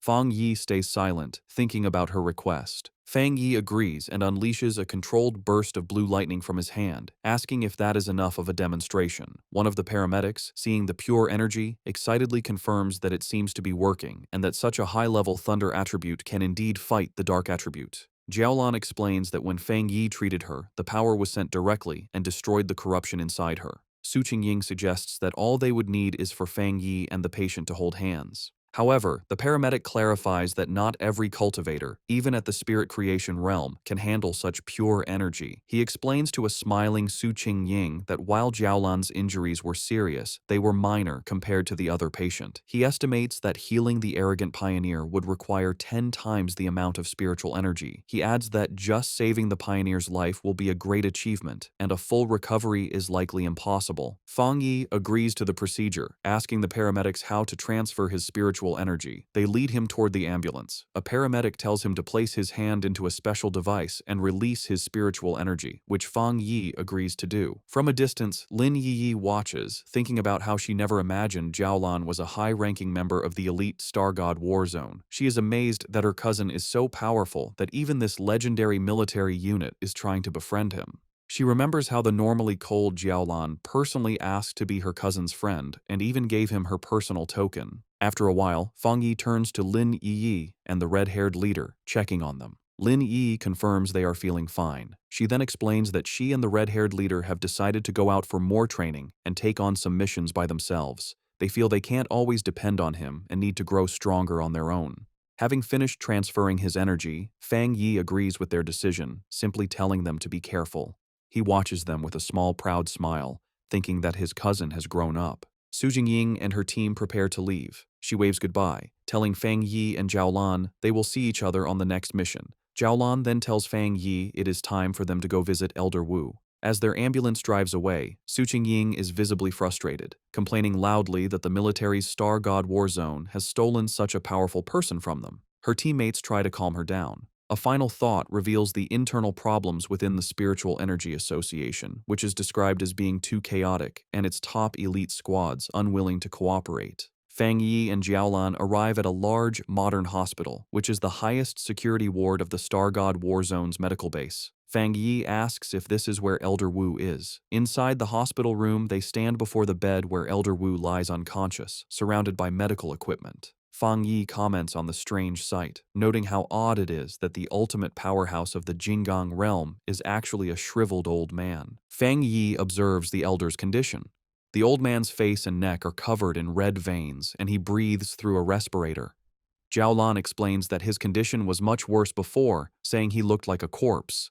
She adds that even after using the precious shizai flower on him, he still has not woken up. Concerned, Fang Yi wonders what could have happened to such a powerful person to leave him in this state. Jiaolan begins to tell the story of the battle that led to her teacher's coma. She describes how a huge dark attribute anomaly appeared over the capital city. To stop the anomaly from consuming the city, Elder Wu, her teacher, stepped forward to seal it all by himself. A flashback shows the rest of her squad transferring their own spiritual energy to their teacher to support him. The anomaly they faced was far beyond an S-level threat. A monstrous dragon-like form made of dark energy loomed over the ruined city. Jiaolan continues, explaining the immense danger. If the anomaly had fully come down, it would have destroyed the capital and all the surrounding cities, plunging the entire nation into chaos. In a desperate last stand, Elder Wu used his own personal domain to seal the S-level anomaly, but the disaster was even more powerful than they expected. The overwhelming power of the dark attribute backfired on him, corrupting his body. Jiaolan concludes that if he hadn't been a master of the Jinggang realm, he would have been instantly turned to ash. Back in the present, Fang Yi looks down at the comatose hero with new respect. He acknowledges that to stop the destruction of a city, Elder Wu is truly a great pioneer. As Fang Yi looks at the comatose Elder Wu, his thoughts go to his past life. He remembers that many pioneers had sacrificed themselves so he could be the last human to survive. He realizes with a sad thought that in his original timeline, Elder Wu had probably already died by this point. A new determination fills him, and he reaches a hand towards the elder. Jiaolan, startled, shouts at him, demanding to know what he is doing to her teacher. Fang Yi calmly tells her not to worry. He explains that while the shizai flower is already working, he wants to try and remove some of the stubborn dark attribute that remains in the elder's body. He places his hand on the elder's chest, and a powerful surge of blue lightning begins to flow into the old man's body. Fang Yi explains that this will help him wake up faster. Jiaolan watches in shock, exclaiming that the power he is trying to clean came from an S-level disaster. After a moment of hesitation, she gives in, telling Fang Yi to go ahead and try. Perhaps he is the miracle they need. The room is filled with the crackling of Fang Yi's power as he pours his energy into the elder. Jiaolan warns him to be careful, explaining that the dark attribute inside her teacher is far more terrifying than the dark tide. She adds that, without the Shizai flower, the elder's recovery would not have been so slow. Fang Yi, his face serious, confirms that he understands. He can feel the immense power of the darkness within the elder's body. He knows that even though the Shizai flower's purifying power has weakened it, the dark energy can still exert an immense and oppressive force. Suddenly, a powerful wave of dark energy erupts from the bed, pushing both Fang Yi and Jiaolan back. Jiaolan shouts a warning, telling Fang Yi to be careful and focus his mind as the dark energy is beginning to affect him. In response, a brilliant golden aura erupts around Fang Yi as he activates his own spiritual protection. His eyes glow with a golden light, but he realizes with a start that the dark energy has pulled his consciousness into a vision of the past.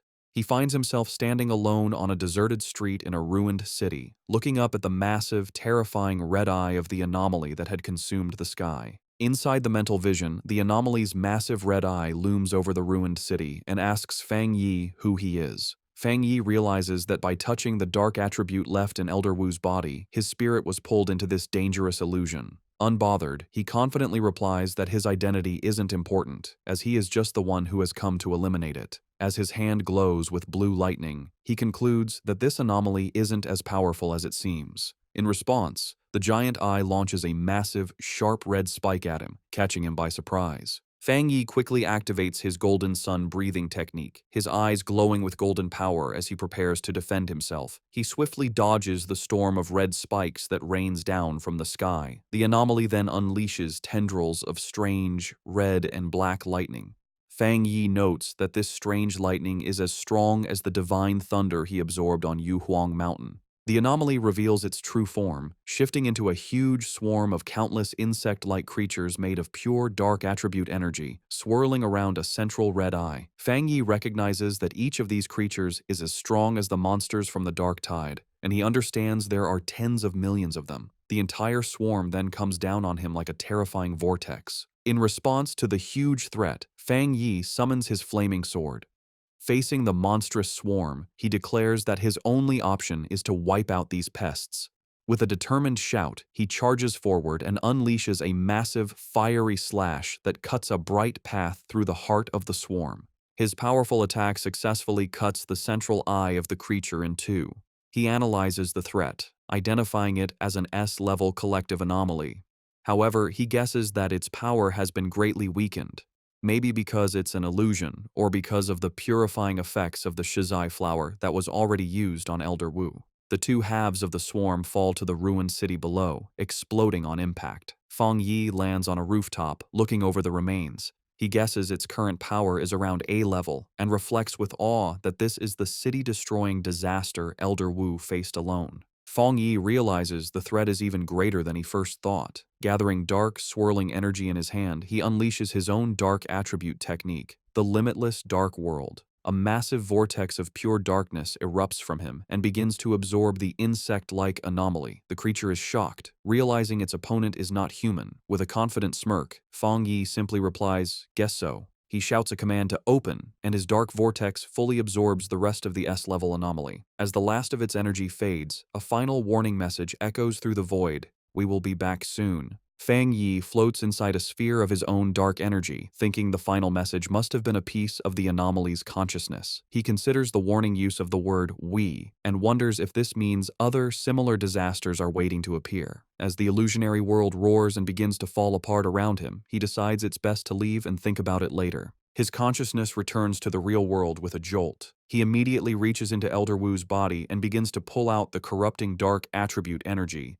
A mass of dark purple energy, crackling with his own blue lightning, is pulled from the Elder's chest. To contain the dangerous substance, Fang Yi uses his Nine Dragons Skyfire sealing art, trapping the energy inside a sphere of red, fiery chains. Holding the sealed orb, he explains to a stunned Jiaolan that this is the dark attribute remnant left in Elder Wu's body. He concludes that this must be the last piece of the city-destroying anomaly. He explains that while the sealed orb of dark energy is still powerful, its influence has been greatly reduced thanks to the Shizai flower and Elder Wu's own seal. He praises the elder, noting that he is truly the nation's #1 pioneer for using his own body to hold back the dark power. He knows anyone else would have died many times. As Jiolan looks at her teacher, she sees the red veins on his face have faded and his breathing seems more peaceful. She tells Fang Yi that he has truly saved the elder's life. Fang Yi, however, humbly says that it wasn't all his own ability. He explains that without the Shizai flower weakening the corruption first, he wouldn't have been able to remove the stubborn dark attribute. Jiaolan agrees, saying that while the flower saved the elder's life, Fang Yi's power has now given him a chance for a full recovery. With a final surge of power, Fang Yi clenches his fist and completely crushes the sealed orb of dark energy, turning it to dust. He announces that the remnant is now completely useless. He then tells Jiaolan he has one more thing to tell her. He reveals that in the mental illusion, the remnant of the dark attribute anomaly warned him that it would return. He concludes that they must always be prepared, as they can't let an old man who has just recovered from a serious illness fight on the front lines again. Jiaolan confirms that she knows, as she has heard the rumor before. When Fang Yi asks her what she means, she explains that the monitoring departments of the military and the association collect data on spiritual energy changes. She reveals a rumor based on this data. With the current power of the Xia nation, they might not survive the first year after the full spiritual energy revival. Of course, she adds, no one believed it.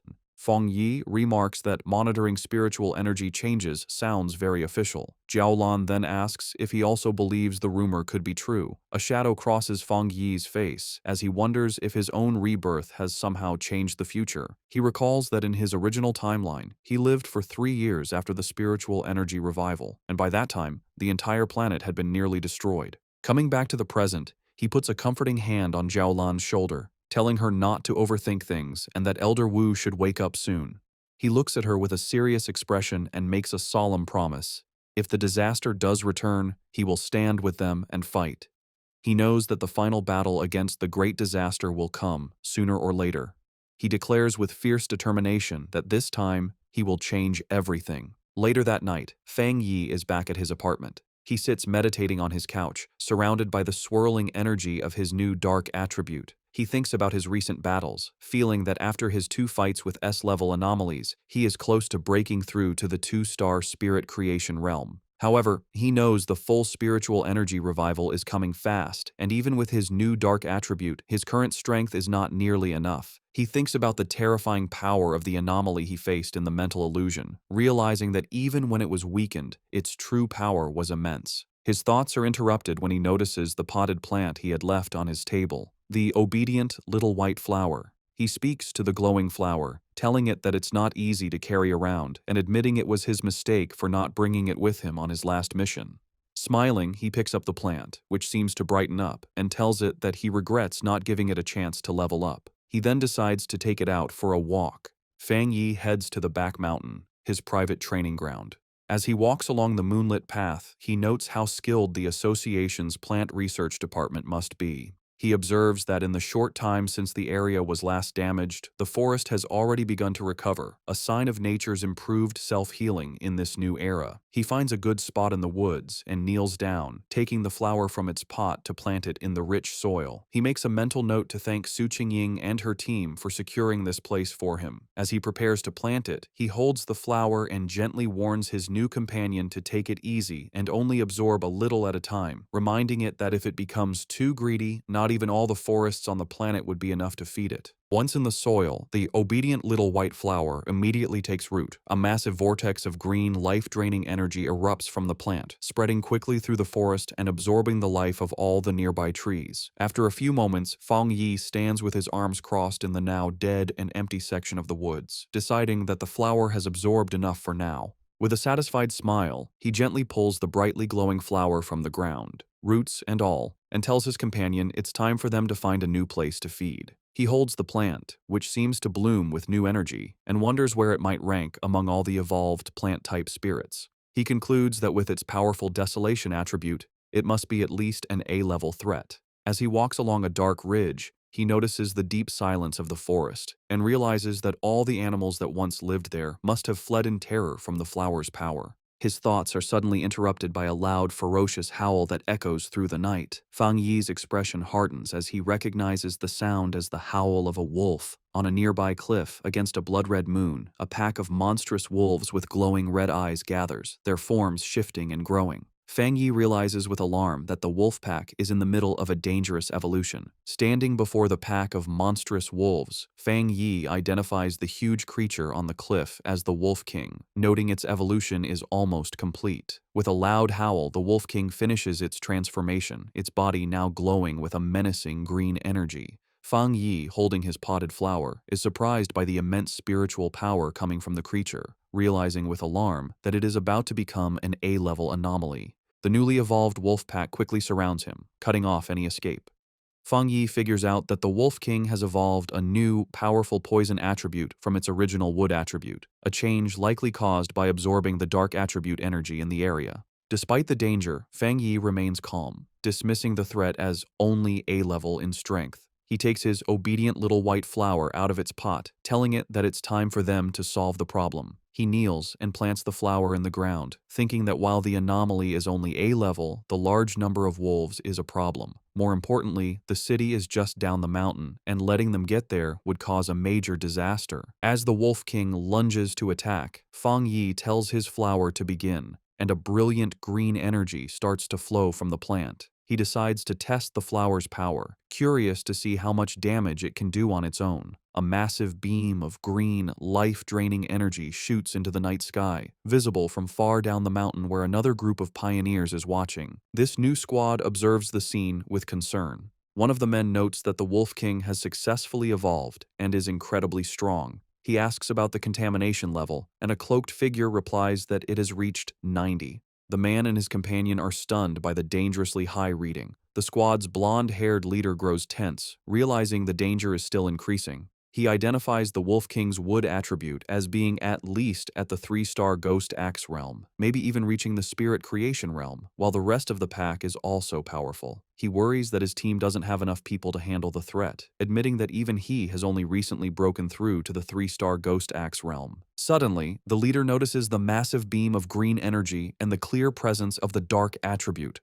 He now understands why the contamination level is so high. He shouts in alarm, explaining to his team that the Wolf King has evolved dual attributes, something he knows is extremely rare among anomalies. The contamination reading on the squad leader's watch suddenly spikes to 100. The leader grits his teeth, knowing they must stop the wolf pack's evolution before the area below is lost. He recognizes that the beasts, already cruel, will only become more terrifying with their new power. He decides to call the Spiritual Energy Association for backup. Just then, the ground begins to shake violently. One of his men asks if it's an earthquake, but the leader knows the wolves' evolution shouldn't cause such a tremor. He realizes with growing fear that another, different anomaly has appeared. His watch confirms his fear as the contamination reading skyrockets to an impossible 1000. The pioneers look on in terror as a massive eruption of green desolation energy bursts from the mountaintop. The green-haired pioneer recognizes the power of desolation, wondering in disbelief why it would appear here. As the life-draining energy rushes toward them, the squad panics. One man cries out, asking if this is the giant vine from the sky that had disappeared, sad that there was no warning. The squad leader shouts for his team to retreat and get all nearby residents evacuated immediately. However, just as quickly as it appeared, the huge wave of desolation energy seems to stop. One of the men calls out to the leader, noting that the energy has stopped advancing. The squad watches as the massive vortex of green power pulls back, sinking back into the mountain. They wonder if the danger has passed. One asks if they should still report it, while another questions if they should go up the mountain. On the mountaintop where Fang Yi planted his flower, the ground is covered in a network of thick green roots. These roots sprout dozens of glowing white flowers, which then erupt in a massive burst of green energy, blooming into a huge, radiant flower-like structure. The energy then transforms into a sea of white petals that covers the entire area.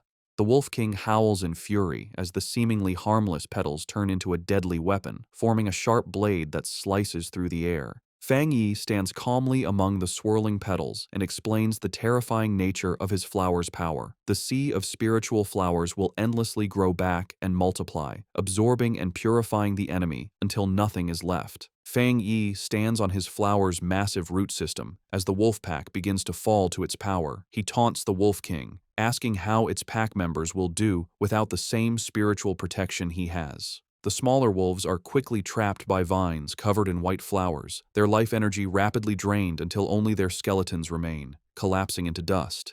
Having absorbed the life force of the entire pack, the flower and its petals turn a deep, menacing red. In a last, desperate attempt, the Wolf King gathers its energy and fires a powerful green blast from its mouth. The red flower, however, easily forms a protective barrier, absorbing the full force of the attack. Hidden among the swirling red petals and vines, Fang Yi tells the beast that its attack is useless. He explains that the desolation attribute of his spiritual flower has already taken root deep within the mountain itself. The sea of flowers, he says, draws its power from the mountain and uses it on the mountain, creating an endless cycle of power. The Wolf King, now smart after its evolution, seems to understand its hopeless situation, but still refuses to give up. It identifies the main red flower as the source of the power and charges directly at it. Fang Yi watches with a small smile, mockingly asking his little flower what it will do now that it has been discovered. In response, the central red flower grows to an immense size and lunges forward to meet the charging Wolf King. It opens its massive petals and traps the beast within its grasp. The Wolf King howls in agony as its life force is drained away by the powerful desolation attribute. The massive red flower continues to absorb the Wolf King, its green energy being eaten by the desolation attribute.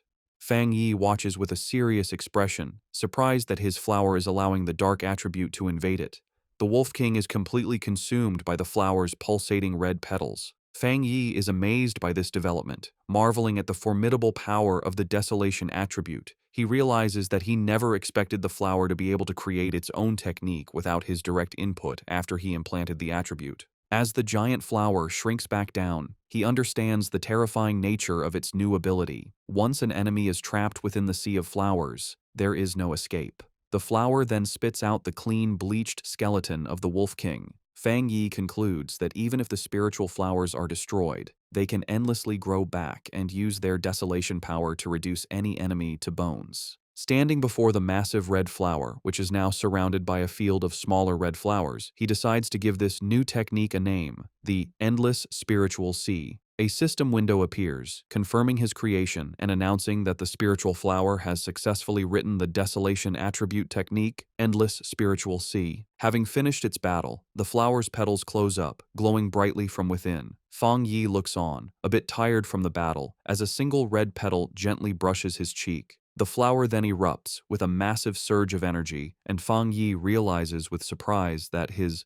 little flower is also about to evolve. In a high-tech control room, alarms blare as an analyst reports an A-level anomaly. He explains they are detecting two different spiritual powers in the same area. Just as the Wolf King was evolving and creating a dark attribute, a separate and powerful desolation attribute appeared. The Association Superior, listening with Su Qingying, demands to know the location. A technician points to a map, explaining it was an area Su Qingying's team was previously in charge of. The Superior questions this, asking if the Destroyer Squad wasn't already sent to deal with the Wolf Pack. His question is cut short by a call from the squad on the ground. The squad leader reports that a powerful wave of desolation energy appeared and wiped out the A-level wolf pack. However, he adds that the desolation power moved back into the mountain, where a large number of unusual flower anomalies have since appeared. The pioneers stand before the mountain, which is now glowing red from a sea of flowers, unable to get closer. The Association Superior and the squad leader continue their talk. The leader warns that if this new, unknown anomaly were to erupt, it would be far worse than the celestial vine.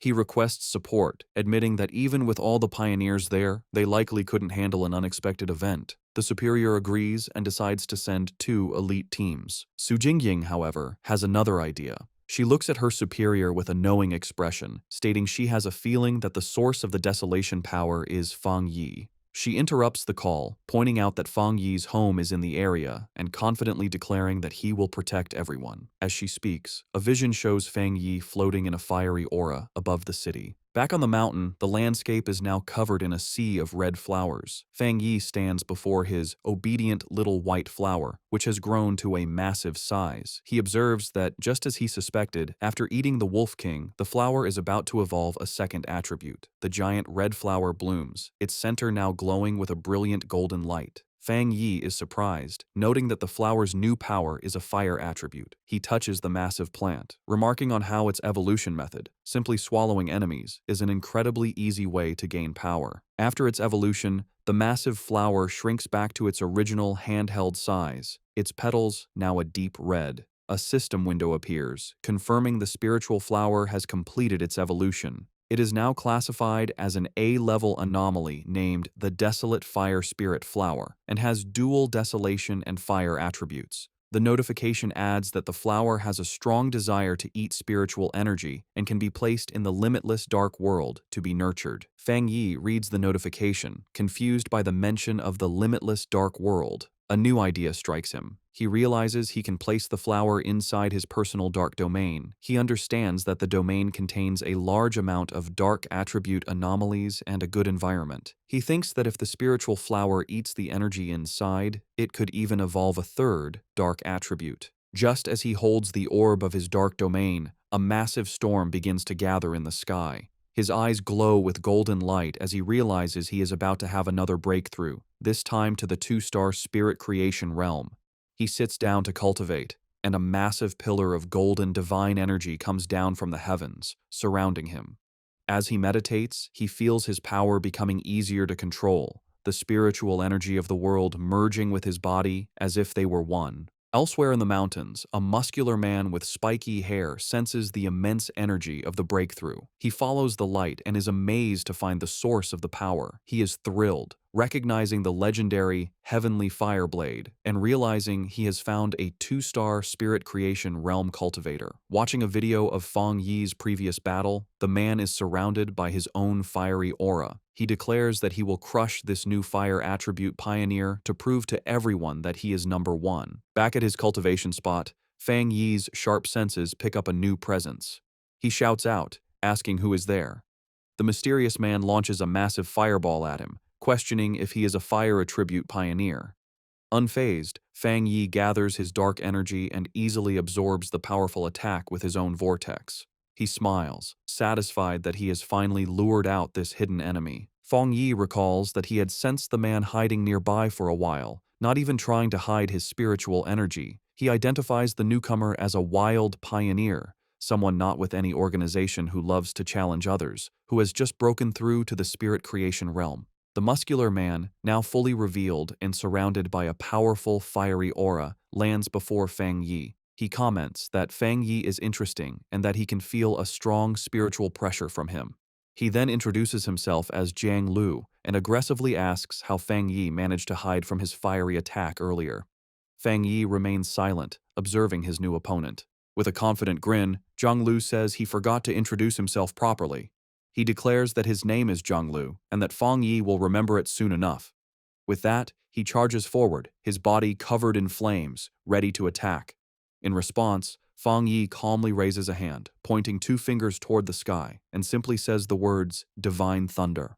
A massive bolt of brilliant blue lightning comes down from the heavens, aimed directly at the charging Jiang Lu. Jiang Lu is caught completely by surprise, wondering what this new power is. The divine thunder strikes him head-on with immense force. He lets out a pained cough, smoke coming from his mouth after the powerful impact. He struggles to his feet, his body covered in crackling blue electricity and scorch marks. He wonders what just happened, questioning how his opponent could use a thunder attribute when he was supposed to be a fire pioneer. He grits his teeth, his body still shaking from the powerful electrical shock. Fang Yi stands over the defeated Jiang Lu, who is on his hands and knees, completely unable to move. Fang Yi grabs him by the hair and brutally smashes his head into the ground, causing the rock to shatter. With crackling blue lightning still surrounding him, Fang Yi mockingly asks his opponent to repeat his name, saying he didn't hear it the first time. Jianglu can only stare in silent shock, his face pressed against the broken ground. Jianglu is filled with disbelief, wondering how he could have been so easily defeated. He had just reached the one-star spirit creation realm and had always been the fastest cultivator he knew. He couldn't understand how he lost, especially when he hadn't even had a chance to use his ultimate move. His mind flashes back to a time when he was celebrated by his peers, his rare and powerful fire attribute making him a true powerhouse. He had believed that everyone would eventually have to submit to him.